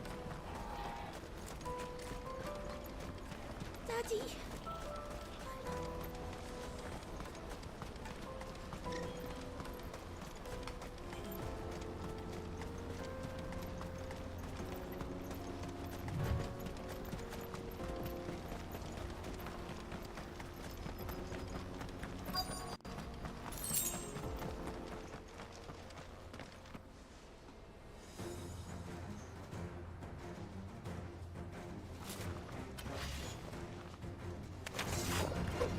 That's the one who's been sticking his nose in our business. You should have minded your own.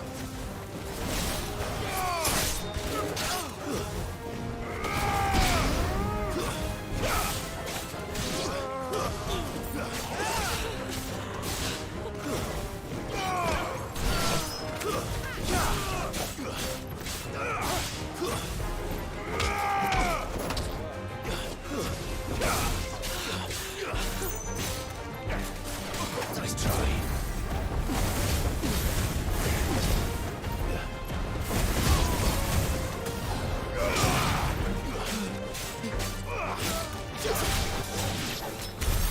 I doubt these were the ringleaders. But at least we know we're on the right track.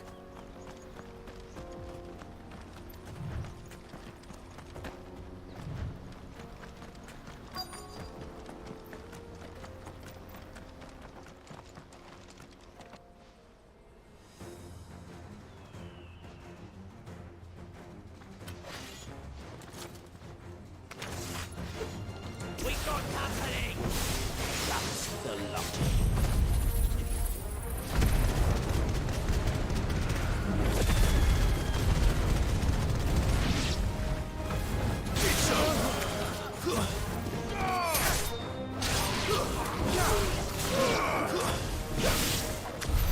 More foot soldiers. Fewer now.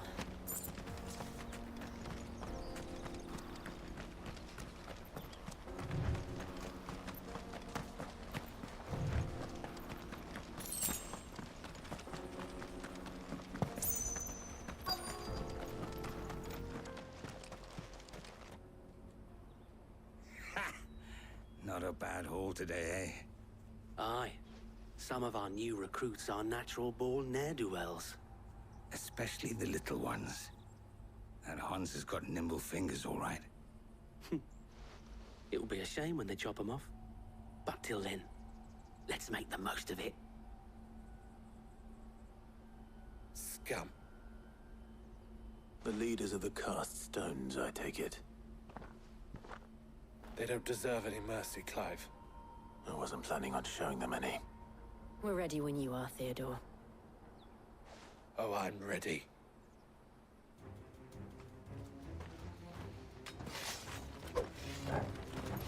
Fuck! That guard from Bockland! Kill him! Kill them all!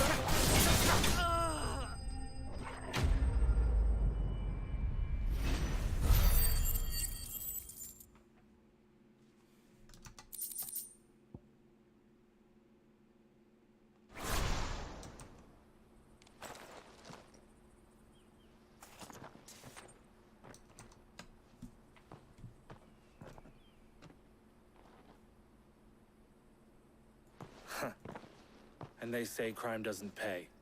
Gold chains, rings, purses. And traders' passes. Dozens of them. Have the names been changed? Not yet. I recognize some of them. No doubt Goots's is somewhere among them. Now I just need to sort through it all and return everything to the people it was taken from. We should go and give Eloise the good news. Can we leave things here in your hands, Theodore? Of course. Oh, and, be sure to tell her of the part I played, won't you? We'll be glad to. Go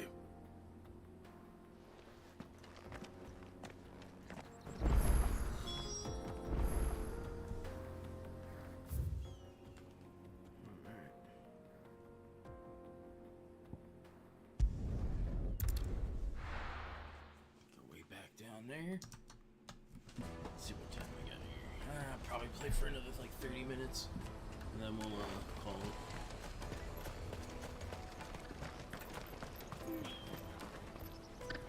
Ah, Clive. How goes the hunt? My brother isn't getting in your way, I trust? Quite the opposite.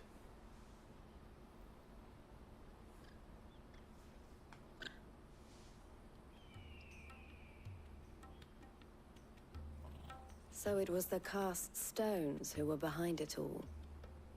Theo told me he'd been on their trail. And their demise solves 3 problems at a stroke.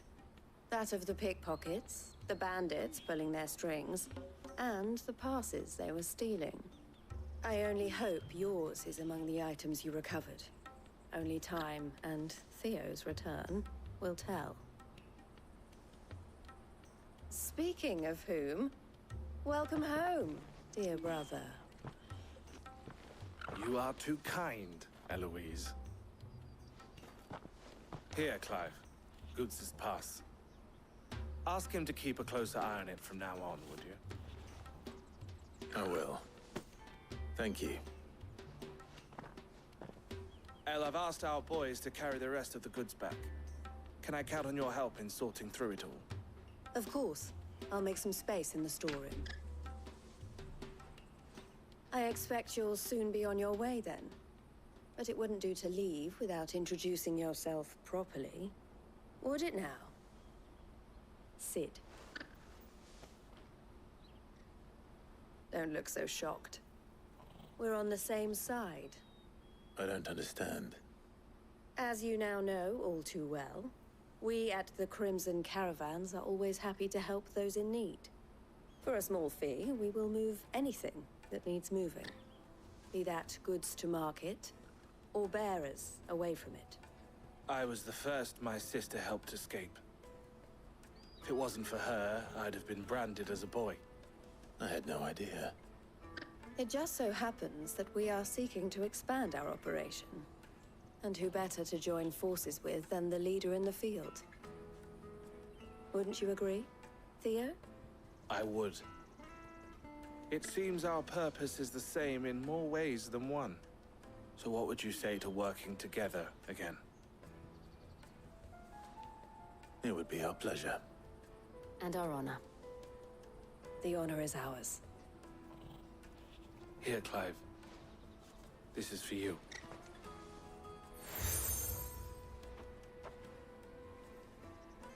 What is it?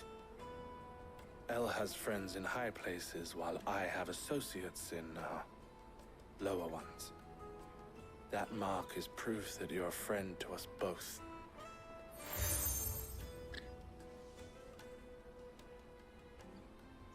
I shall bear it with pride.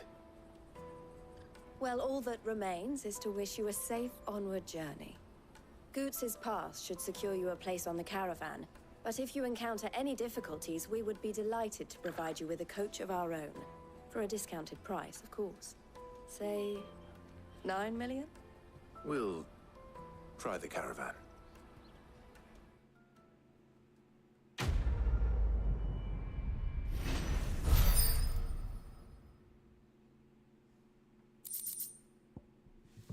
Traders Pass, the Red Lightning's Thunderstorm. Right then.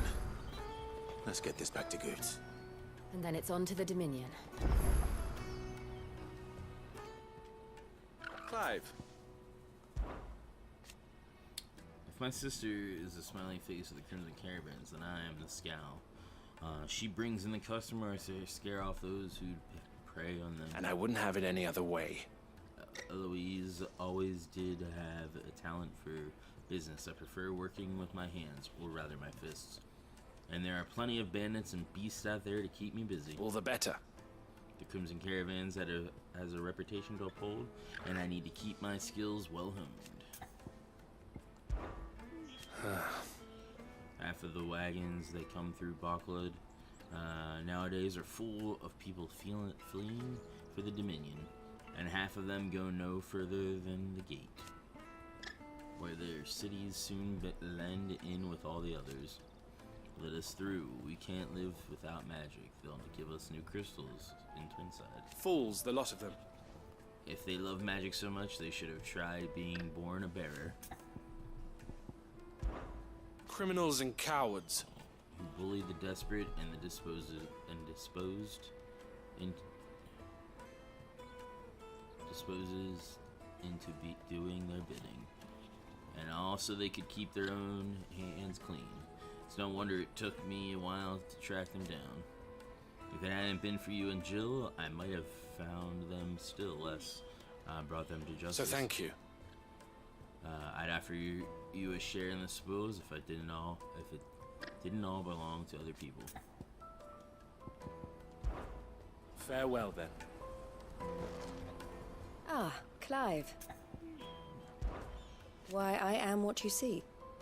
The proprietress of the Crimson Caravans, the best known and best trusted porterage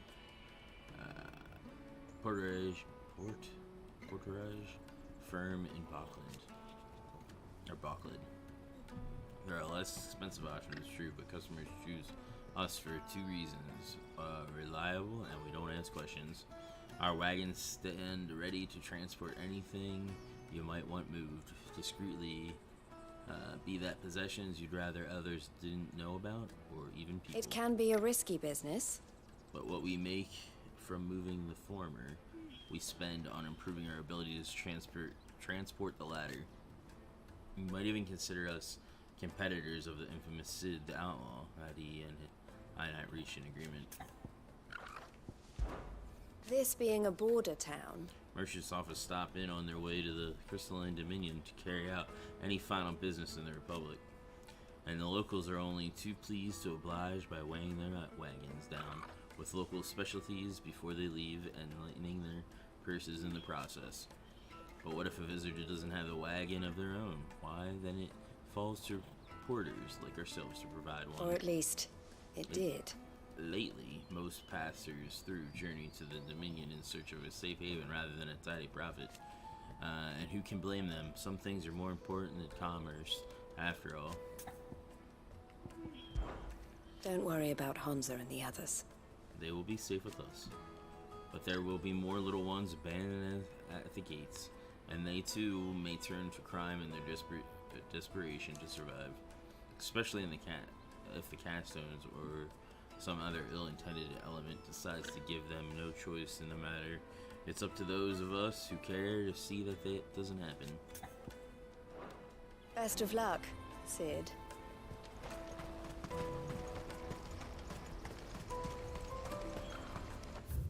Yeah, we got some side quests.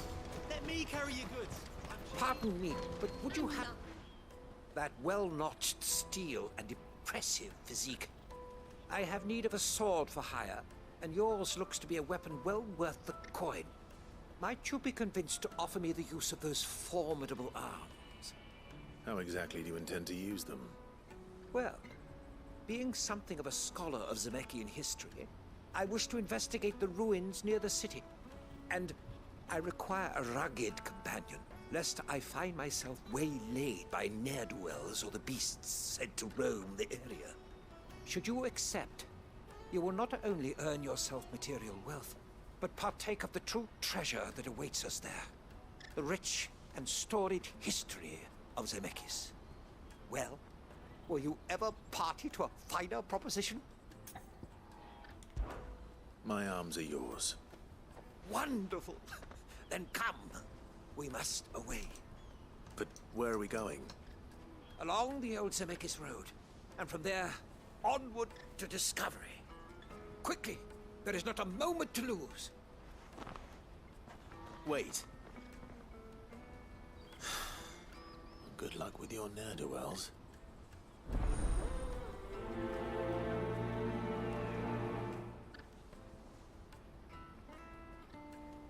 I'd better make sure he doesn't get himself killed.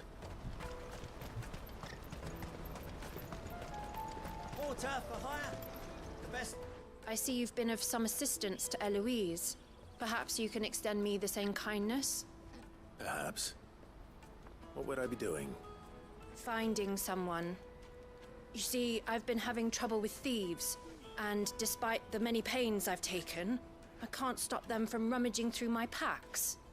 I was griping about my lot to a friend of mine a few days back, and he offered to track the culprits down. Now, Joseph's a sellsword, and a good one at that. But he's been gone days, and I'm beginning to fear the worst.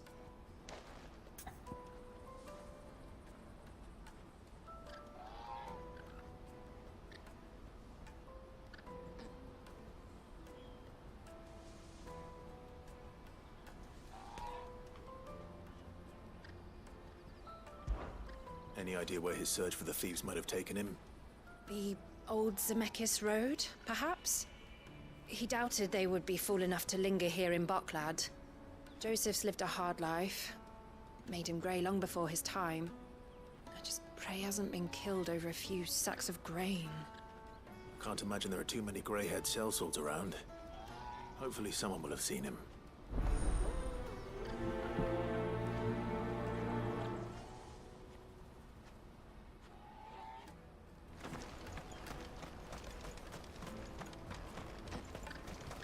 Hurry, man. I must leave for the Dominion. Bloody crews and caravans.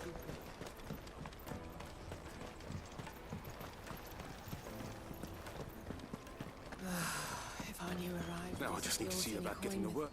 I want to know right away. Bad news. Good, actually. Something worth celebrating for a change. Only trouble is, the serving girl's still new to the job, so I can't leave her while I go and invite those I'd like to celebrate with. What exactly are you celebrating, if you don't mind me asking? I've come by a particularly fine bottle of red. A Gotan 66, no less. Gotan Rouge is the only good thing to have ever come out of the Empire. And most wouldn't part with a 66 if you held a knife to their throats. So I've heard. Oh, so you know of it then? Clearly you're a gentleman of taste. A gentleman who might sympathize with my predicament, perhaps? Would you pass the good news to a few friends of mine? I'll give you a little something for your time, of course.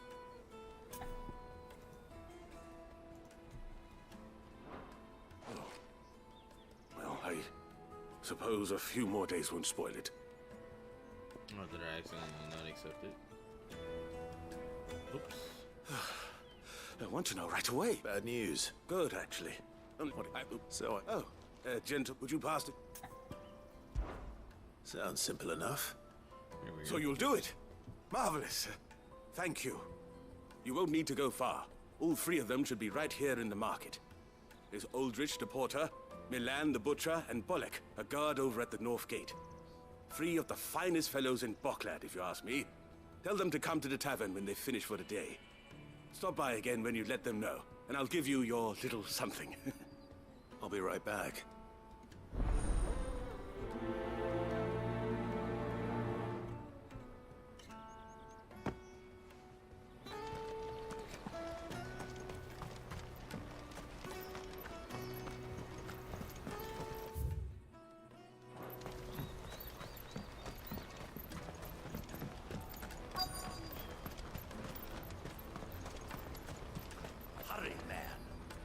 I've been asked to find Aldrich, the porter. I don't suppose that's you, is it? That's me right enough. You need something delivered? The innkeeper sent me. He said there's a cup of Gotan 66 with your name on it when you're done for the day. A 66? Look at me. If he's just got hold of it now, it must have been in the crates he had me carry down from Sambrek. From the Empire to Boklad. You must be a braver man than most. That's a treacherous route at the best of times. Such is the porter's lot. There's not a patch of storm these feet haven't traipsed across. It's Oriflamme one day, then off to Canva the next. The farther you're willing to go, the fatter the purse. Which is why there's no shortage of competition for some of the longer routes. I'd say I've done enough for today to earn myself a cup of something tasty. Thanks for letting me know.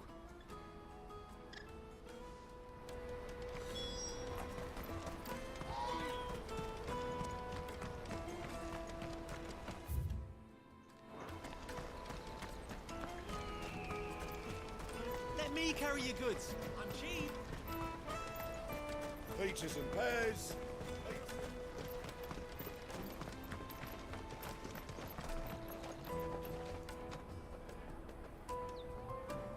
Come on, come on!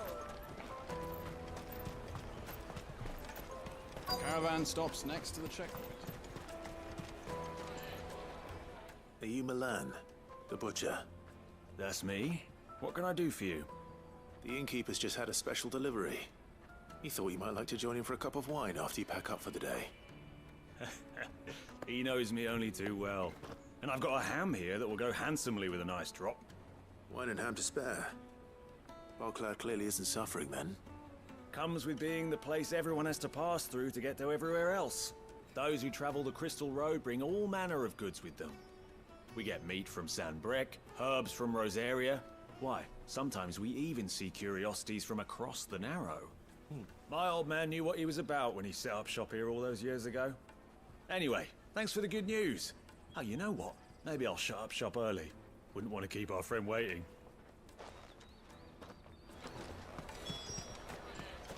You won't find anything of this quality in Twinside.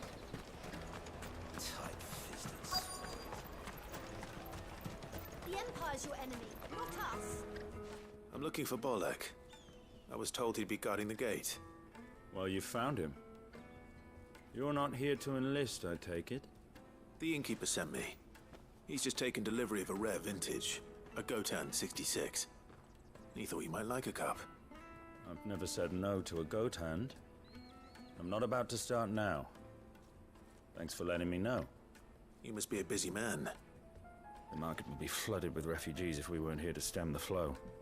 Oh, my heart goes out to them, all right, but we've got our orders. No papers, no passage. Plenty try to slip past us nonetheless. And every now and then, one of them's foolish enough to try and force their way through. And when they do, well, things can get nasty. You know what? That wine's sounding better by the moment. Well done. I wonder if the innkeeper might spare a cup of that wine.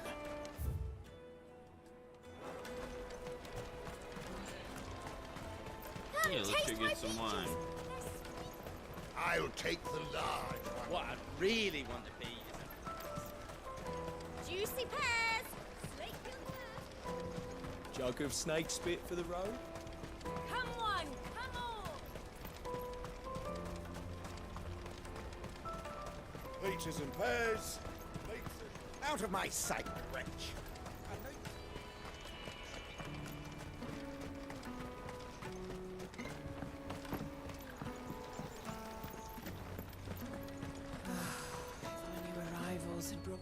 I spoke to your friends. They'll be along soon.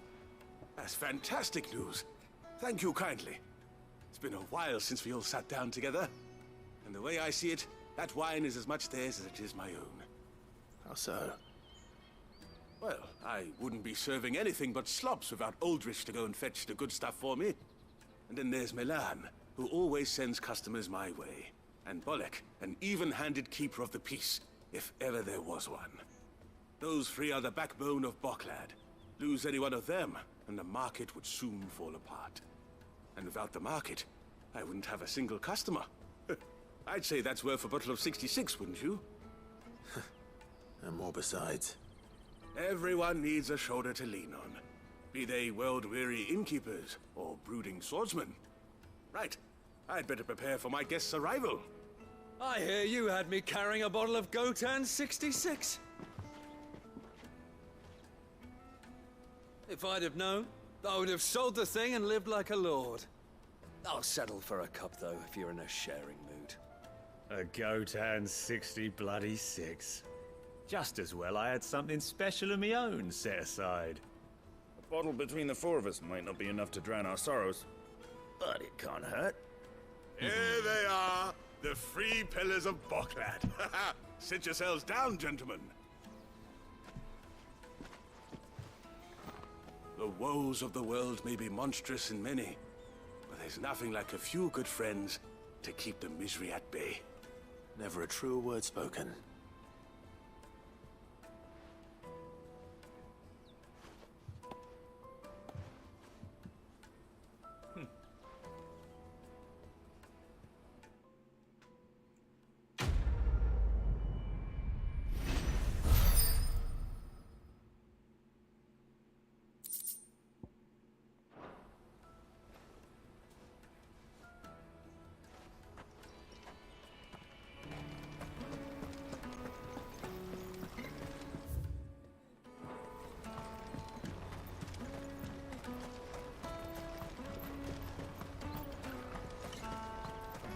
Hurry, man.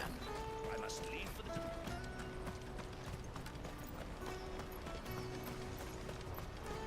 That's that then. There are no crystals here. We have to keep going. What do you want? I've no coin on me. Just information. Has a sellsword passed through here? Grey hair. Now you mention it. There was a young man with salt in his mane sneaking around out there a while back. Which way did he go? How am I supposed to know? Buggered off down the road, I expect. Now why don't you do the same and leave me be? Wow. Jeez, what a dick.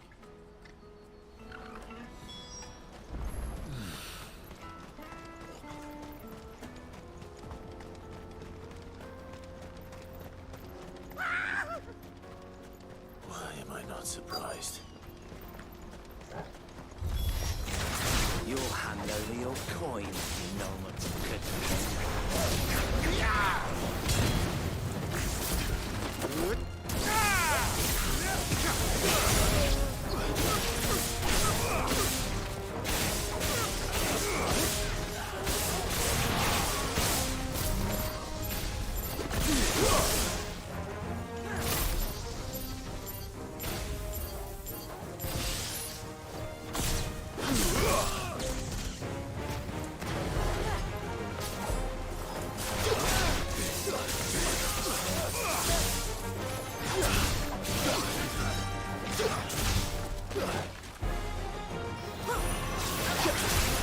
Stop!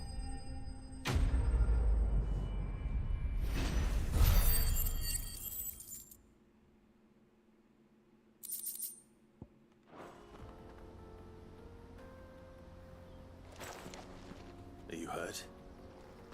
Happily not, good sir. Thanks to your timely intervention. More importantly, we have arrived. Now, feast your eyes upon the marvel before us. Ruins, a relic of the fallen civilization. A sight so common that man is oft blinded to its wonder. Colossal vessels, dashed from the very heavens. Airships, we call them, with very little thought to what wonders such a word might describe. Interesting. Oblige me if you would. Does anything strike you as peculiar about this particular specimen? Though we ourselves find fallen ruins to be nigh indestructible, whatever gouged the final sin from the rock cleaved clean through the structure you see before you. A tantalizing mystery, no doubt, but merely one of countless enigmas in which Zemeckis history is steeped. Come, good sir. Our expedition continues, and we still have much to learn.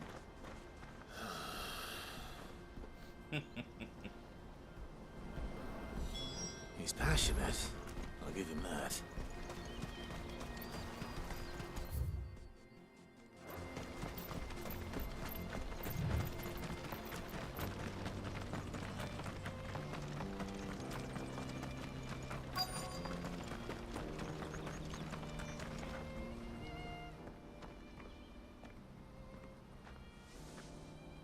We don't want any trouble. Neither do I. I'm looking for someone. A grey-haired mercenary. Well, we haven't seen him. Yes, we have. We saw him climbing up the rocks. Oh. Those ones. Over there. I just realized you... Maybe he found his thieves. Mum won't let me near them. She said there's goblins up there, and that they eat little boys for dinner. They have a new Batman animated on You've Max. said quite enough already. Batman the Doom. I only told him what you said. Came to Gotham. I'd listen to your mother if I were you. Like Batman crossover. From the description, seems like they have a computer-like monster. Interesting. Might have to check that out. That sounds pretty cool.